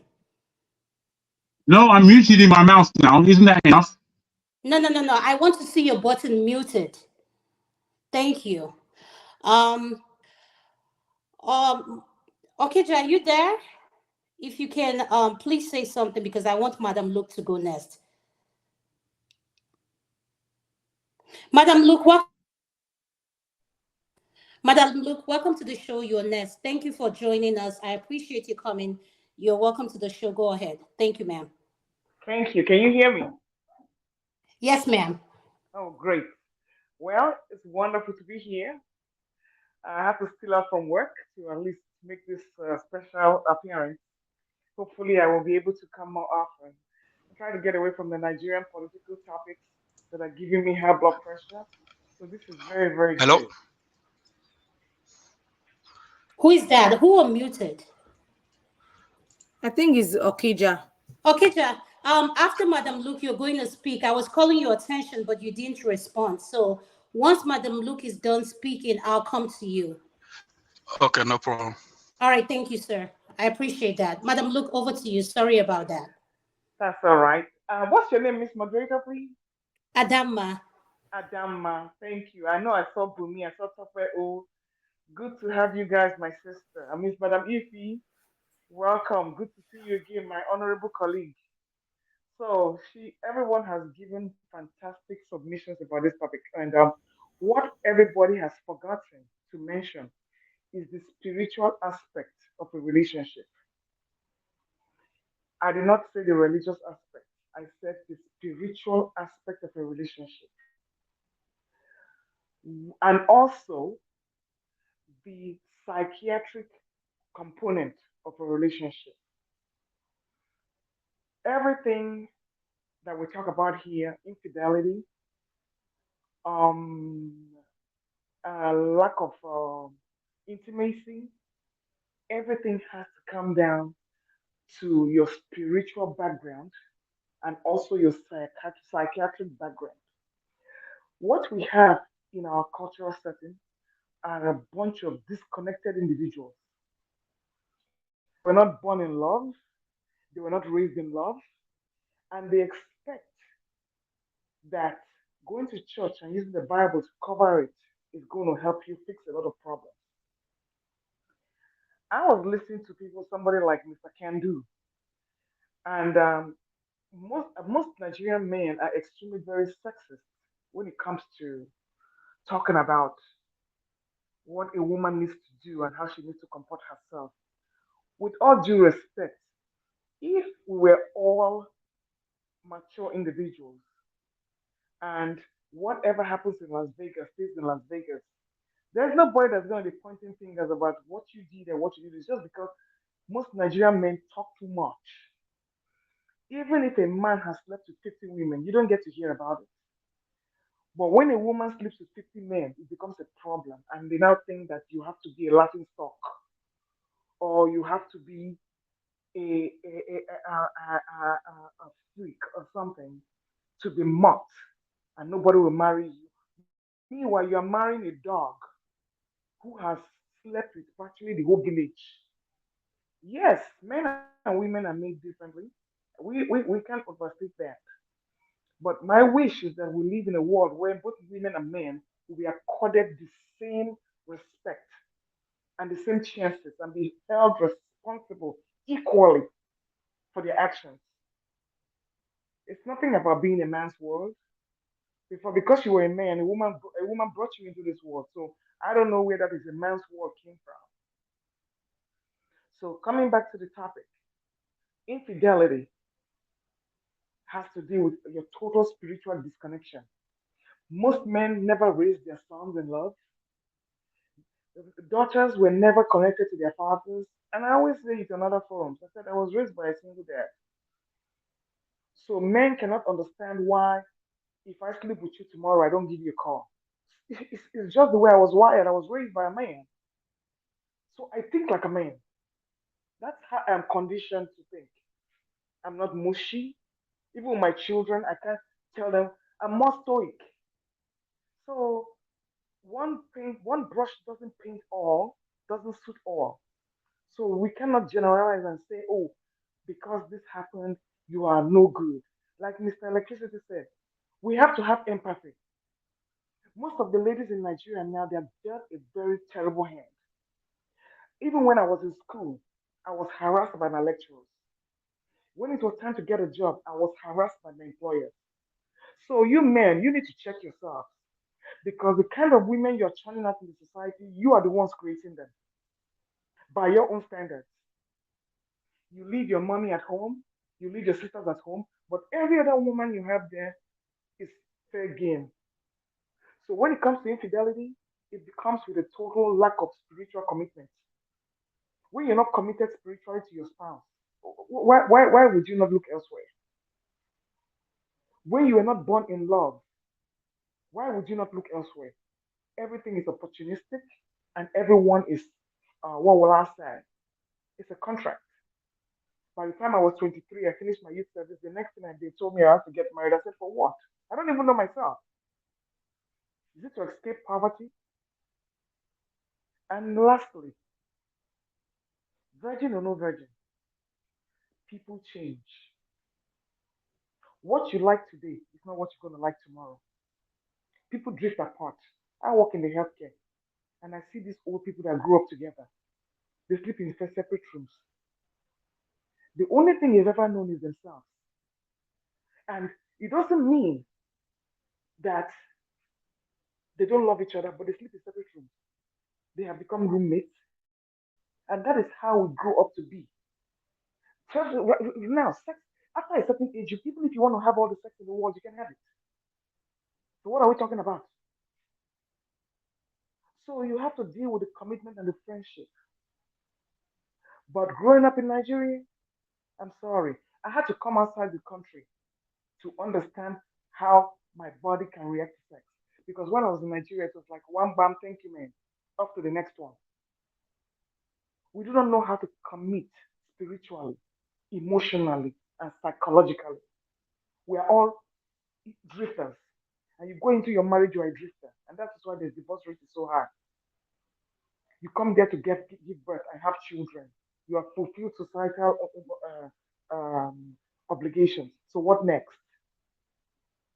So my dear people, infidelity is always going to be with us because what you like today is not what you're going to like tomorrow. You might see, and I would tell most people, you meet your soulmates after you are married. Think about it. Because when you got married, you were pressured into getting married. You don't even know yourself. You start breeding kids and you get stuck up in this cycle of financial and social quagmire. When you settle down and you now understand yourself and you feel your psychiatric and religious bigotry and you think somebody you can connect with, then you meet your soulmate because you know yourself. So my dear people, that's all I have to say. Infidelity is always going to be here. Is it a bad thing? It's left for who is supposed to judge. For me, it's not because I'm not religious. If it doesn't work, get out. Whether you're in a marriage or you're not in a marriage, that's my business. If you see somebody you like, go for it. If you make a mistake, come back home. As long as that person is waiting to take you back. This life is only one life. Make it count. Thank you, my people. Thank you so much, Madam Luke. I'm so excited to be on the panel list with you. I'm Me honored. too. Me too, Madam Luke. Thank you so much. I'm so honored. Niger Watch, we Thank finally you. have Thank Madam. you. Thank you, Madam Luke. Thank you. Yeah, good to hear from you. Long time. Thank you so much, Madam Luke. And we're going to go to Jagun. Jagun, you're next. I'm sorry about that. Go ahead. You're next. Finally, ladies, I've been waiting here patiently, and I haven't at all been happy with this conversation that everyone's having. And I'm wondering many things at this time. And I'm hoping that you'll give me time to land. Because one, I've been waiting patiently. Two, I understand the length of time that everybody has had. One, the first thing I must talk about is we're speaking right now about a matter of relationship between men and women of all levels. And we're wanting to be honest and open. And we must obviously remember that this is Dr. Damage's show and everybody has their camera off. And for me, one, that's against policy. And two, once having this kind of communication and turning our cameras off, I wonder how honest we're trying to be. I wonder how coy we have to be in order to turn our cameras off, in order to express ourselves on this level. Is that a question? Can I ask no, it's you? not. It's an indictment. It's not a question. I'm continuing. Okay, no. You cannot continue with that tone. That's what I'm trying to No, tell you. no. Honestly, let me have my say now, please. No, I please, don't no, think. Jago. Listen. Can you calm down? What I'm trying I'm to very calm. communicate to, I'm very calm, yes. madam. When we started, if you have gone to watch the show when we started, you will Okay. understand the reason why the cameras are off. Tell me, please. The cameras are off just for our segment. We are not saying when you come back to have your politics tomorrow, you have to turn your camera off. No. For Tope and Ada segment, given the topic we're talking about, we want the camera off. And of course, Dr. Damages is aware of it. And he's listening to us as I speak to you. So of course Okay. he's okay with it. So thank Very you, good. sir. Thank Let you. me continue. Let me land. I still maintain that position. Having said that, um, I don't want to pick on any individual.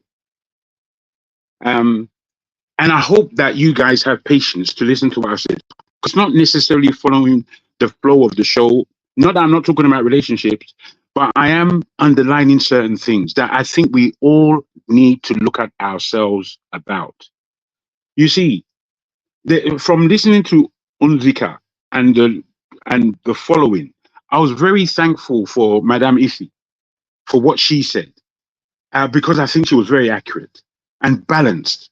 She wasn't lauding everything upon one sex, that this one sex has the full responsibility of everything to do with things that go on between the sheets, as it were. Now, I know my experiences are quite different from the experiences of those who grew up in Nigeria. You understand? I know they're very, very different. And I do understand many aspects of where you're coming from. But I want to say this firstly. If a woman doesn't know herself, it is very difficult for her to express herself to a man. And that's any woman in the world. And I want to go on to say that women that I've been with that have masturbated as children, those women, they know themselves. So when you come to have sex with those kinds of women, bruh, you are having sex. Women who have not done that for whatever reason, I'm not saying each and every one in every aspect, I'm just generalizing. Women who don't do that and then they come to sleep with a man, that woman has no idea, and she now is learning everything from a man about her sex. And I don't know if women are really looking at their own responsibility in this whole sex matter. This is why I'm not very happy with the way we are speaking about this. I would go on to say, Oyinbo women are very different than African women. Very different. And it seems to me that in this discussion, um, it is almost entering into the paradigm of what women in the West talk about for sex. And we Africans are latching onto that as though it's that's the only way it can be. I will move on to say that in relationships, and I said it the last time we spoke, I spoke about love language and I spoke about communication. And that's why I was very happy with what Ify was saying. And I'm not sure if we're listening to that. Again, I'm not sure if we're having this conversation to learn or if we're having a little titillation. I'm not quite sure. Or if it's both, it could be both. And, we're all adults, we can speak about these things. But I really want to say that we haven't, you ladies have not put forward if there is something called the way we relate as Africans. We are speaking as though we are Westerners, and we're not Westerners. We're not. If you go down the Western route, you are going to end up at LGBT station. That's where you're going to end up if you continue speaking from a Western point of view where sex is concerned. But I wonder about the African sexuology. Is there such a thing? Are we looking to promote this? Are we looking to develop it? Are we looking to understand each other at all?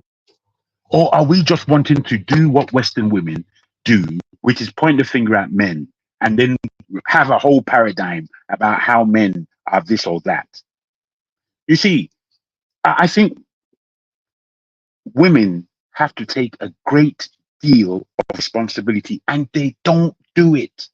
And it's not even apparent to you that you're not taking any responsibility. All you're doing is pointing the finger. And I know that there are going to be men who may be a bit lighter than I am in the way I'm putting this across, but I mean what I'm saying because I'm listening to you guys and I'm thinking, does anyone have confidence of their own? Why is a woman looking for a man's confidence in order to have sex? Where's your confidence? women I sleep with, apart from me arousing them, because I too am aroused, they arouse me through communication. I'm not upset. Please don't get me wrong, but I'm not happy with the way this conversation is being going. I don't like how it's been led, and I don't like the finger pointing. I think it's unfortunate that we, at this stage, okay, you reckon that Nigerian men are not good lovers or not good husbands or not good whatever. You know what? The rest of the world don't agree with you. They do not agree with you. The rest of the world, Nigerian men are on the top of the charts where a great partner is concerned in this planet Earth, not in America alone, or not in Europe, in Asia, in anywhere you can think of. They want Niger man. And it's not because we have money, it's because Nigerian men generally, they have a flair that it seems that our own women aren't appreciating that flair. I'll tell you something real quick. I was in Nigeria 4 years ago, and in chirping one or two women, and when I say chirping, I don't really, you don't have to sleep with every woman, but sometimes it's good to have great conversations with women. But the conversations I was trying to have with women in Nigeria, it boiled down to they didn't want this fabulous conversation in real terms. What they wanted was finance. They wanted to be financed. They didn't want romance. They didn't want love making. They would accept it, they would take it on board, but you have to pay as far as they were concerned. Eh, can you? All I need is 50,000 naira. And that's the kind of communication I was having with plenty of women in Nigeria. You think that they don't have any responsibility? Love making in Nigeria or dealing with women in Nigeria has become so transactional. It's a crying shame. Women in Nigeria, in the main, in the general, do not have respect for themselves. And I don't know where they think that a man is now going to come and have respect. And take the 50 naira and now come and open your pants and let's get on with it. Now, I'm speaking like this because I want us to be mature in the way we communicate. I don't want us to paraphrase what Oyinbos are doing. We have our own. We are ourselves. Let us be ourselves. If you have no communication with your man, I don't know what you're going to get from this show. What you have to do is in your house.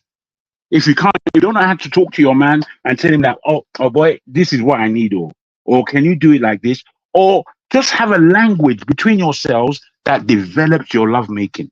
All the things I've heard. Yeah. Do you go to swingers party? What the hell do you want to do in a swingers party? Look at somebody else's penis. Look at somebody else's vagina. Is that what you want to do? What are you doing? You're wasting your life. You're wasting your life with all that rubbish. I can't believe what I'm hearing. What I'm hearing is just a paraphrase of Oyinbo women 30 years ago. 30 years ago is what I'm hearing. I'm not hearing any diligence from any woman who is on this panel apart from what Ife has said. The rest, I'm listening. I'm trying to find out what are these women looking for? They haven't expressed anything. All they've expressed is that they are completely unsatisfied and unhappy. And if that's the case, it's not. Is it this channel that is going to bring you to that point? I'm asking serious questions because I'm wondering if we're having a serious conversation or if we're just trying to titillate. I'll submit there. Thank you so much, Jago, for your submission. Titi, do you have something to say? I see you back in. Yeah, thank you. Thank you very much. And we're gonna do a bit of pushback here. We're having conversation jargon, and that's what the platform is designed for. Absolutely. The same way we talk about politics and other things. I don't think anyone here who needs to be muted, please. Yeah. I don't think anyone here has done finger pointing at anyone, even though Gozika has her own opinion on Nigerian men. And I believe others also have said good things about Nigerian men. There is no difference between the sex in Igbo and the sex in the black man. It's all down to communication or communicating with each other. The topic is dealing with infidelity, and I believe everyone. I take personal to your assertion of what are we doing here? What are we talking about? This and that. No, I don't mean it. I don't mean, even though I'm coming May across I a bit. finish? May I finish, please? May I finish, Okay, please? sure, sure. It's if you look at the topic is let's have this discussion. You make your point. You make your point. If you feel somebody disagree with the person's point, you disagree with the person's point. I mean, you highlighted if his point, and I think, for me personally, this is let's have this discussion, and I will appreciate Okay. if you stay within the remit of the discussion. I don't mind. I don't, bros. I If would I really may, appreciate electricity. that. Hold on one Okay. second, please. I think this is Javier say. He can say anything he wants. That's his right. It's Javier say. I think that's correct, Okija. But all I would want to quickly say, or if I may, electricity, please make it a conversation with me. You know, we're not having to really lecture anybody. All I'm really saying is that the maturity of such a communication needs maturity. And what I depict, because I can have a joyful, happy-go-lucky conversation, no problem. But I'm really trying to underline: are we really trying to appreciate the difficulty it is to be a woman and the difficulty it is to be a man? Because I think unless we're coming from this kind of level, I don't think we're communicating to the point of understanding. Dagon, see, again, I would like to tell you this again. You were not here from the start of the show. You were in the back room, backstage in another platform. So you practically didn't listen to everybody.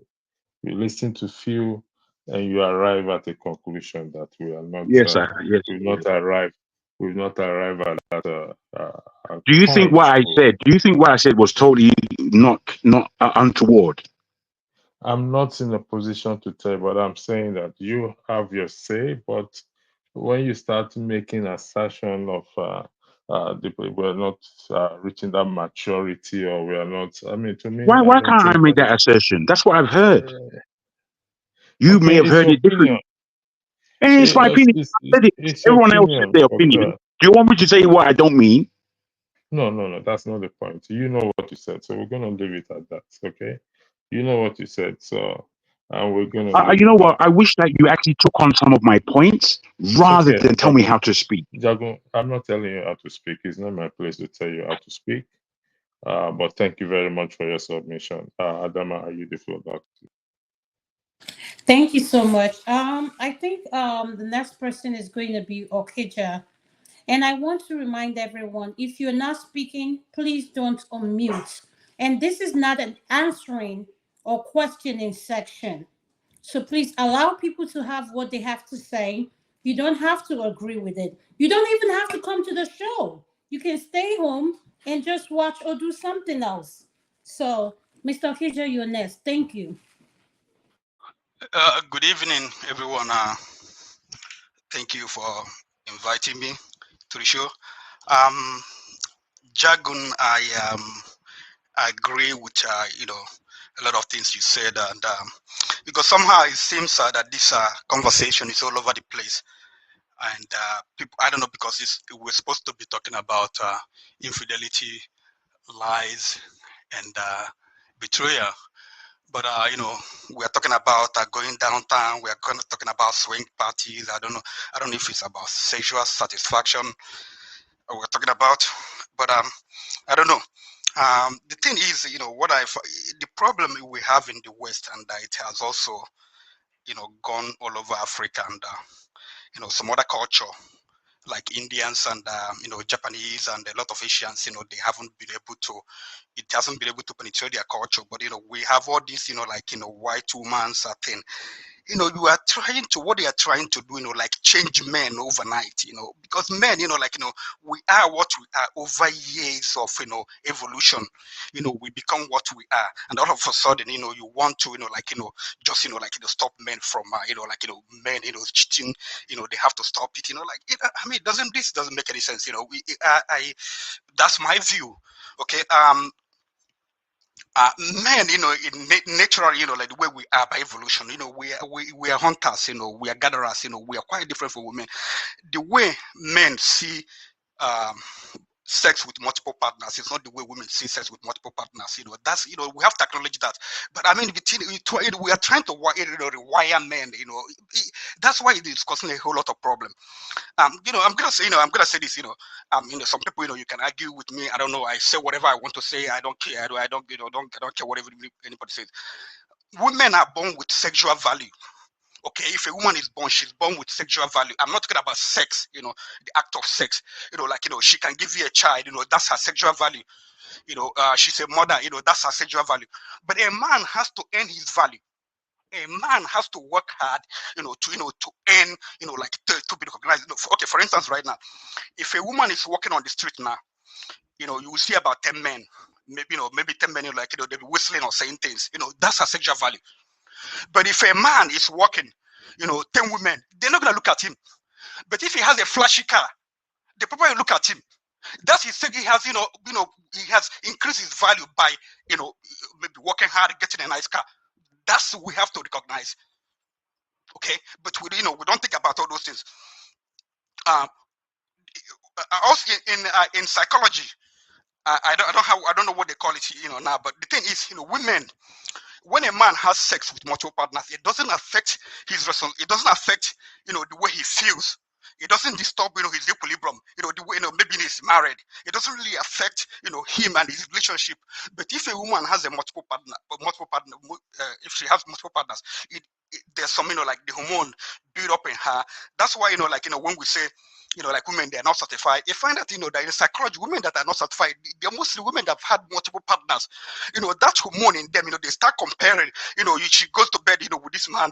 Maybe they end up with a husband. She has had sex with about 50 women. 50 men. She started comparing size, whatever. She's not satisfied. She will not be, because there are certain things damaged in her because she has a multiple partner. That's why somehow some people say that's why Bible told you don't have sex at all outside of marriage. Don't have sex until you get married. But when you have you have all these things in you, you start looking, he's not doing it well. I don't know. So that's one of the problems. Okay, we have to talk. So they start pointing fingers, like Jago said. They start complaining about Nigerian men, they were not all of us. But just like Jago said, when the Nigerian man goes to maybe Kenya or Ethiopia, they want him. Because why? Because Nigerian women, listen to this. I want every one of us to, understand this. There is rampant infidelity in Nigeria. Rampant infidelity. It's not only about men. You go to school, you go to universities, okay? And now we understand there are some, lecturers, that harass women and try to, extort sex from them. But there are so many women they are willing to pay just to pass. There are so many women who are willing to pay, so give sex, to get anything they want. We know that Nigeria is a place where people, you have girls that they do runs, okay? They go from one city to another, sleeping with men, and then they pay their parents' school fee, and then they're having multiple partners. When she gets married, what do you expect? When she marries a man who can, who's not like that Abuja man, what do you expect? In Nigeria right now, there's there was this medical doctor. He does tests for people who want to japa. For embassies like Canadian embassy, American embassy, all those things. And he said 25% of tests he performed, 25%, the man is not the father. Zoe, why are you here? Go upstairs. He said that the man is not the father, 25%. cases. So how do we get to this? How do we get to this value? Because in Nigeria, what I found out, that's always that blame men. Men are cheaters. Men are cheating because women are cheating in Nigeria. That's the fact. Women are cheating in Nigeria because if I had someone did the experiment. Not experiment. He did a poll. He asked his his friends, his male friends, and his cousins, people who are close to him now. He asked them this question. People who have dated Nigerian women said, have you dated a Nigerian woman, that didn't have a boyfriend when you met her?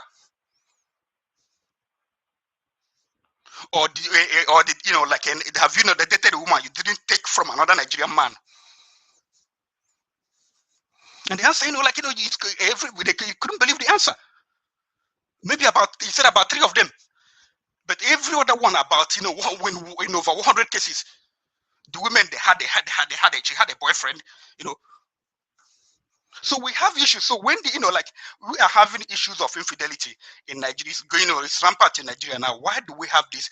Because we have lost our value. We are trying. We don't know what we want. As always, we want to put in. We want the man, to be faithful. But why we were not faithful? We want a man that he will be the provider. He will be the sexual partner. He will be everything in one. And men are dying in Nigeria. So some men, they can't take it. They start cheating. They continue to do whatever what Nigerian men do. Cheat. But I mean, cheating or whatever, infidelity, it's not something that started now. It's been if anyone if you can go to your culture, I'm Igbo, I can look into our culture. I've seen stories that we have been told. We see traces of infidelity happen because in Igbo culture, for instance, now, if a woman cheats. Could you try to round it up, Mr. Okija, if you don't mind? Okay, if a married woman cheats, she's gonna present, a goat. The man that she cheated with will give a goat to her husband, and they will settle the case. And it's not that the Igbo culture that women are sexually deprived. In Igbo culture, the way they conduct marriage, before this thing, whatever, what they're doing now. Before the woman first of all will go to the husband's house and stay for I think 1 week or so, and they will sleep together, and she will find out where this place, the place is. If she goes back to her father's house, if she doesn't want to go back, she will tell the people she doesn't want to go back. They don't ask about, another man will come and marry her. They won't ask about, virginity. But in Yoruba culture, it's quite different. In Yoruba culture, I think the first time, they will sleep, they have to put a cloth, the blood, they will, see the blood or whatever. But that's not, different in Igbo culture. So, all this is, we have to go back. What we want, are we trying to be are we trying to force our men to be Western people? We try to make them to be like Western people. We're going to be having conflict.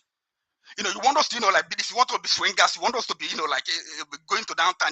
Come on, it's too much for a lot of men. So I mean that's my view. Thank you so much. I appreciate your submission. Amen. Could you please unmute your nest, sir? Oh, thank you very much. Can we just continue with the conversation because I think I will still want to listen now. Sorry. Say that again. Can we move on with the conversation? I mean, can we just go to the next person, please, for now?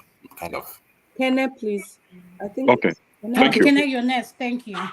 So I think I will start off with what the last sentence by Madam Luke, that life is too short. Enjoy it when it lasts. He was talking about being spiritual with your partner. And I think some of us might not really understand what she means by being spiritual. My understanding of it is in just talking about religion or sharing the Bibles with your partner. There is a way you can actually have a shared values and beliefs, being in a very open, when I mean very open communication with your partner. That will actually strengthen your spiritual life in the sense that you've already have a shared a kind of laid and shared purpose, right? And you are building and growing together towards that path. If you have that deep connection with your partner, and they also God bless you with sexual, do I use staminas? And I don't think anybody can push you guys around. What I mean by that is, for those that like Nyash, for example, I said in my comment section that Nyash can actually make you to, miss heaven. Some like Nyash, you might go outside and look at Nyash. That doesn't really necessarily mean that you are following the Nyash. You still remember back home that you have your lovely wife waiting for you. So you have that connection already. So you always go back. If in a statement stated that bola na bola, whether it big or small, bola na bola. But I think some women prefer big bola, not just having big bola, but when you have that big bola, do you know how to use it? So these are the things you have to explore, with your partner, try so many things, and know where that angle that, when you hit it and she will get it. I think I will be quoting whatever I'm saying here. So these are the things that you have to explore with your partner in order not to let a third party come in between you, right? I don't think it necessarily require you to go out there like Okija was saying, try all those swing stuff and nonsense. See, I don't want to call it nonsense, but I know I don't think I will leave another man to touch my wife.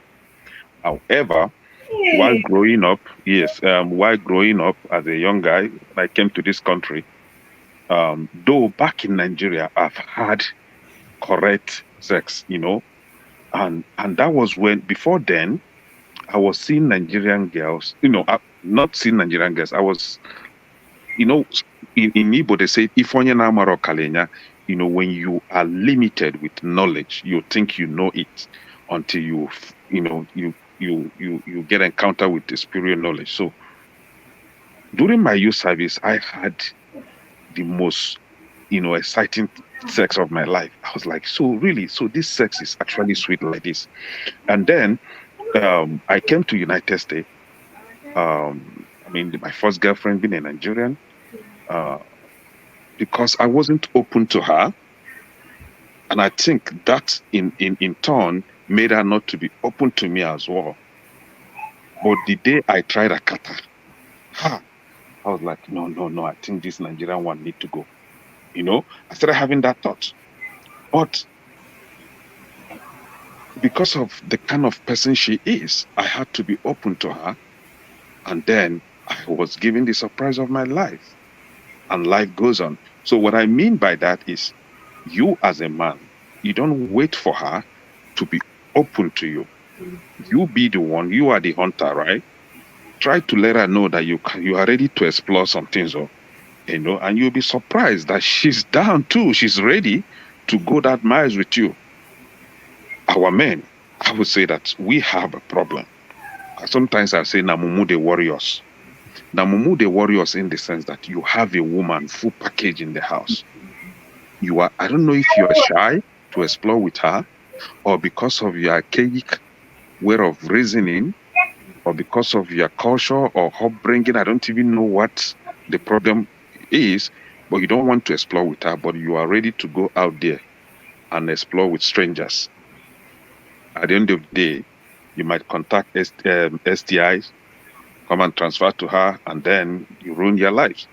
So why not try those things with your partner, the one you have at home first? And no, a woman, please, I will beg you guys. If your husband or your partner is trying to explore these things, please do not deny him. Because if you deny him, what you are inviting is another woman giving it to him, because he will go and he may go out there to try it. So you have to, as a wife, fulfilling your responsibility as a wife, if you truly know what the Bible, says about being a wife. So you have to explore those things with him. Don't mind some pastors or some prophet that call themselves some prophets say you don't have to do this with your husband, you don't have to do that, or nonsense, talking rubbish. That will not take you to hellfire. Neither will it take you to heaven. God has no business with your marriage. Enjoy your life while you're still alive, such that when you are dying, you will die a happy man or a happy woman. You know, I don't know how this might like. I don't know. Somebody was talking about when you want to get married to your friend. I think most of us here on this platform we are married, but if you're on that class of the people that haven't gotten married, yes, I think that is applicable to you. But if you are married already, you can actually begin to develop that friendship with your partner. If your wife isn't your friend, you can actually befriend her and you become friends. If your husband is not your friend, likewise, you can actually befriend him and you become friends and begin to explore yourselves.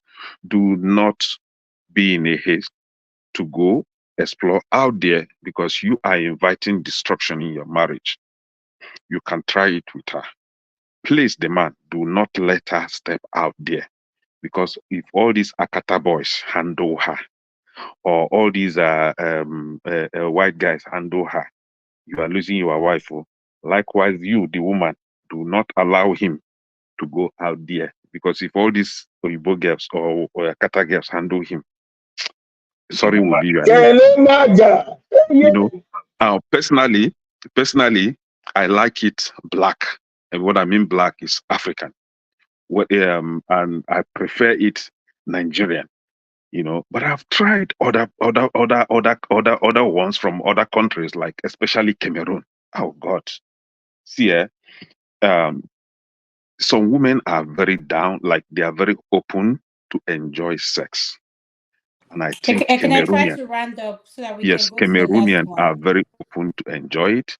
And I've also encountered Nigerian women that are very open to enjoy it. So please try to be open to your wife, explore those things with her, and also the wives explore with your husband. That will help strengthen the marriage or strengthen the relationship or whatever you have in between. Instead of running around contacting STIs and spreading it around you. Thank you. Thank you so much. Forefather, do you want to comment or do you want me to start the next one? There's another there's another thing I wanted to touch on. To Niger. Is he there? To Niger, is there anything you have to say regarding this topic? Thank I would you. like to. Thank you for having me, Adama. Can you hear me? Yes, I can hear you. And I hold on to Niger. Before you start, I wanted to start another topic so we can pick it up from your side, go all the way down, and we'll call it a So, night. This is a different one, but you can include the infidelity in it if you want to. Do you want me to tell you what the next word is? yeah, you can go ahead and do that. Okay, now we are going to talk about betrayal because we've talked about infidelities and lie. And the betrayal part, what I want us to touch on that is like. Have you ever been betrayed?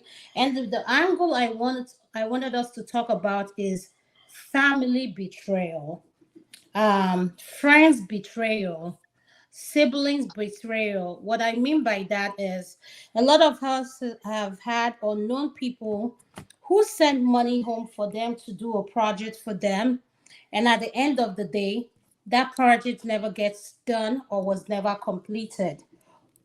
Or you get to tell a story, tell us what betrayal means to you, and if you've experienced it, without going into much details, and tell us what that did to you and what was how you handled it and things like that. Thank you. Yeah, thank you for having me. Greetings to everyone on the panel, to the chat, and the viewers.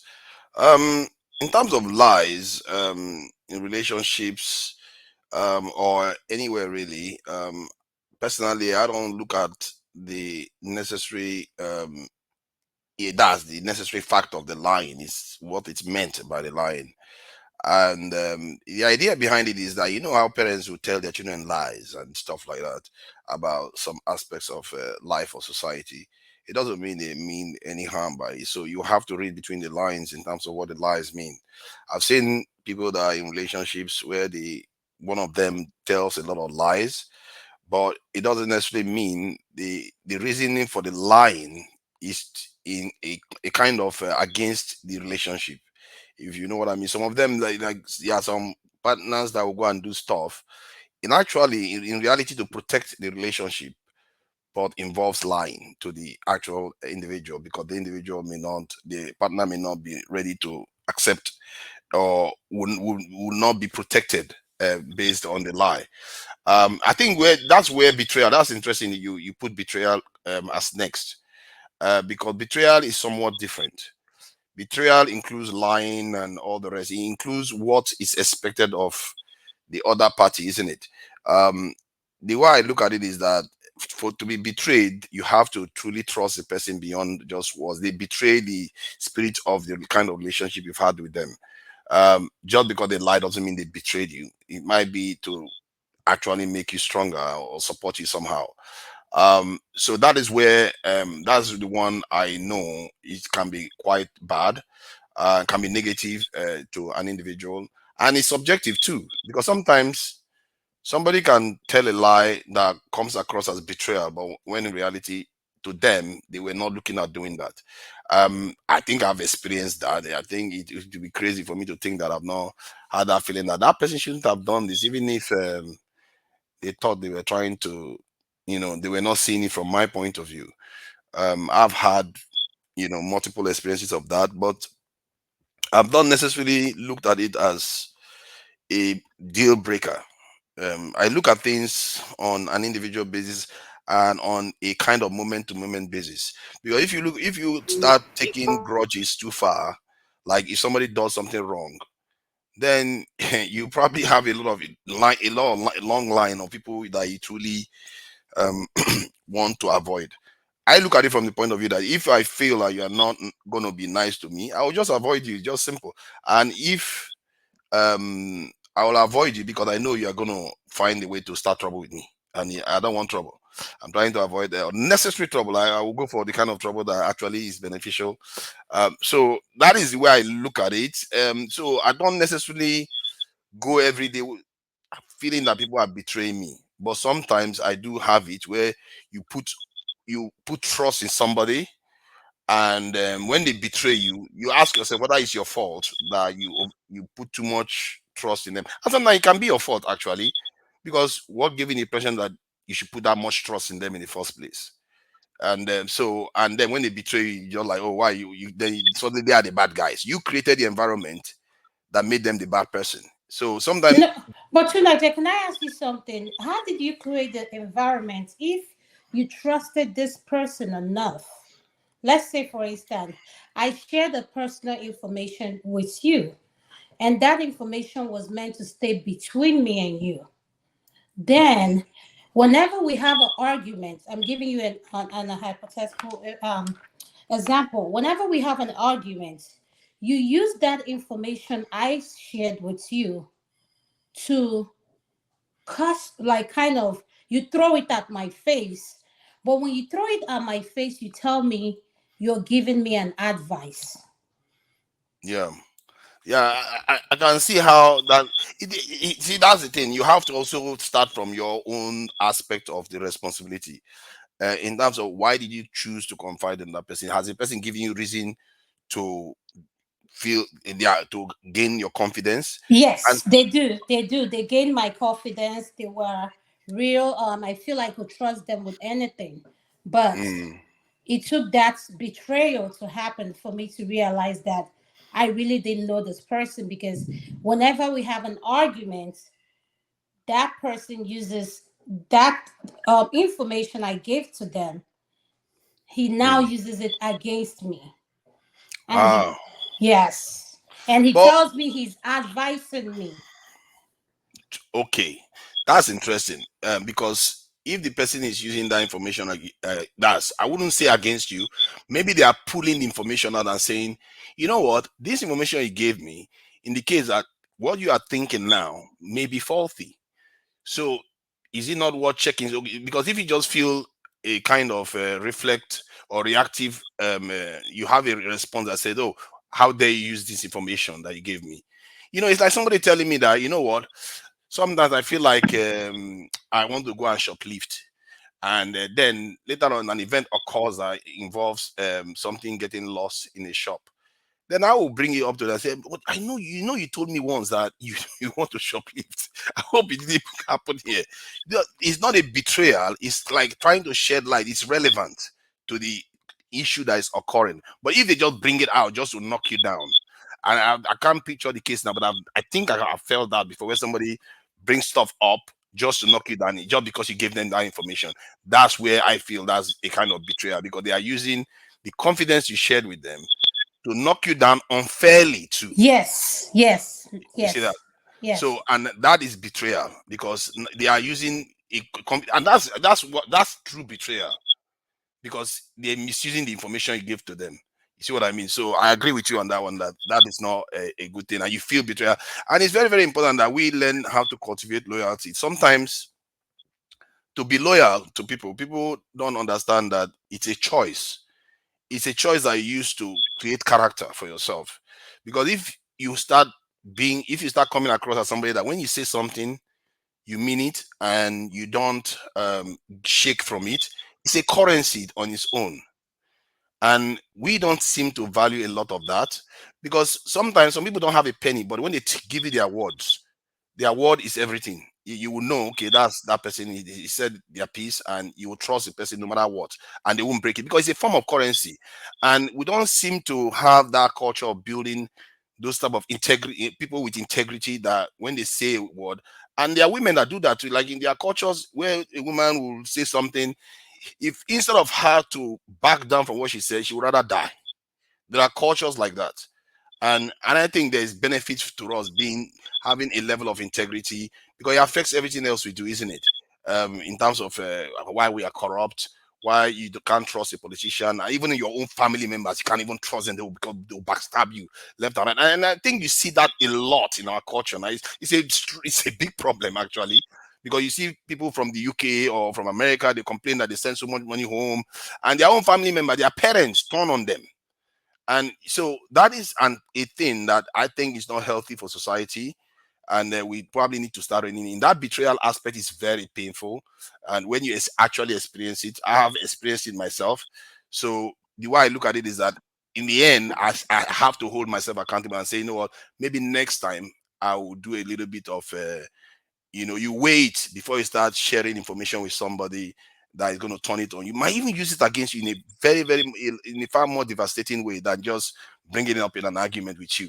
You see what I mean? So I Yeah, don't want that's to what take they more did with time. me. Yeah, yeah, I see what you're saying. Yeah, Yeah. I agree with everything you said. You know, what you said is we don't realize how um how betrayal makes you feel, like you lose your trust. I don't know how to describe it, but have you finished? Let's go to Pastor. He's next. Thank you very much. Yeah, it makes you. And let me just finish with this on 30 seconds. Hmm. The way it affects you, it goes on to even affect other people, because now you are more guarded too. Hmm. So you I don't am share so guarded anymore. that I can't trust anybody. Then Exactly. I have this word around me. Like, Yeah. if you could use that against me, thank God I didn't tell you more things, because you would have. Mm. Yes. It's a skill. You have to now start building a skill to filter the people you are going to give, because you can always trust people, no matter how bad they are at being trustworthy. There are certain things you can trust them with. You can even trust them to betray you. That's a form of trust. So you have to start weighing how you trust people with information based on the way their character has appeared. And sometimes you will make mistakes, and also learn to forgive yourself that, okay, yeah, you are human in the end. Not Don't use that necessarily to tarnish everybody else, because eventually everybody will lose out.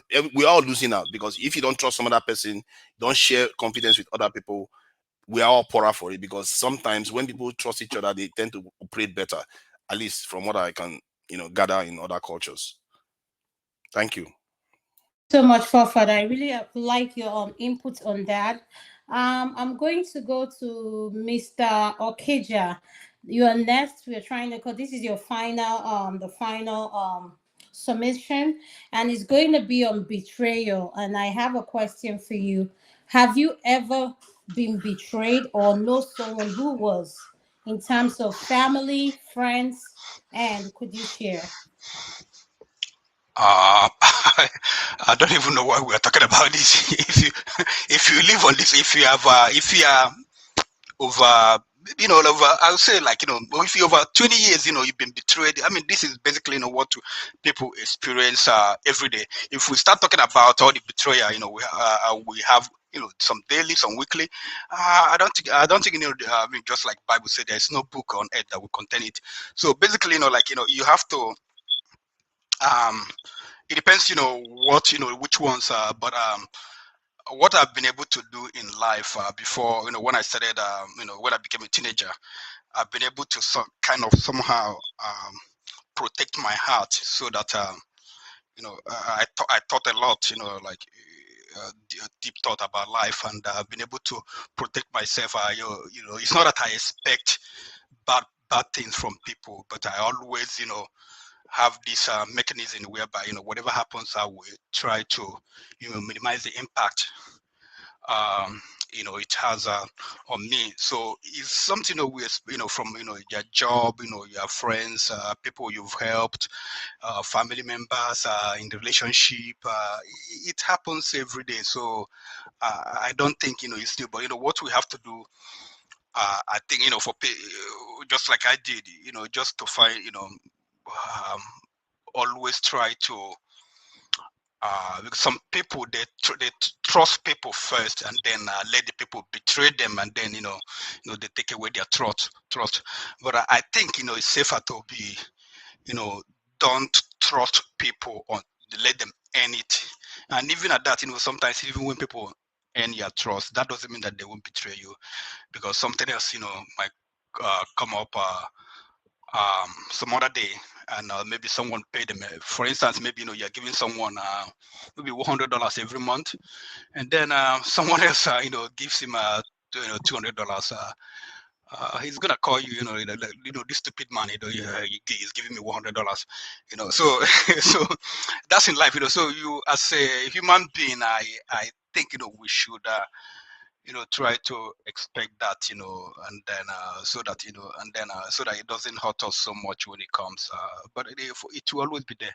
That's the way I look at it. It will always come.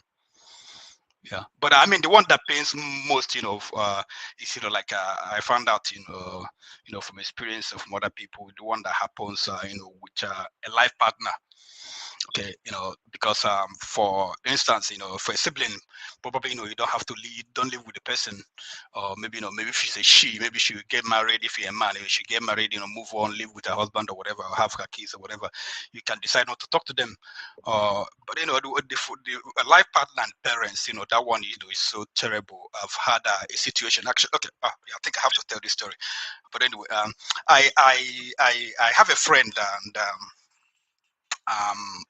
a childhood friend that we grew up. I used to, like, visit their place. Like, I used to hang out. He used to come to my house. I would come to his house. We, like, our parents knew each other and all those, even though we lived far apart. But we went to the same church. So there was a day his mother died. Actually, his mother died, and he got married. And we still maintain relationship and stuff. And even though you're close, me and the wife, we're close. So his mother died, and he said he wasn't. No, the wife called me one day out of the blue, because my wife, knew he listened to me.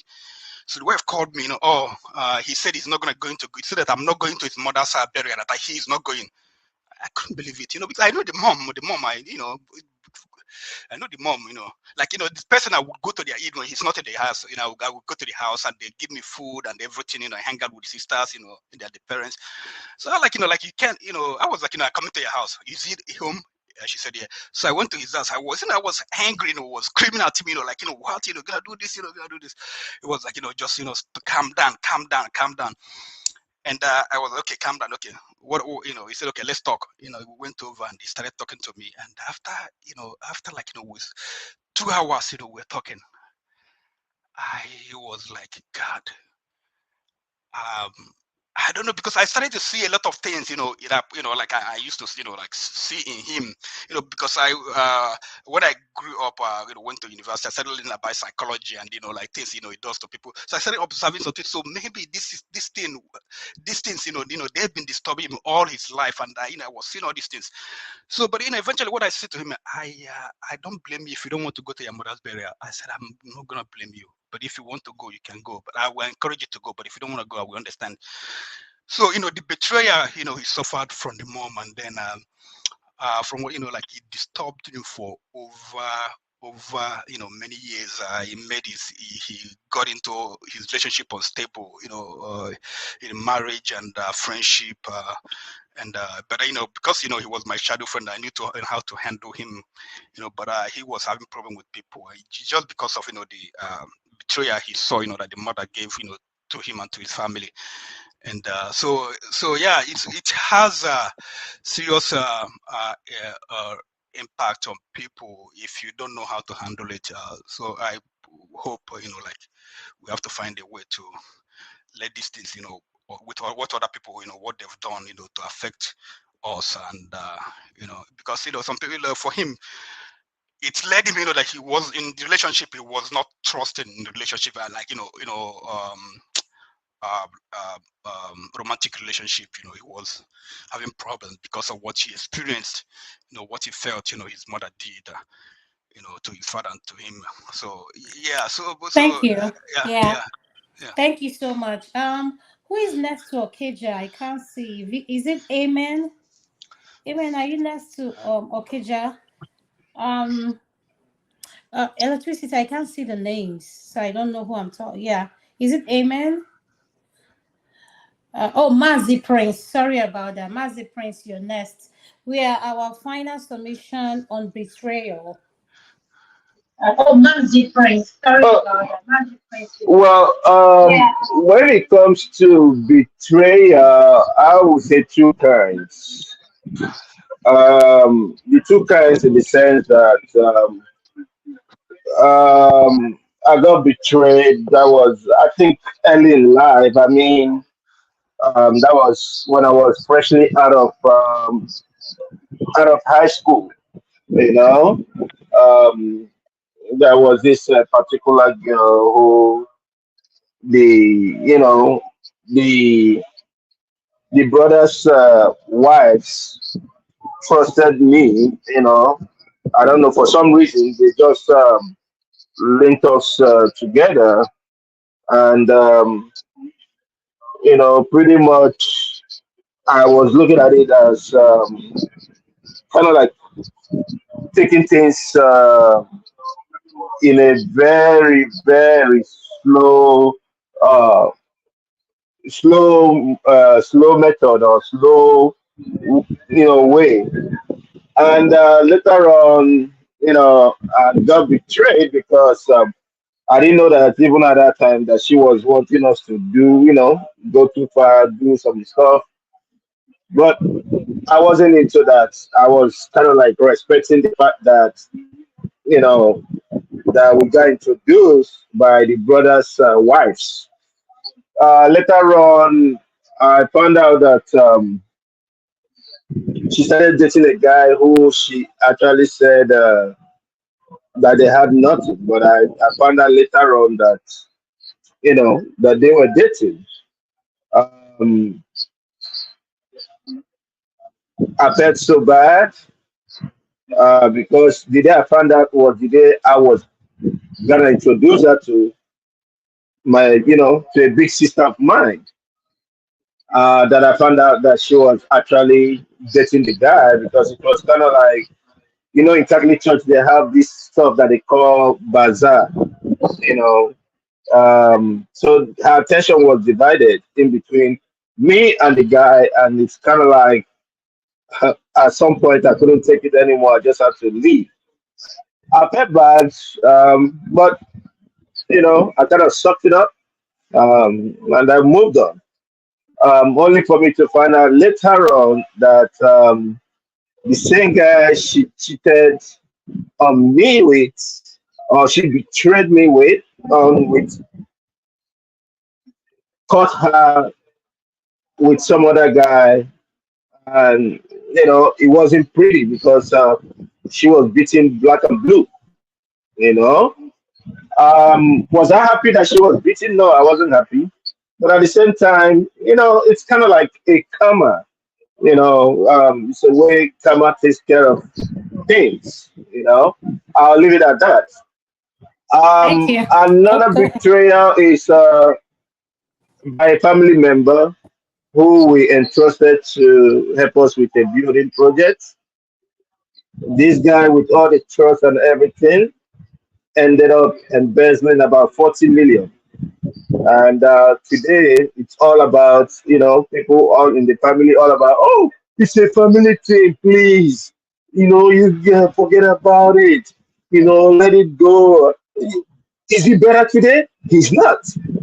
But it's kind of like, you know, kind of like, how would I put it? It's kind of like put a tint on my relationship with him. I don't even want to talk to him, and I don't want to see him. That's all I can say for now. Thank you. Thank you so much. Yeah, sorry, Adama. There's one thing, he said something of people are saying forgive. That's one of the things in our culture, African black people, we tend to forgive easily. Forgive, and things keep happening to us. I hope one day we'll talk about forgiveness, but because No, when you're yeah, saying forgive, are you saying when they use the word ozole, half a yeah, kwane, half a yeah, kwane? yeah, one on one, no family member, all this. We tend to do Yes, that a lot, I agree. yeah.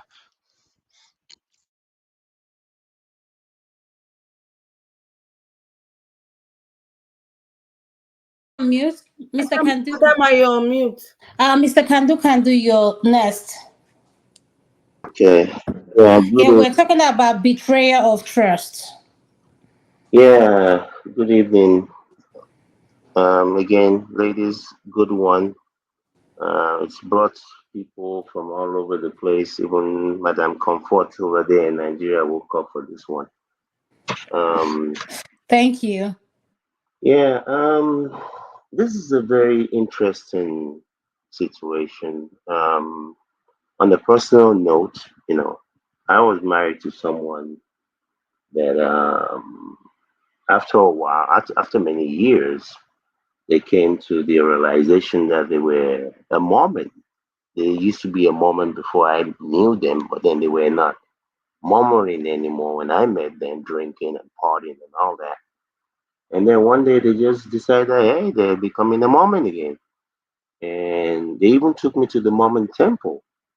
And the Oga Pata Patas over there told me that the only way she will go to heaven is that her husband has to be a Mormon. I said, wow. Because even this Jesus one where they do without the Mormon parts, now only God they help me, you know. And because of that, they actually left and went to be with someone. Even before divorce and all of that, they went to actually be with somebody from their church. And I found out about this from other people. And went through the divorce and all that. Back, 6 months divorce. And they ended up marrying that person. And I left them, I went my own way. And just a couple of years ago, they found me on Facebook, and I don't really go on Facebook, but I was getting all this message that this person is looking for you. I was like, looking for me. In any event, I later on, I waited like 2 months before I even reached out to them. And then they were like, oh, I've been looking for you all these years. I didn't know where you were. I said, you looking for me? You know what happened? They said, oh, and they told me the story that the guy actually passed away after a year after they got married. And needless to say, they would like to come back, but that's not possible. I can't take you back. Um, Me personally, I cannot, in a relationship, I cannot be with someone that I cannot trust.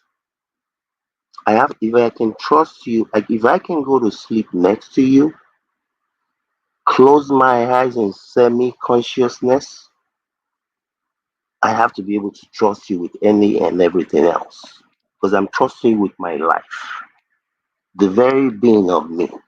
is entrusted to being next to you. If somehow, I mean, I think I have a lot of discernment. I think God gave me a lot of discernment to be able. I can talk to you for 15 minutes and I have an idea of who you are as a human being. I don't need to. I don't need 3 years to know the core of what and who you are. All it takes is 15 minutes. People talk. All you just have to do is just listen and say, "Wow, uh huh, is that so?" They will tell you their whole story. They will tell you. You see, when I talk to people, it's not even what they tell me about themselves, but they tell me about situation with other people. How you dealt with that waiter at the restaurant. How you dealt with that other employee at your job. That's what tells me who you are, how you deal with people. So again, I don't know. I mean, I know people that will be like, "Oh, I don't want my wife to know I have this," and I'm like, "What's wrong with you? What if you passed away tomorrow? Your wife doesn't know the assets that you have? I mean, how dumb does that sound? I don't get it. I mean, I understand people can be evil. I'm not trying to be married or be in a relationship with a 2 point whatever or 3 point whatever adult female. I just need one that I can trust. And if you kill me, just make sure you don't ever die.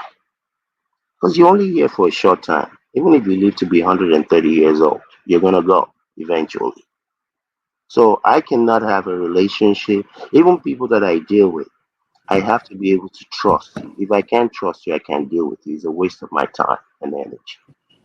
So, like I said, on a personal note, I've had the personal betrayal before, and I've betrayed people when I was dating. Say I wasn't, they're the only one I'm dating while I was seeing other people. So it's not a one-way thing, but especially in a marriage, in a relationship, if I can't trust you, I trust you with my very life when I lay down next to you and go to sleep. So what is stuff?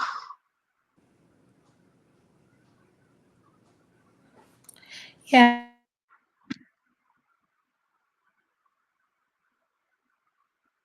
Adama, we can't hear I you. didn't hear you, Miss Adama. I don't know if Oh, it's. okay. I'm sorry. I Oh, said, I said thank you. I okay. Yeah, appreciate everything you said, you're welcome. sharing your personal experience with us. I really appreciate it. Thank you, Absolutely. sir. I, Absolutely. I'm going to go to Jagun. Jagun, you're next. Could you please unmute? Thank you.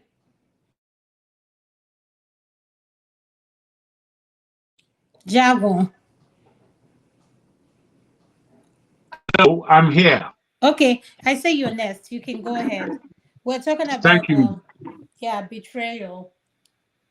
Yes, Betrayal of trust. a deep subject.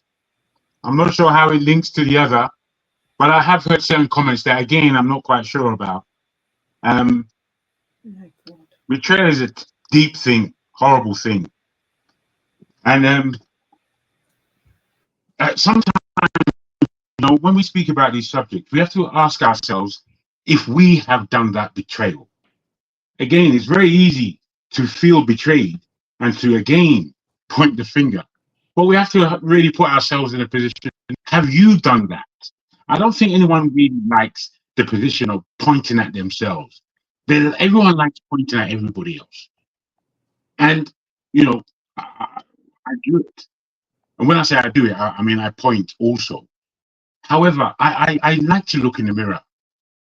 I like looking in the mirror and see what is my conduct in whatever relationship. I mean, when we're talking about betrayal, we're not simply talking about men and women.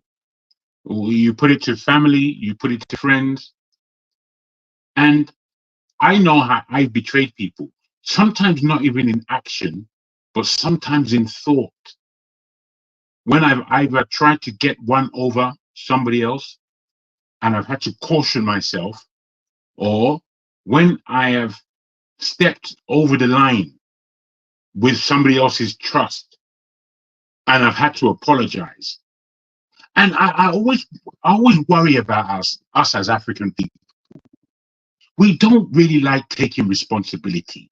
We like blame only, as though we are free from guilt. And it's another thing I just don't like. I don't like it. Since I've been listening, nobody has spoken about their own guilt in this betrayal matter. Everybody's talking about, oh, yes, this happened and that happened. Listen, I know that a lot of my communication on this platform, whether it's here or whatever, I know a lot of people don't like what I have to say. But me, I just try to keep it honest. And I know that our people, again, we don't like honesty. We don't like it. We detest honesty. We just want to somehow mark ourselves as guilt free. And I find it incredibly, I don't know. But it just lets me know where we are within our spirit. It lets me know where we are within our outlook. It lets me Mr. Jagun, did you hear me say that I have done the same to other people before? I beg your When I take pardon, myself, brother. I beg your pardon. I trust you, my brother. I beg your pardon if you said it. I was upstairs doing some washing. I do beg your pardon. I heard the first three submissions, and I know someone like you. You are a balanced individual, and I'm not saying that anybody else isn't. I I know the kind of submission that you can make, so I don't even have to hear it. I know that if you have spoken before, which I didn't hear at all, I'm sure you would have been honest. All I'm saying is that this thing called betrayal, this thing called what did we speak about before when we go outside of our relationship, this thing called sexual language imbalance. I don't believe that we take enough responsibility upon ourselves, which is why we find ourselves in horror with with our partner or whatever. I don't believe in being dishonest. And when I am dishonest, I feel emotional and spiritual regret. And with that, I need to come to a balance by where I open up. Now, the betrayals that have happened to me, I've brought somebody into a company that I organized, that I funded, that I had all the contacts, and I gave him a great percentage of the company. When he saw all what I was doing was real, he now wanted a 50-50% split. I saw that as a deep betrayal. Deep. During this COVID period, we had different points of view as to what this all meant. And again, because I'm a man that does research and I look into things, I don't just take things off the cuff. And I've been doing that, I don't know, since teenager. So by the time I come and let people know that this COVID thing now spurious thing, we all have to be careful. Yes, people are dying. However, there is something called I forgot the term now. When you are able to assume an illness and then you have the antibodies of that illness naturally so that you can protect yourself. When I put this forward within my family, which is where I was most conscious that we should be careful during this time, it was my own brother that told my mum, who was not going to take anything called vaccine, that she should take it for X, Y, and Z reason. I saw that as a betrayal. I saw that because largely it came from his wife and not from him. And I felt, did you grow up in this family or did you grow up in the other family? That you don't know what you're saying. These are deep betrayals that happened to me. And as I said, as a man of consciousness, I look in the mirror every day, and I mean that not necessarily in the vanity terms, in order to check myself. And I don't know if enough of us do that. When I listen to people's comments and commentary, I can see who checks themselves and who does not. It's easy to see. And just in the question alone, and with some of the answers I've heard, I'm feeling, man, people like to separate themselves from their own guilt. And for me, if we as Nigerians keep this rubbish attitude up, we might as well say goodbye to our culture. We may as well say goodbye to our country, because these are the fundamental things that allow mend, that allow things to be built or rebuilt, that allow things to enter into this great future ahead of us. And I'm so disappointed in a lot of our utterances, especially in this program today. You know, for the little bits I heard, the ones I listened to, I'm thinking, look, are we serious? Are we really serious? You know, electricity will come on board and start defending the indefensible, which he always does. He doesn't tackle any real subjects, but he will come and try and tell you, oh, you're speaking out of tune. Oh, maybe you didn't understand. My friend, all of the way we pronounce ourselves, we cheat each other. We cheat each other. You know, if my friend cannot tell me where I'm wrong, he's not a friend. He's not a friend. The friends I grew up with, we've had hard talks, hard discussions. We don't play. We don't play when we're communicating. Because you see, I feel also that the word love, Love, I don't believe people really understand what it is or what it means. Could you I start feel, rounding up, Mr. Jago, please? yes, I will indeed. Yes, I will. Thank you for interrupting. What I would say is that a lot of the way we look at this life is because we don't look at ourselves. And this word love, as I was going to conclude before thoughts were put out of my head, this word love, it is a serious thing. It is given to us, this word love, and we're supposed to share it amongst ourselves. But when we hear each other, it's clear that we don't do it. We don't do that. We don't practice love. We practice self adoration. That's what we practice. Generally, we don't practice love. I would end on this. There is a difference if we don't understand, because I've again heard comments that I'm thinking, what the hell is that? There is a difference between a man and a woman. This thing that we've bought into called equality is a very vicious thing. We don't really understand what we're talking about most of the time when we enter into this realm of equality. You see, a man and a woman are equal before God. That's where the equality is. But if we don't appreciate that a man and a woman are sparsely different, then I don't believe that we're living real lives. Thank you very much. Thank you. I appreciate your summation. I'm going to go to Mr. If Not Now.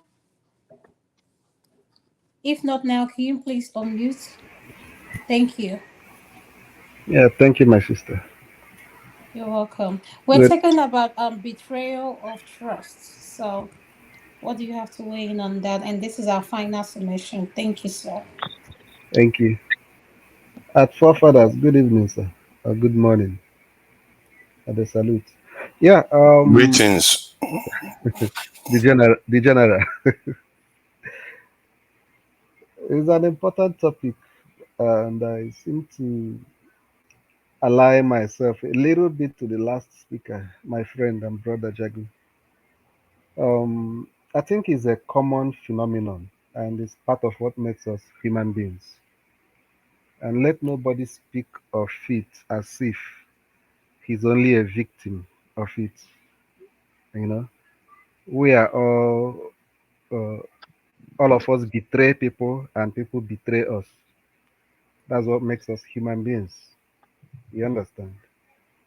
Um, Sometimes what we call in Nigeria or in the world, sometimes what we call betrayal may not actually qualify as betrayal. You know, in the sense that um, our people has this proverb. They say when a little child begin to fend for himself, look for a way to improve himself, You know, the society will tag him a bad child. You know, what do I mean by that? You may also see some people that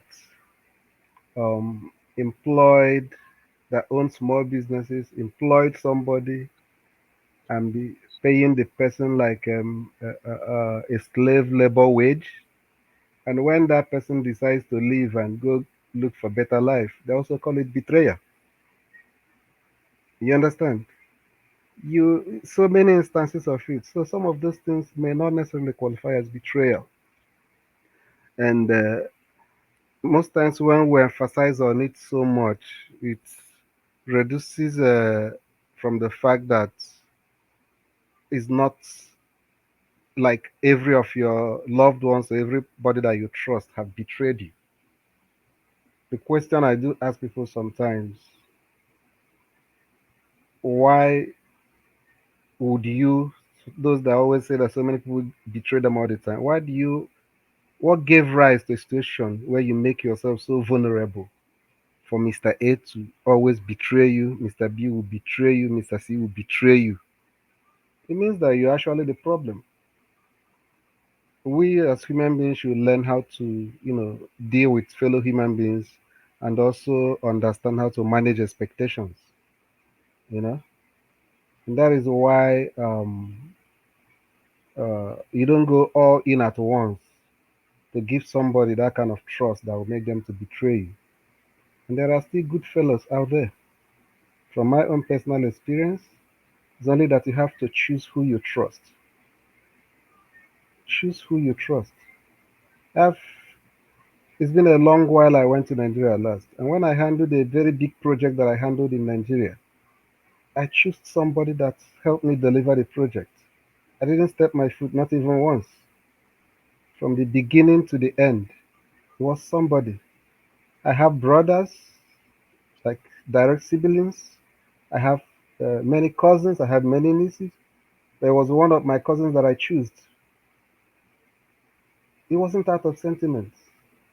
There were other people, if it's based on sentiment, that would have been the ones that I will entrust it in their hands. But I have to, you know, weigh the situation. You have to be reasonable and logical in people you hand over trust to. And lastly, people should also always have a plan B of recovery. How do you recover when people have betrayed you? You know, expect that that betrayal may come and always have a contingency plan on how to fall back and what to fall back to. You know, again, um, I think we should also understand that there should always be room for forgiveness, even after those betrayals. You know, so that is the last note I want to stop on. Thank you so much, sir. I really appreciate you. Can you please unmute your nest? Final submission. About betrayal, I'm one that believe that you don't necessarily have to be out there looking for who has betrayed you or who has wronged you one way or the other. I believe that you should first and foremost trust in yourself, be honest to yourself, and um, like reevaluate yourself. Am I a betray? Like ask yourself some questions. If you are one that can betray the other, so if you find yourself not on any of these table, honestly, I don't think you have to be looking for whom to, who betrayed you or who doesn't. Just learn how to manage people. Just learn how to um uh, just like the last speaker said, learn how to live with people. Uh, just staying out from, staying away from uh, that position of being betrayed. Learn how to do that. Learn how to control people. I think you'll be happy with yourself. Not necessarily every day this person betray you or this person doesn't betray you. Uh, you may be at the end of the day be sounding like you are really the betrayal yourself. So honestly, in life, one way or the other, you've wronged someone, and you've wronged. So you just learn how to be in charge of your life. Do not allow anybody to rent a room inside your head or your heart and then begin to put you into that emotional um, situation. Don't allow anybody to put you in that position. Just be in charge of your life. To me, personally, moving forward, nobody betrays me. I don't betray anybody. Your life, I know that you're this kind of person. You're out of my sight. I won't even give you the chance to betray me in the first place. This is my position on this. Thank you so much, Ekene. I'm going to speak, then I'll allow Tope, then we'll close. Electricity will take it over. I appreciate you all inputs on this and on this segment. Thank you guys for coming. My final submission is going to be: let's learn to be human first, and let's learn to have empathy for one another, and be kind to people. You don't know what they're going through. Be kind to people. We need to watch how we talk to people. Whoever you come in contact with, please try to put a smile on their face. And let's learn to be human first. Thank you. I appreciate you, girl. Tope, you're next.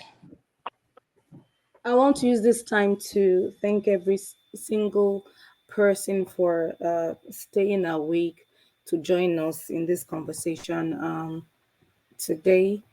I want to support what Mr. Steph had mentioned earlier on about forgiveness and your backup plan when you go through infidelity or betrayal.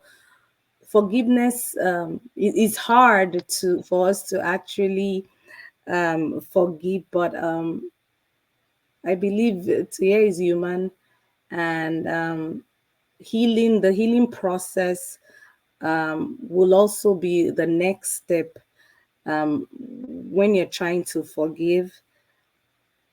Therapy may work for some people. Talking to family members, friends who've experienced betrayal or infidelity in the past may also be a healing process for everyone. And as Adanma also mentioned, I just feel we should be human, think about other people, and be respectful at all times and love one another. Life is too short. Thank you all. Electricity, you have the final submission. Yeah, thank you. I think we have 30 more minutes, so my final submission will take half an hour, as I've not spoken all day. But before I say anything, I would like to personally thank everyone on the panel and the comment section, those who have done super chat. Igbo Basic, thank you very much. Madam Luke, thank you for your super chat and for coming on the platform and giving us your argument. Our own Tope O also, thank you very much. And one man went to more. Thank you very much. I acknowledge everyone. Jagun, I acknowledge what you said about me. I wish you all the best as we bring this live stream to an end. Have a lovely night, everyone. God bless you.